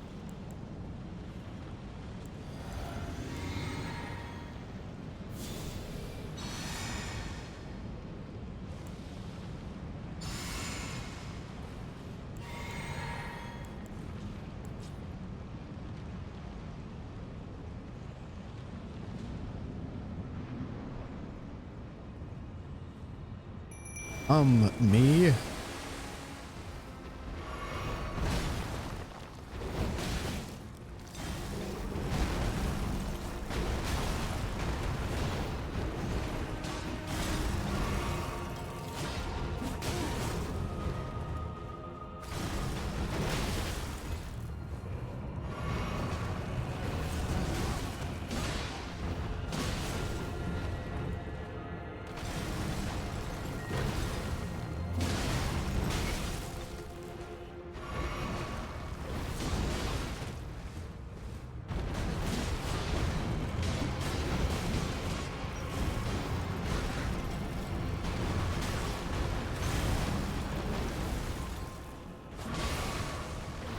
Hey, so we do get the bleed stack.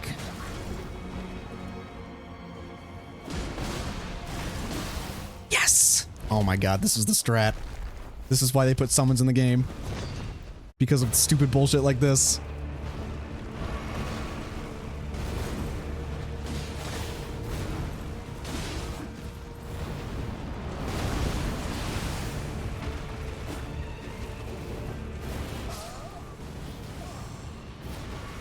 You did well, Mimic.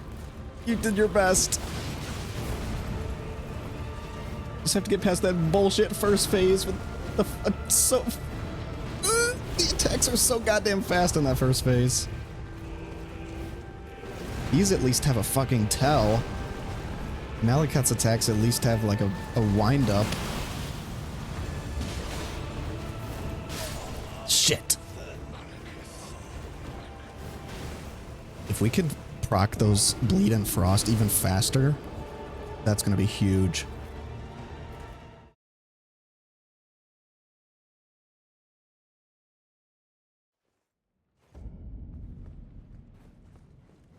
This was my solution all along. Just use the Mimic. People say it's broken, but I don't fucking care. They put it in the game for a fucking reason, and it's for shit like this. Like this goddamn boss. They want me to play the game a certain way using summons, I'm gonna play it that way. This is how Miyazaki intended it. They intended for people to play the game this way because they deliberately made it this fucking horseshit to play against.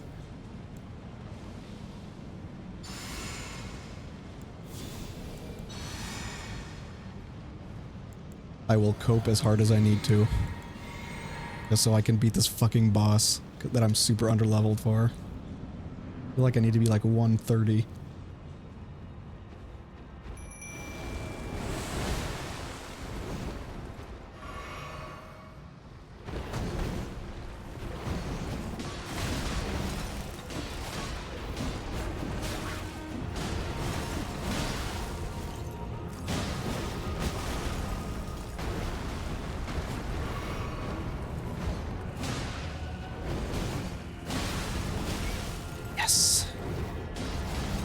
Huge bleed proc.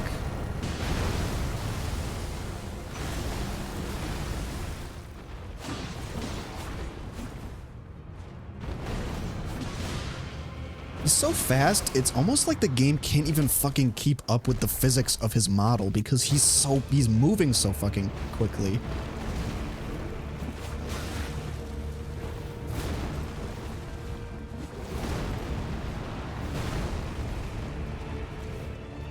Thank God I still have my buffs. Ouch. Can you stop hitting my Mimic, please?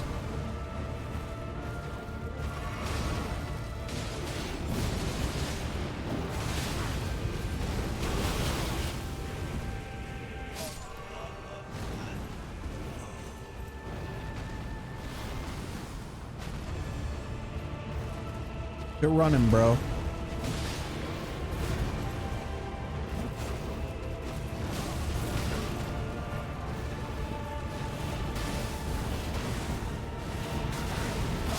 Shit! Dude, why does he have to fucking fly like a fighter jet? Like, seriously? He's not a fucking dragon, come on. Like, fucking fastest bosses in any Soulsborne moveset ever. Like, I'm not Bloodborne, bro. I'm not Sekiro. Like, calm down. I can only dodge and roll. I can't do any fancy shit, please.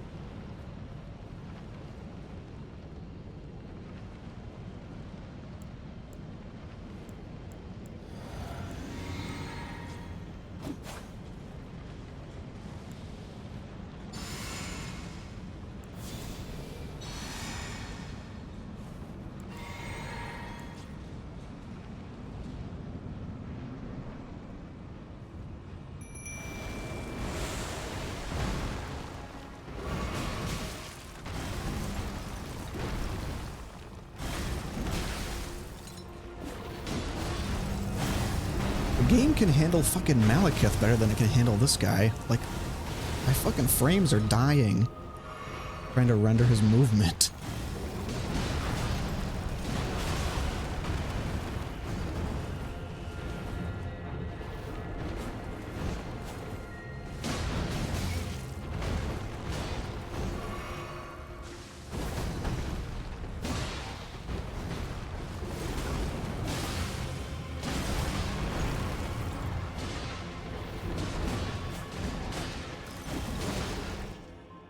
Yeah. Alright, Malekith, now the real fight begins.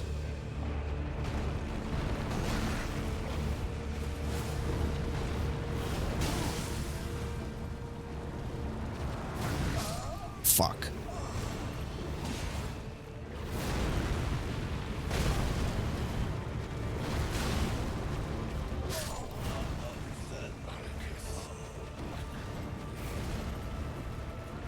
I should give my Mimic more spells. Maybe he'll use them.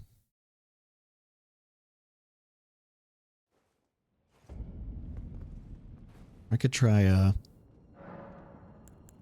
my other guy.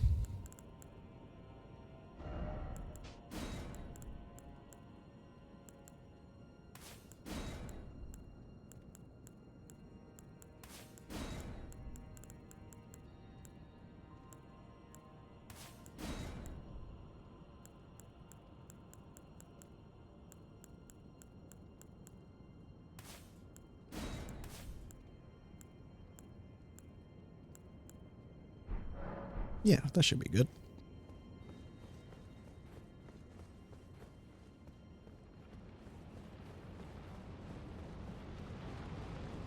There's a lot of shit in this game, like the summons and the bleed and all this other crap, which people are like, oh, it's so broken, but the bosses are fucking broken too. Like, holy god. I need to be as strong as I possibly can, no matter the means. Any means necessary. Any win is a successful win.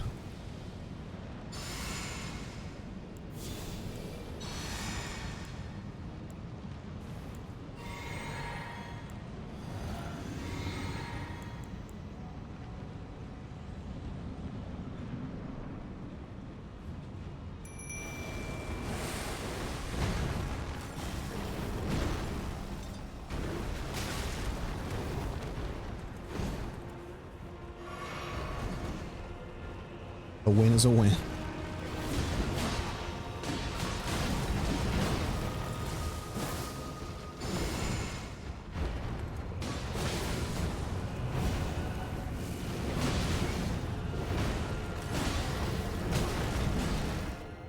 A win is a win, ladies and gentlemen. Look how fucking fast that was. A win is a win.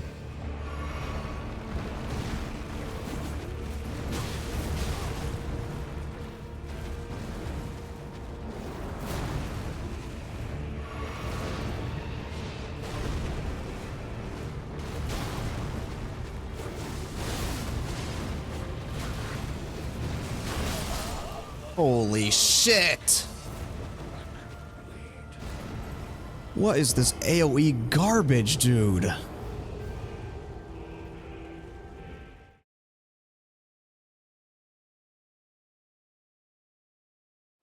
Fucking shittiest aspect of the late boss design in this game is they just have fucking AoE explosions type spells every fucking attack.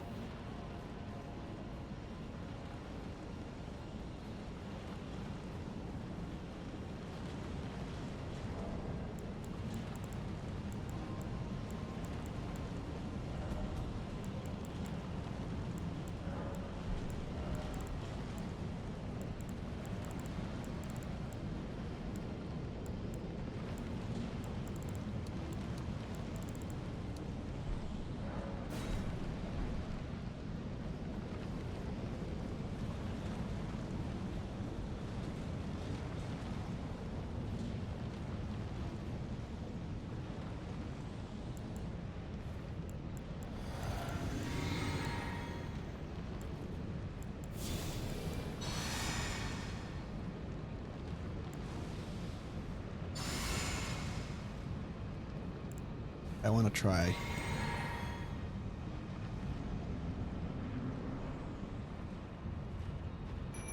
I think I level.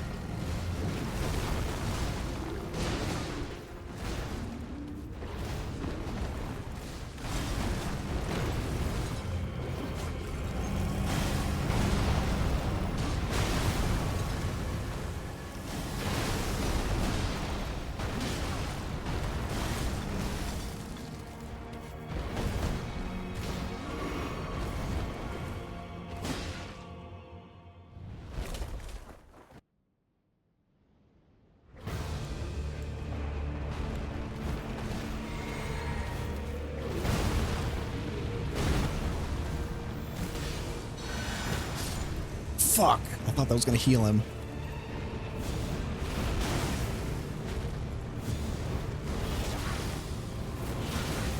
Come on, man. This is a fun fight when I can actually viably do damage and not just get one shot. Like, I feel like... I don't know, maybe when they designed this game, they were either like, oh, let's design it with summons in mind, or let's design it with multiplayer in mind. Like, maybe they intended for more people to fight the bosses multiplayer? I don't fucking know, dude. I have no fucking idea what they were thinking with this shit. Like, good God. I like a challenge, but holy shit.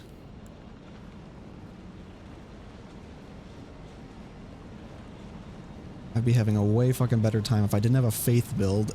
And if I didn't, and if I was higher leveled, but holy God.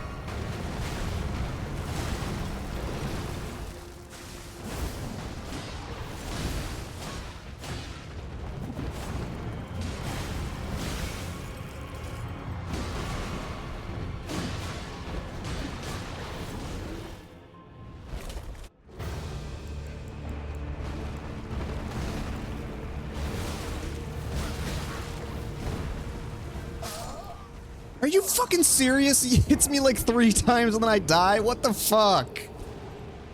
Come on, bro. This is ridiculous, man. This is fucking crazy. Whatever, I'm just gonna stop trying to use my heals on my mimic. Who cares?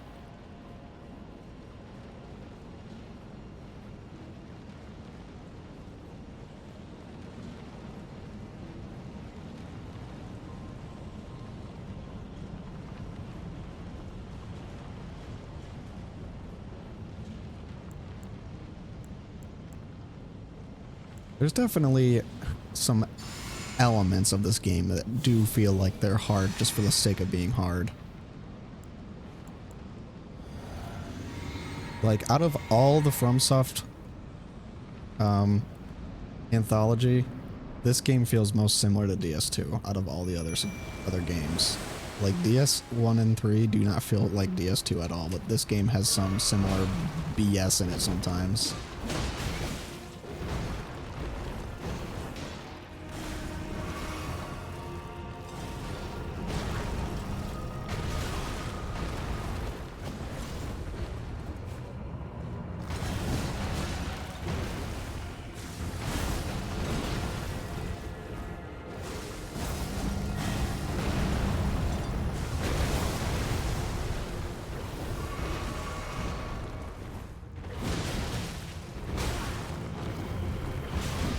on.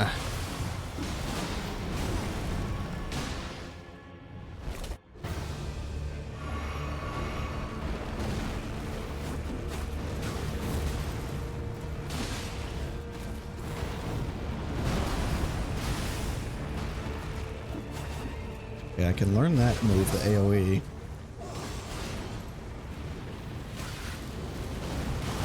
I can't learn that.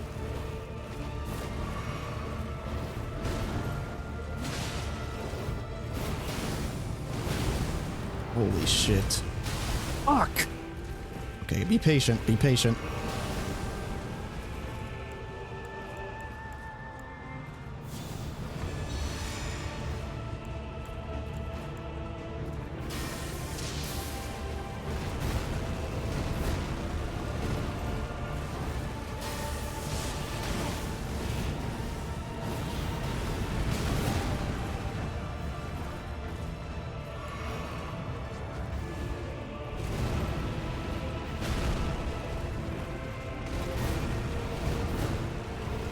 This is a pretty sick fight, though. I mean, you gotta admit. As much as it's a fucking Sekiro fight, it is pretty badass.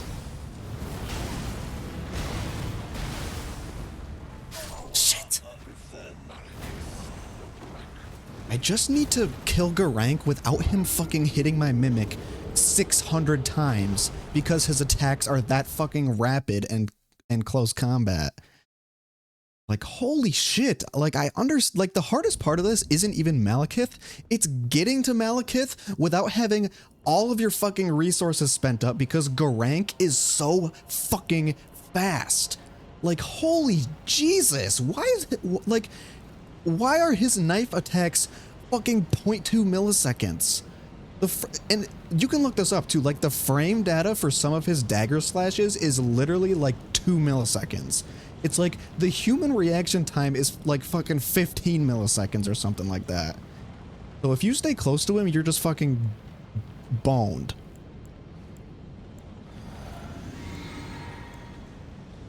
Some of his dagger attacks are dodgeable, but there's like one or two that are just fucking, and he just RNG, like he just repeats them over and over again, so you just get fucked.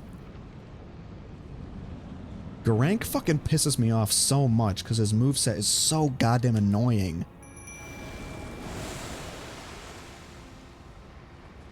He doesn't have half the fucking windows that Malekith does. Malekith may have 20 hit combos, but at least he has a fucking window in the first place. At least he has windows. Like, look at this. He just never stops attacking. He never stops moving.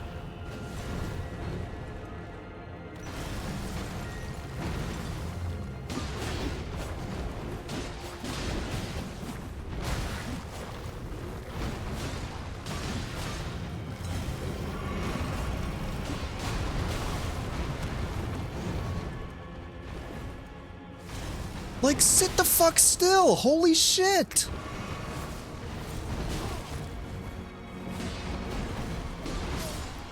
You fucking asshole.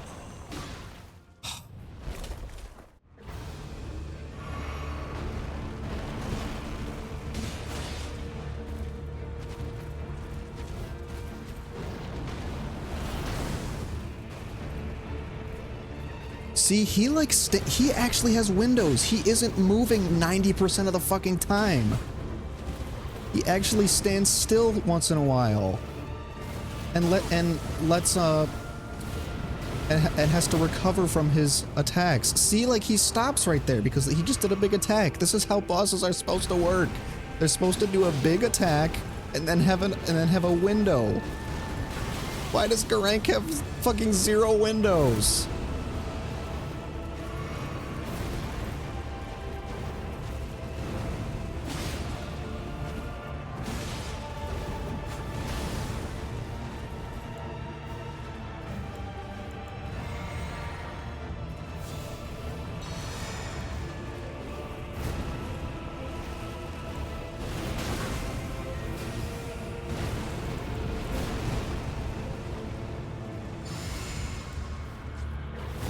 Oh, hello.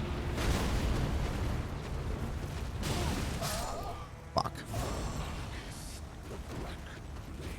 I legitimately would like this boss more if the entire fight was just Malekith. Because his moveset, you can learn. You can adjust to this moveset. Garank's moveset, I mean, you can learn it, but it's so fucking RNG heavy. Like, if he does that, like, side swipe, like the double side swipe he does, like 3 times in a row, you just are fucked. You're dead. Because you can't dodge and there's no heal window. If you get hit by one, you're going to get hit by the subsequent ones. Like, the RNG for whichever attack he uses is so stupid. Like, the bosses should not be allowed to use the same attack 3 fucking times in a row. This was never an issue in previous Soulsborne games. Like, Bloodborne doesn't do this, DS1 doesn't do this. They don't have the bosses just spam the same attack over and over and over again and have a chance for their combo to be so fucking long they have no attack window.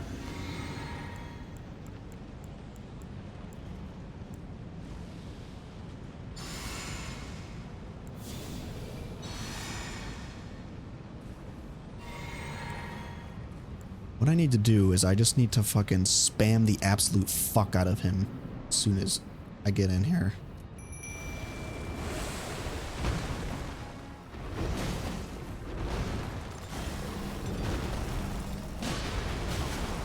My lord, dude. Stay focused on me, buddy.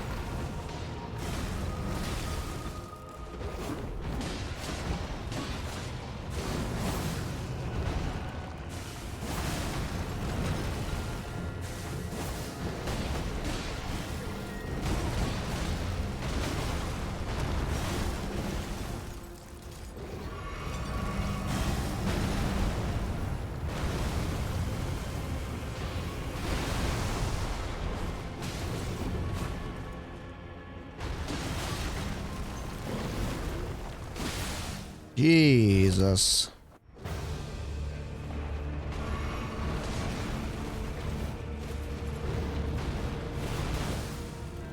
Come here, Marketh. Markiplier. Oh, God.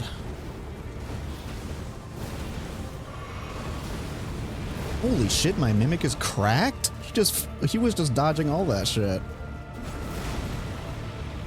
Never mind, my Mimic sucks.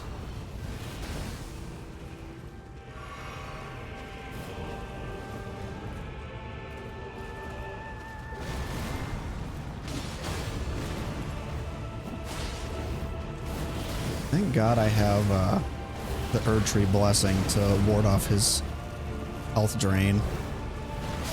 Oh my God. I'm never gonna get him below like that like 3/4 amount of health. Oh, bruh.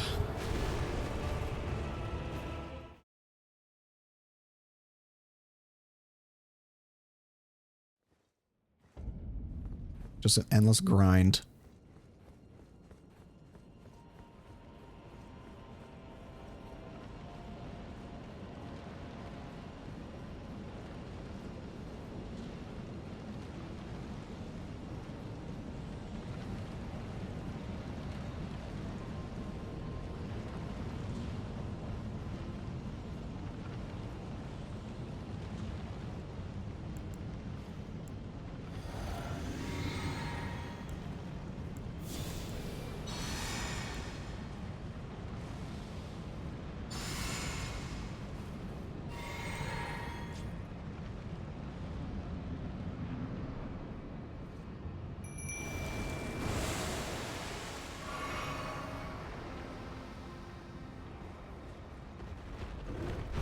Good if I can prevent him from fucking ganking me at the entrance like he does.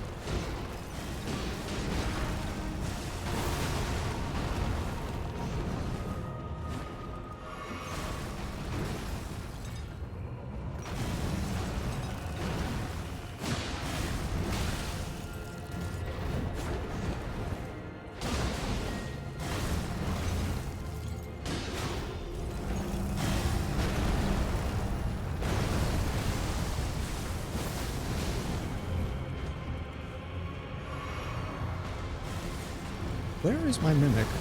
There he is. Go. Alright, Malacarp.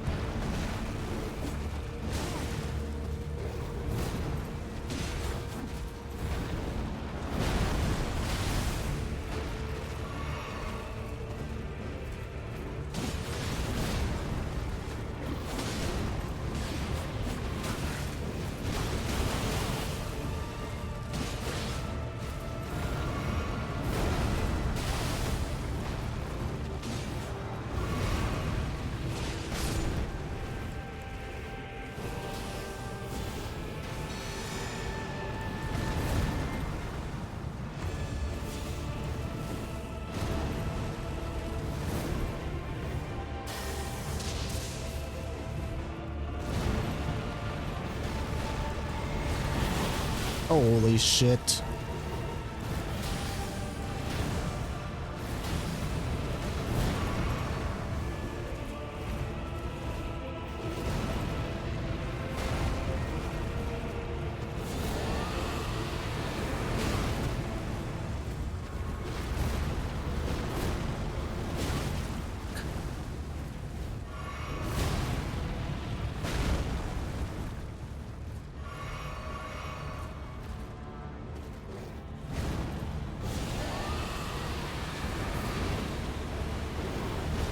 Yes.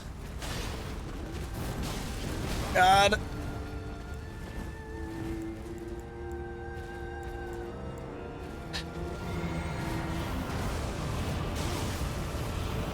Oh no! So close! I was so good. And he's got Scarlet Rot too! What the fuck? I was so close! Oh my god, bro. I should have just stood back and waited. Fuck! That was such good RNG.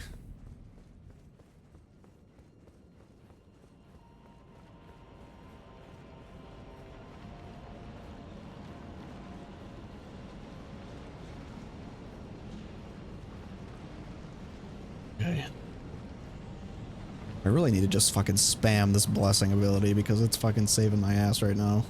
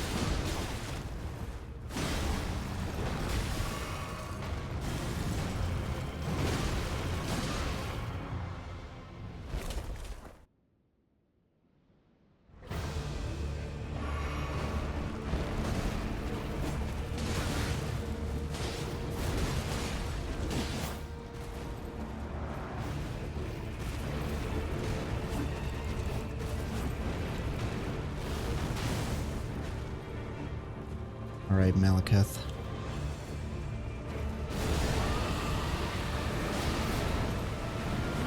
Suck my rot!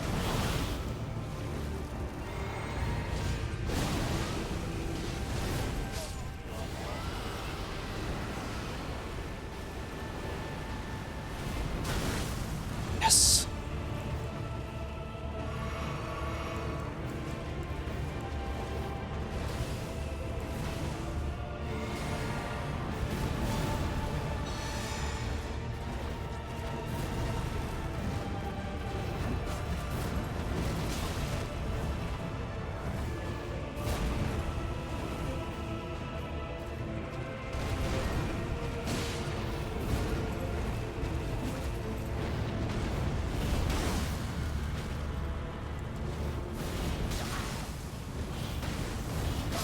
Fuck!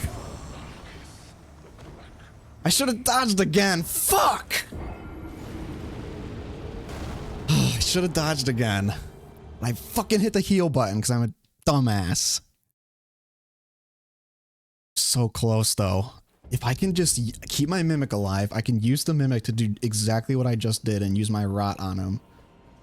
And that should get him down a lot. The best way to beat this fucking boss is to just kill him so fast that you fucking skip all of his horse shit. Holy moly.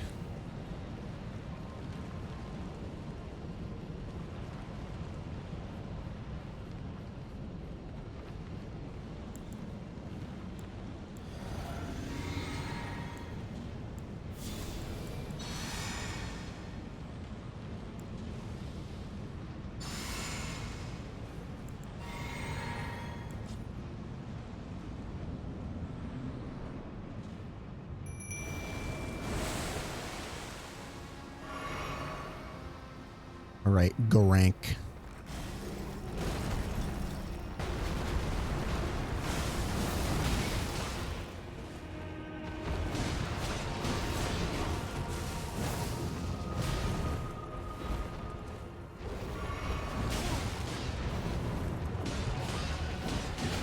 Know what the fuck it is, but he makes my game lag so much compared to Malekith. It must be because the outside of the arena is still loaded in, and maybe it deloads after the Malekith fight starts. But something is just making him so fucking, like, slow my computer so much.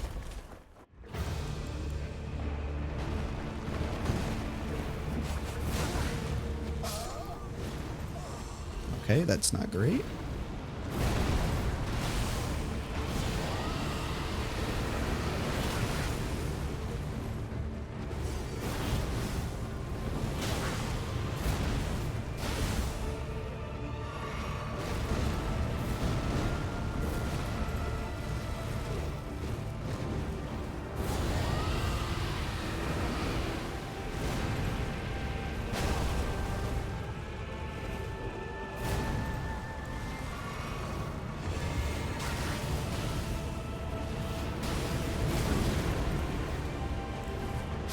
Jesus. See, it's just pure fucking RNG with whether he murders my mimic in the first phase or not. Without the mimic, I'd be fucking doomed. I'm just trying to fucking cheese the shit out of this boss because I'm sick of this shit.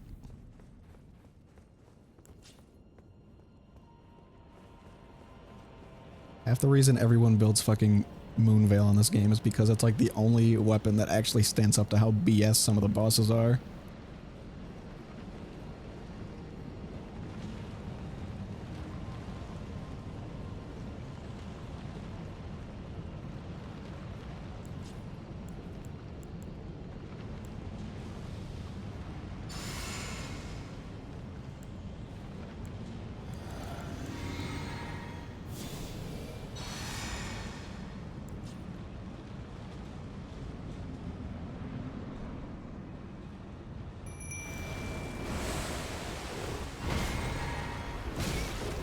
Okay.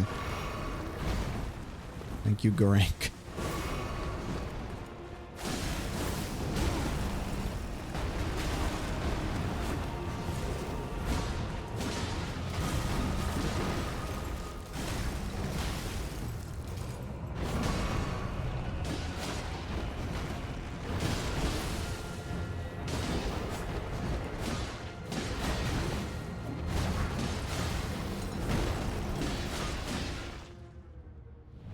God.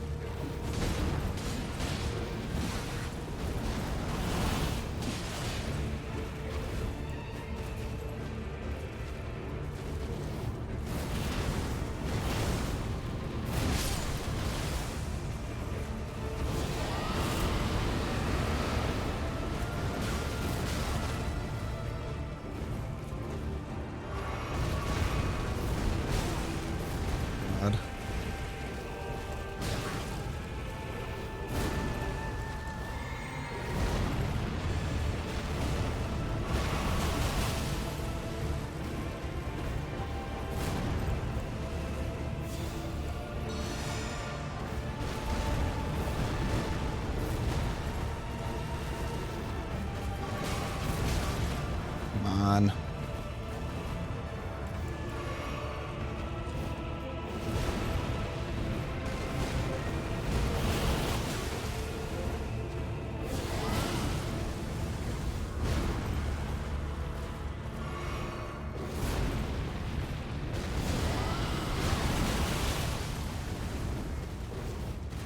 Can you stop using the same attack, please? Oh my lord, bro. I really just need him to not kill my mimic instantly, so I can get this shit off.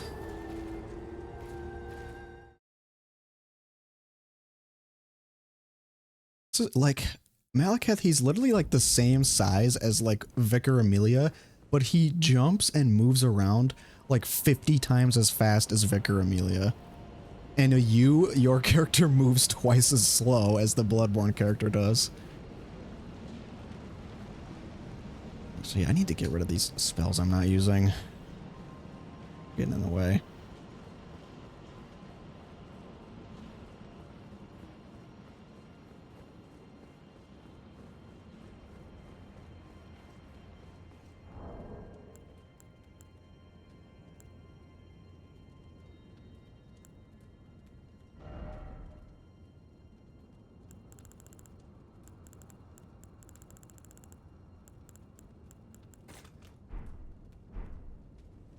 Is my inventory a little bit here.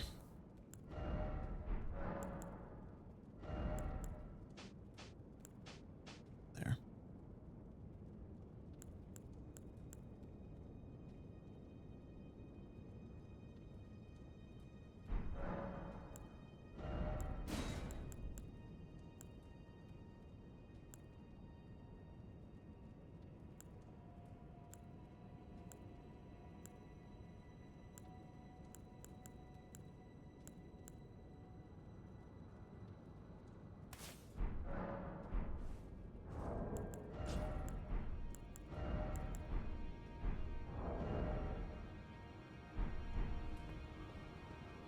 My dex too.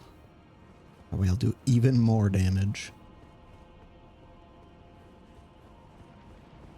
Gotta use the tools I got available.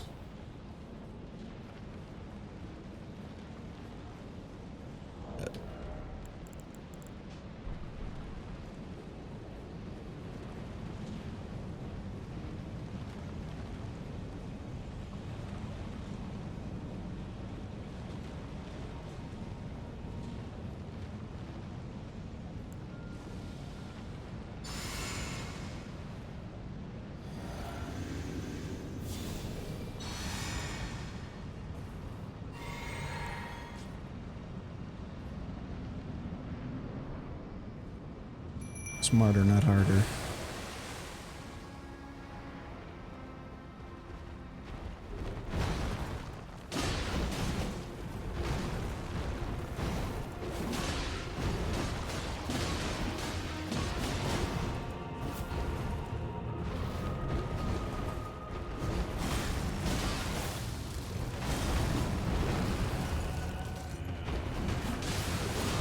Awesome.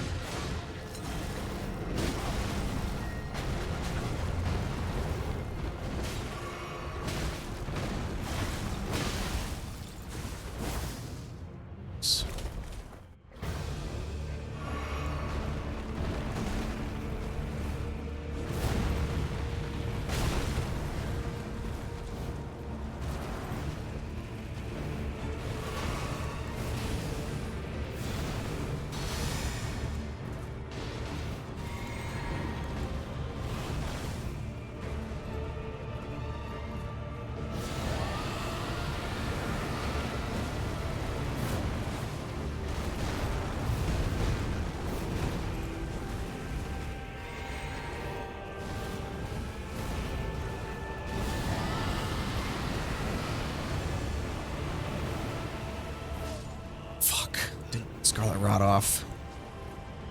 God damn it.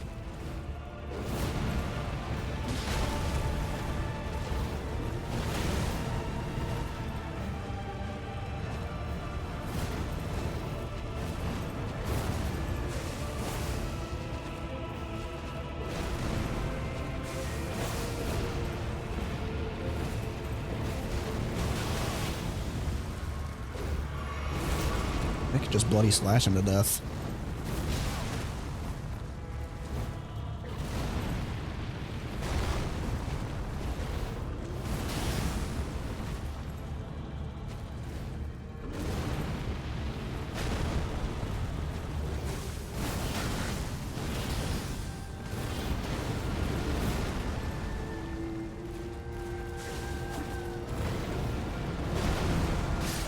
Oh my god, dude. You just stay on the fucking ground for 2 minutes? Christ almighty.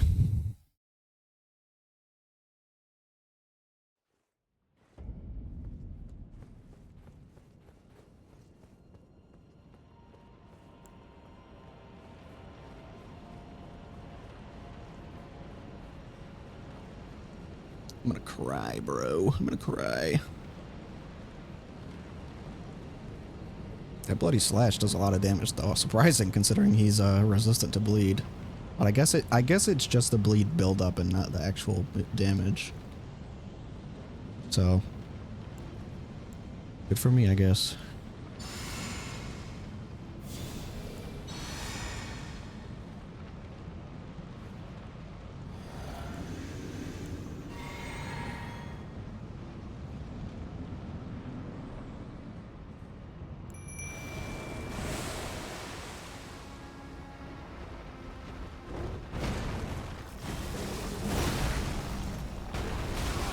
Holy shit.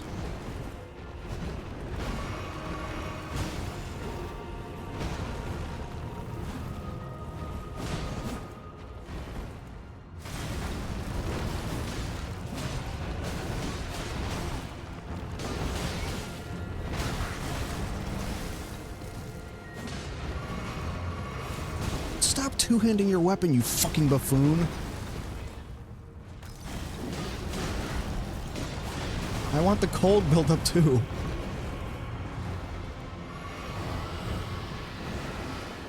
Oh my god, my mimic is a moron this time. Oh my god.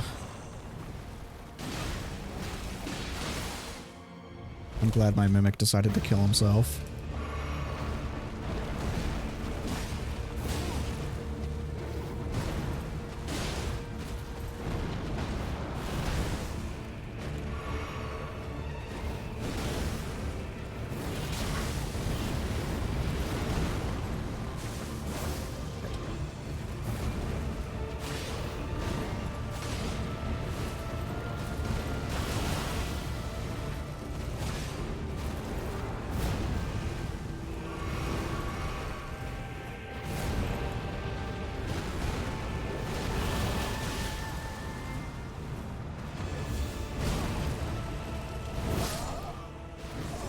Oh, just give me a fucking break, man. Give me a single window to do anything.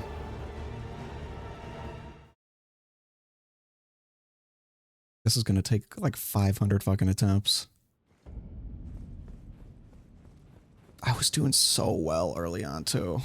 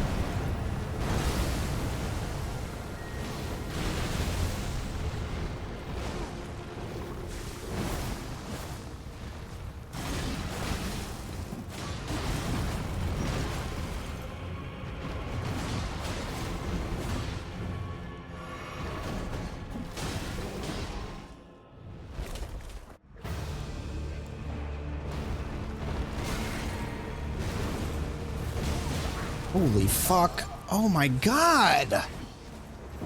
Let me fucking get a second. Jesus. The fight starts before I can even fucking see the screen.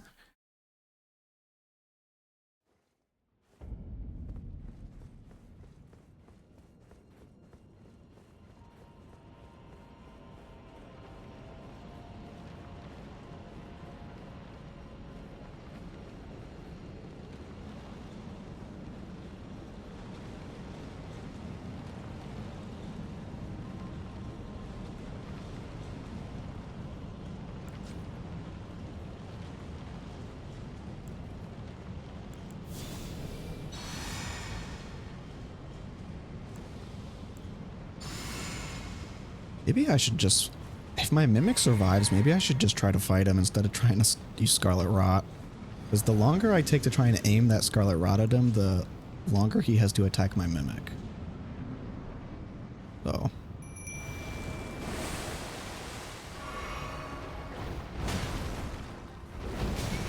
Okay, thank you, Grank.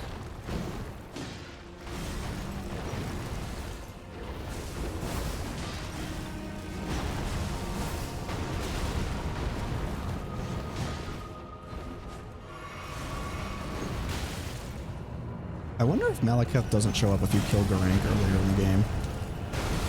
That would be pretty fucking funny.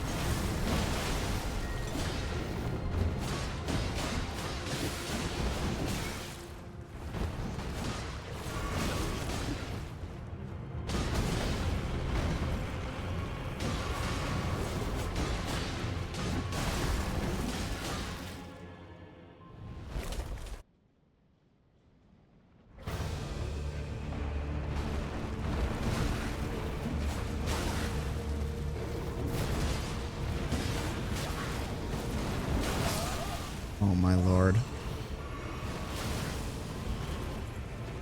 Great RNG where he just fucking goes apeshit as soon as the battle starts. Oh my god! This game.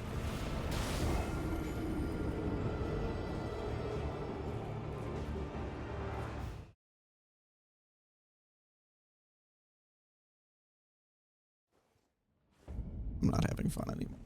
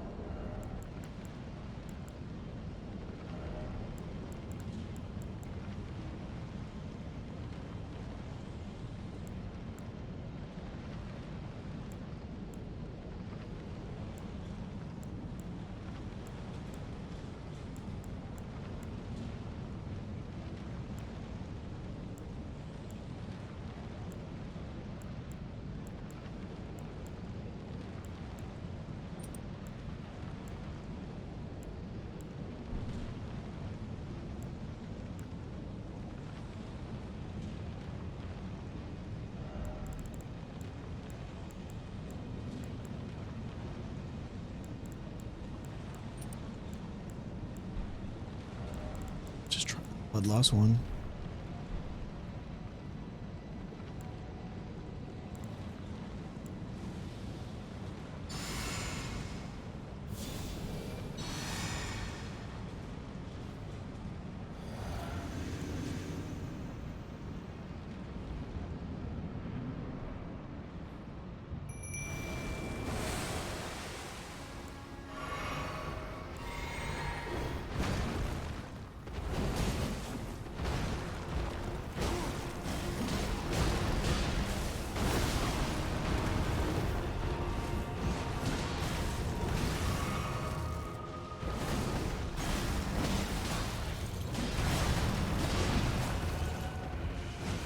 Can you attack me now and not my mimic, please? Because you're kind of fucking hard focusing him. Jesus.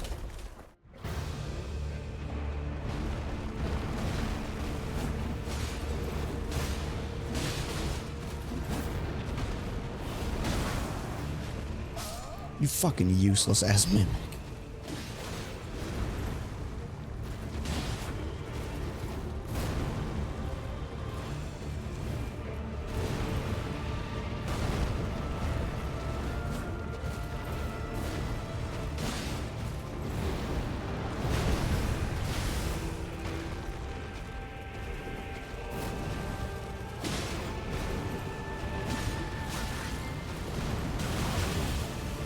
I refuse to be busted.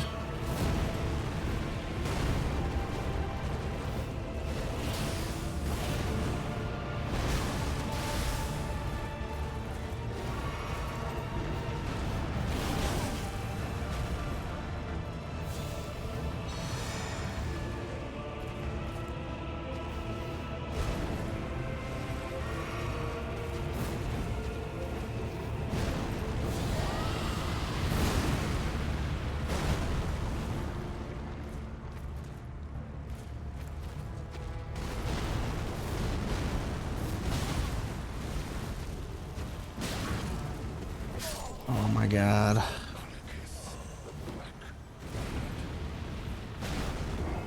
Yeah, I just need to give up on the rot. He's too fucking fast for me to try and cast a spell that takes that long.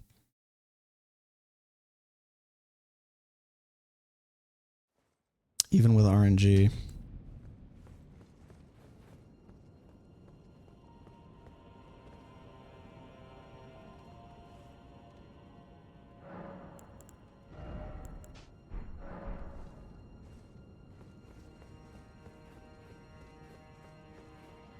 It'd be awesome if you could fucking stack your spells, like just use Blessing multiple times.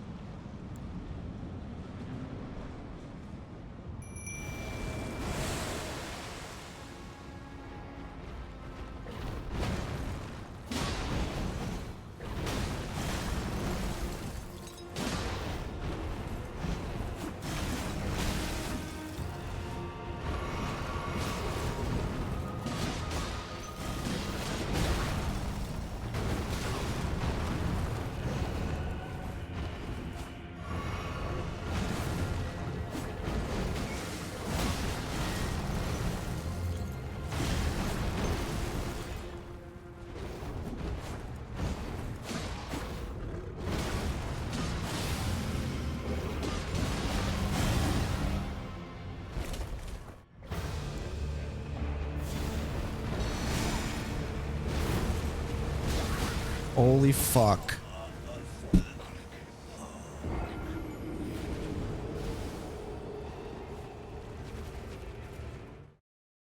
I'm going to the bathroom.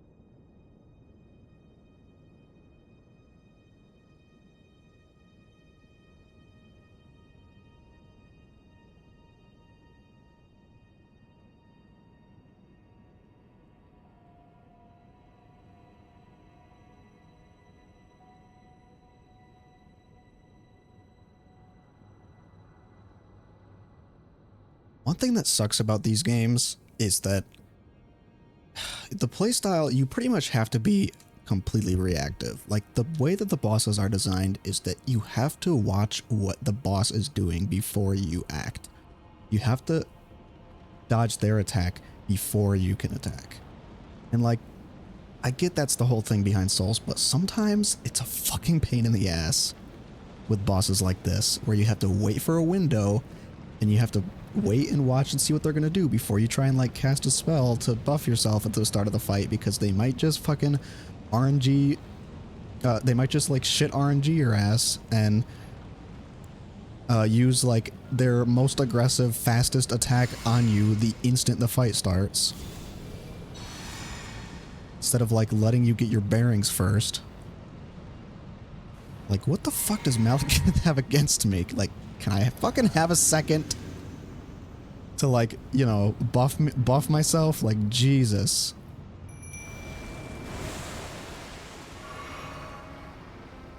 Not allowed to buff yourself in these fights.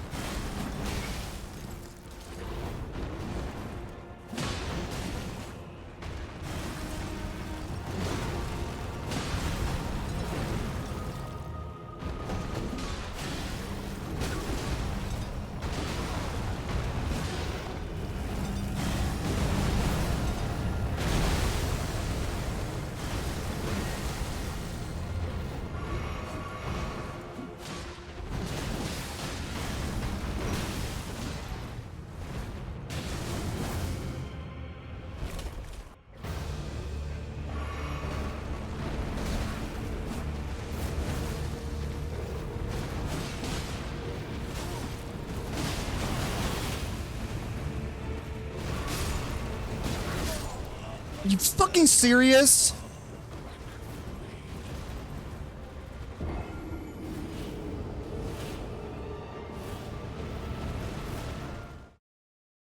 Like, what the fuck is that?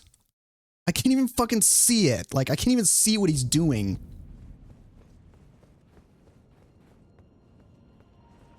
I'm gonna go fucking insane over this boss, dude. Even trying to cheese him, he's still fucking unbeatable.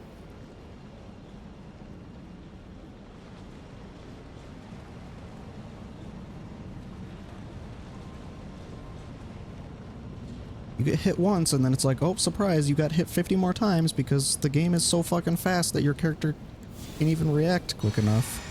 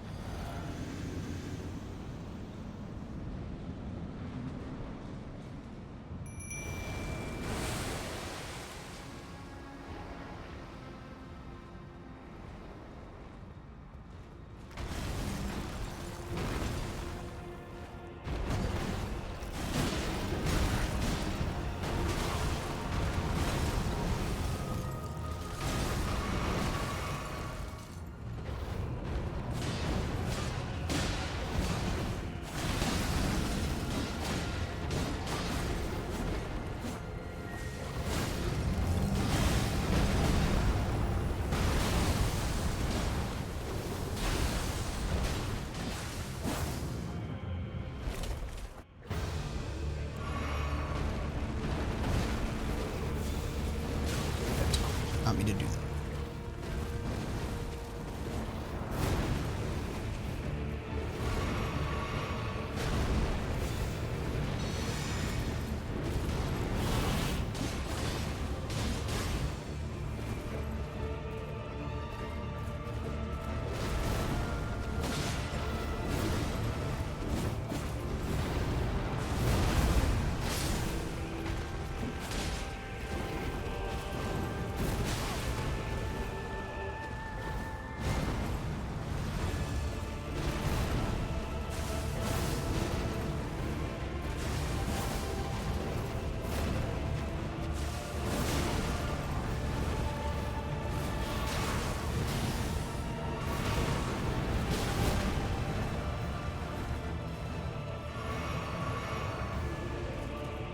Is he?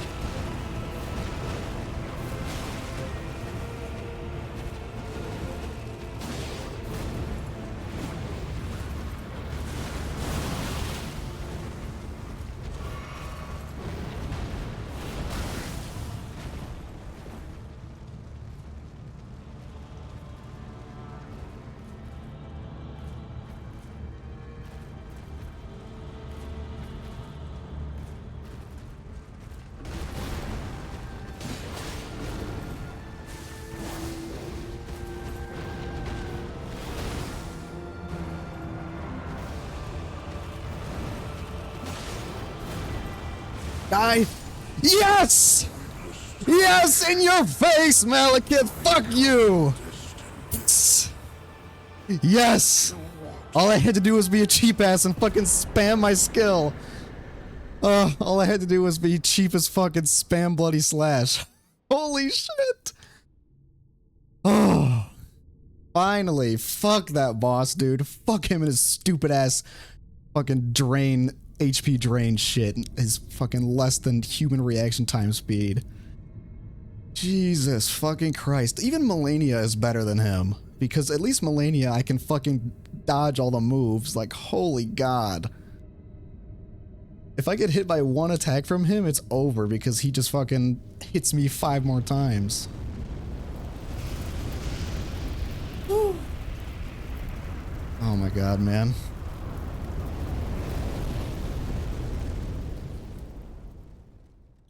I now have the Rune of Death. I shall return death to the world. Death is unbound.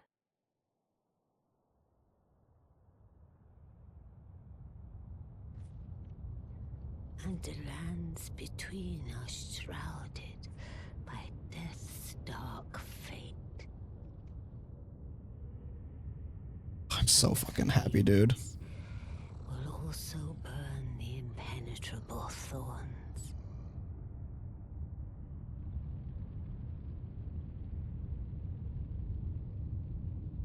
Farewell it is then.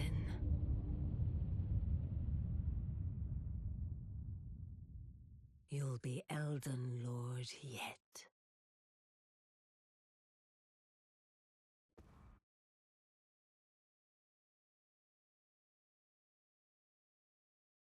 Oh, dude.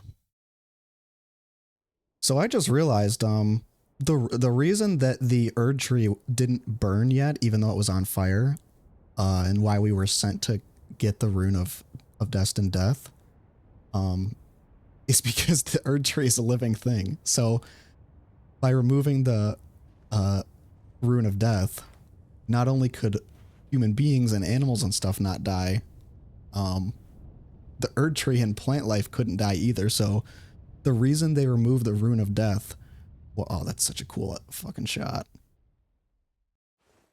And it's extremely similar to the DLC area from DS3. It's like all ash.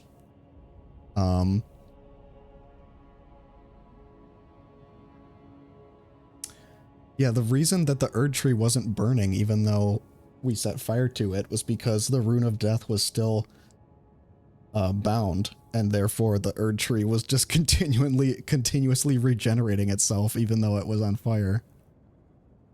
So they must have removed the Rune of Death explicitly to allow the Erd Tree to exist forever.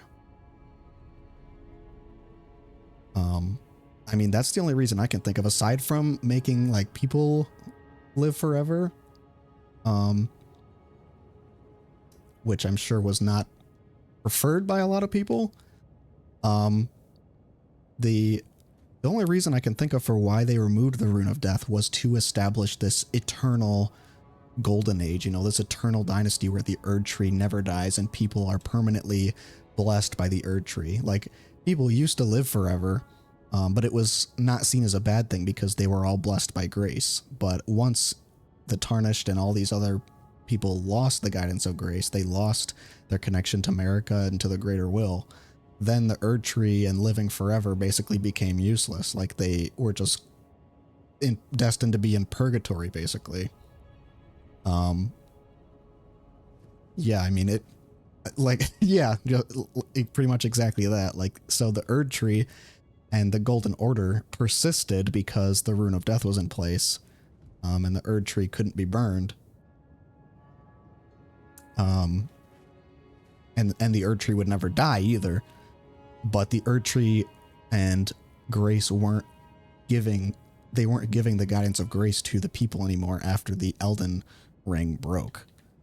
So after the Elden Ring broke, this place basically just turned into purgatory, pretty much, because people couldn't die, but they also didn't have the guidance of grace, which kept them, you know, not like zombies, I'm assuming. But anyway, so next time we will probably go through the Ashen Capital and make our way up to Godfrey at some, yeah, Godfrey at some point. But I do want to return to the mountaintops of the giants to explore up here and go to the Halig tree. So next time we might explore a little bit of the Ashen Capital, but my preference is to we have to kill Placidusax too, actually. I forgot about that. Didn't expect Malekith to take so long because of Garank. Like, I could have dealt with Malekith, honestly, because his combos are easier to dodge than Garank's for me. So yeah, I guess we will go kill Placidusax first, next playthrough, and then we will make our way to kill Commander Neal, and then explore upwards into the Halig tree, and hopefully do the Halig tree, and then go fight Melania. Then after we fight Melania, we can come back to Ashen Capital. So I guess that's it. Well, actually, I'm gonna pull up here.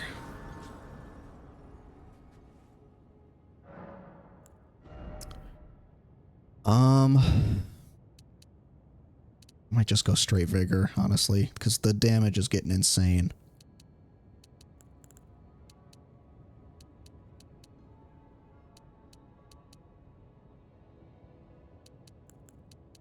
Yeah, I'm just gonna do vigor.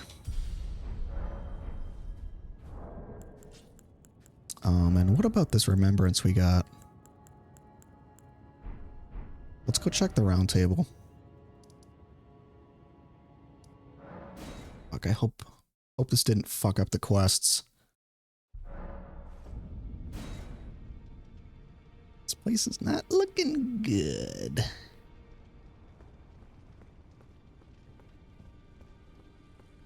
I see.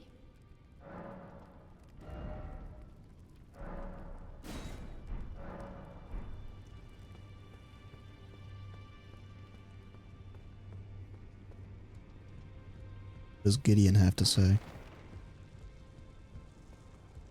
Oh, he's gone. He's pissed.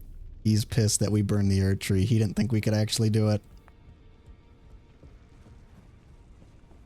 Is Dung Eater gone? Nope, he's here. Go and unshut traps in this. I can kill you in the pox. No thanks.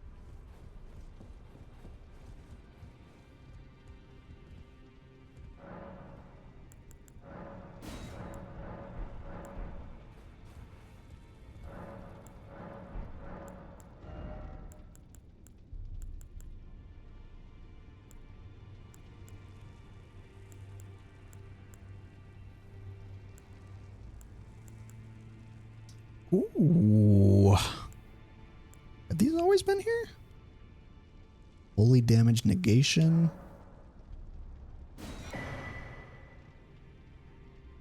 Law of causality. Retaliates upon receiving a number of blows. Well, that would be useful if I had any int, but I don't.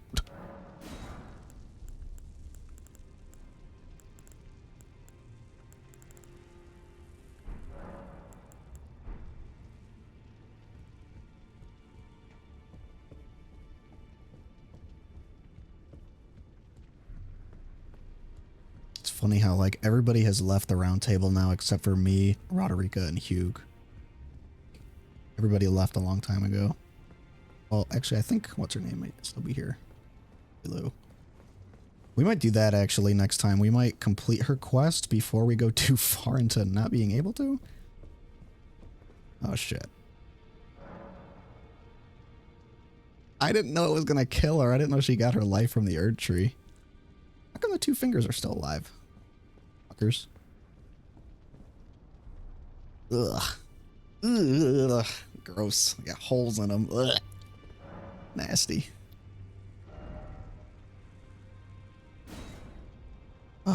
So this is a strength weapon. Ooh.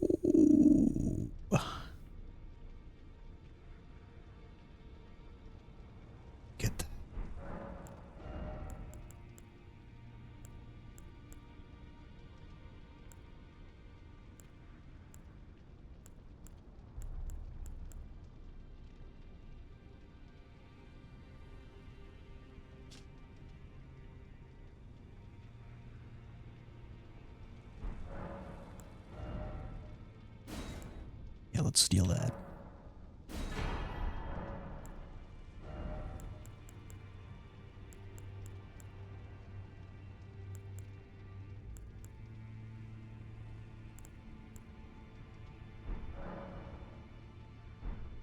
Maybe we'll go get Malekith's armor.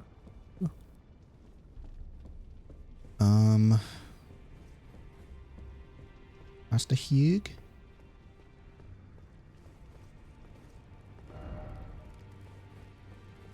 Raise the sun.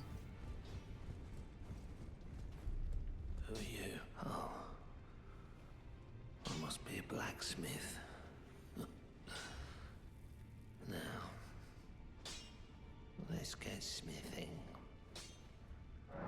Oh. Fucking dementia set in fully. I've ruined him. This is my fault for burning the tree. Could you tell me what happened? Why is the round table burning? In ruins. Why does that girl weep for me?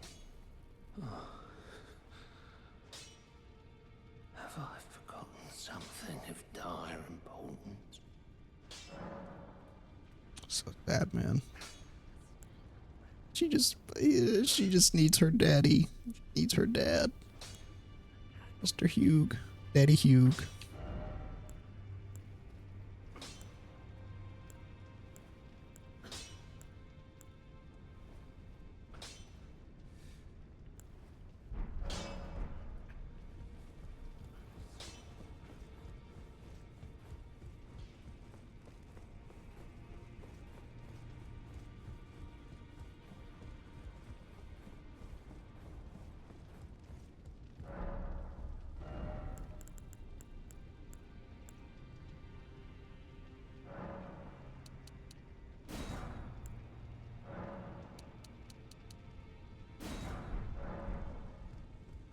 these bad boys. One more time.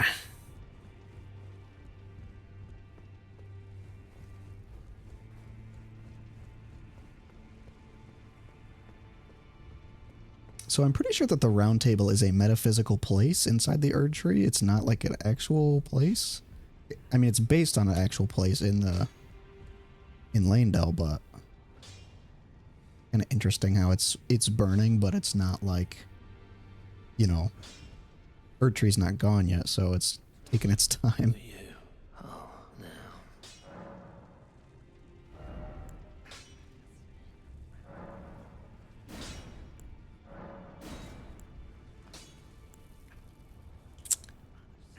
6 and 2. Can I afford those, actually?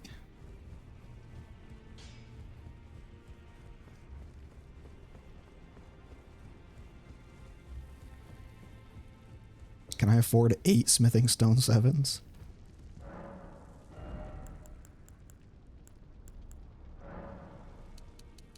No.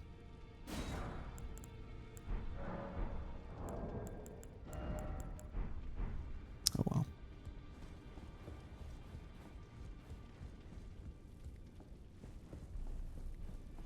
My Akiba up there again. I'm so glad I switched. This is such a badass weapon. Who are you? Oh, now. Thick. Smithing stone 4 for those.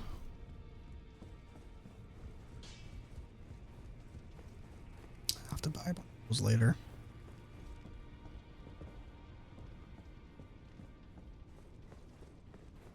Let's go downstairs. Actually. I know I said I was going to end stream, but now I'm like fucking around. I do want to do Nefeli Lu's quest, if I still can, before I beat the rest of the game. I think the only thing required is that Gideon is still alive. So, should be able to pull it off.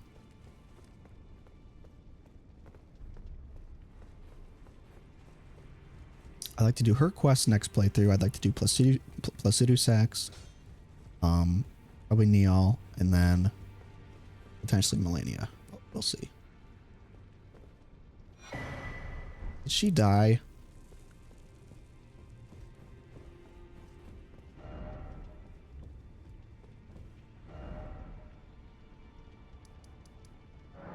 I gotta check on this now.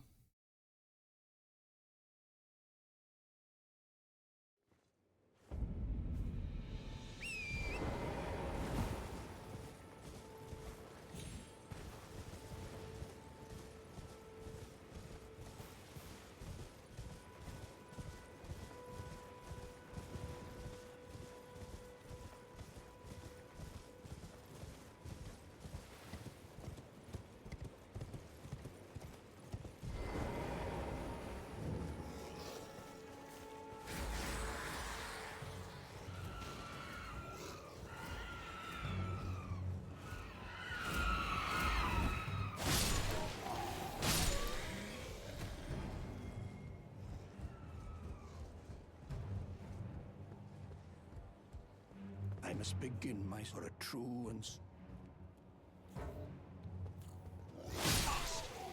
much tarnished. I am Shit. Whoops. Whoopsie. You wretched bastard.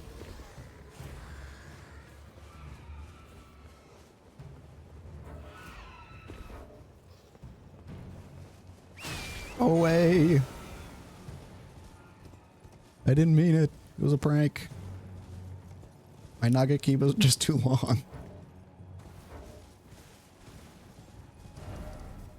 Okay, let's go to the church. I wonder what Muriel has to say about the Erd tree.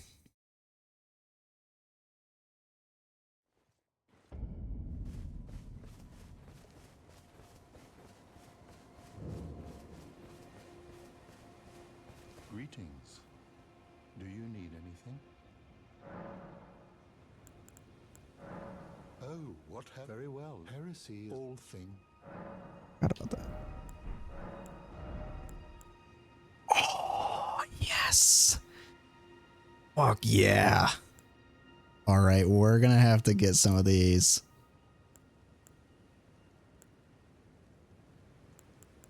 Well, I have these ones, but I want these ones.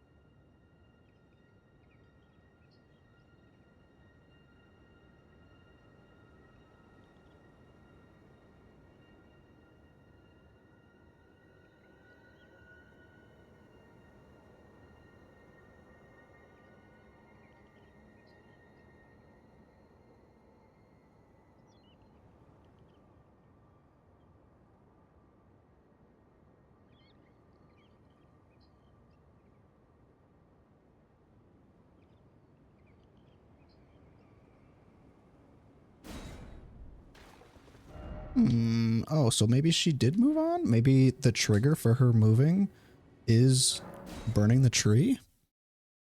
I mean, it would make sense because that's also the trigger for Gideon going to Lanedell.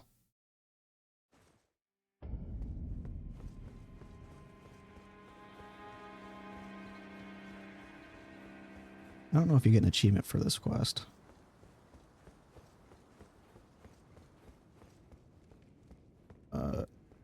Doesn't look like she's here.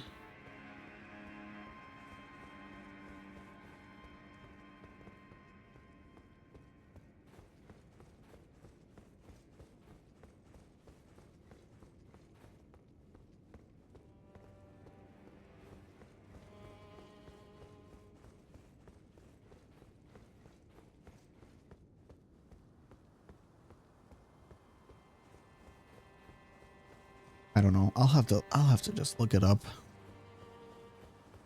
I'll have to look it up next time. All right, so with that,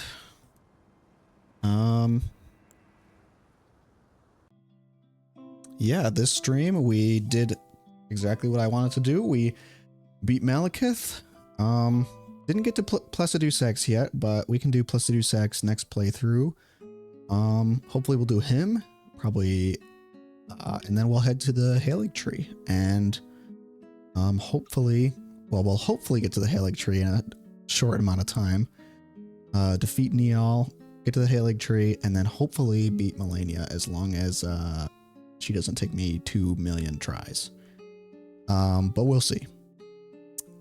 So yeah, that's it. Thanks for watching the stream. Have a good night. Bye.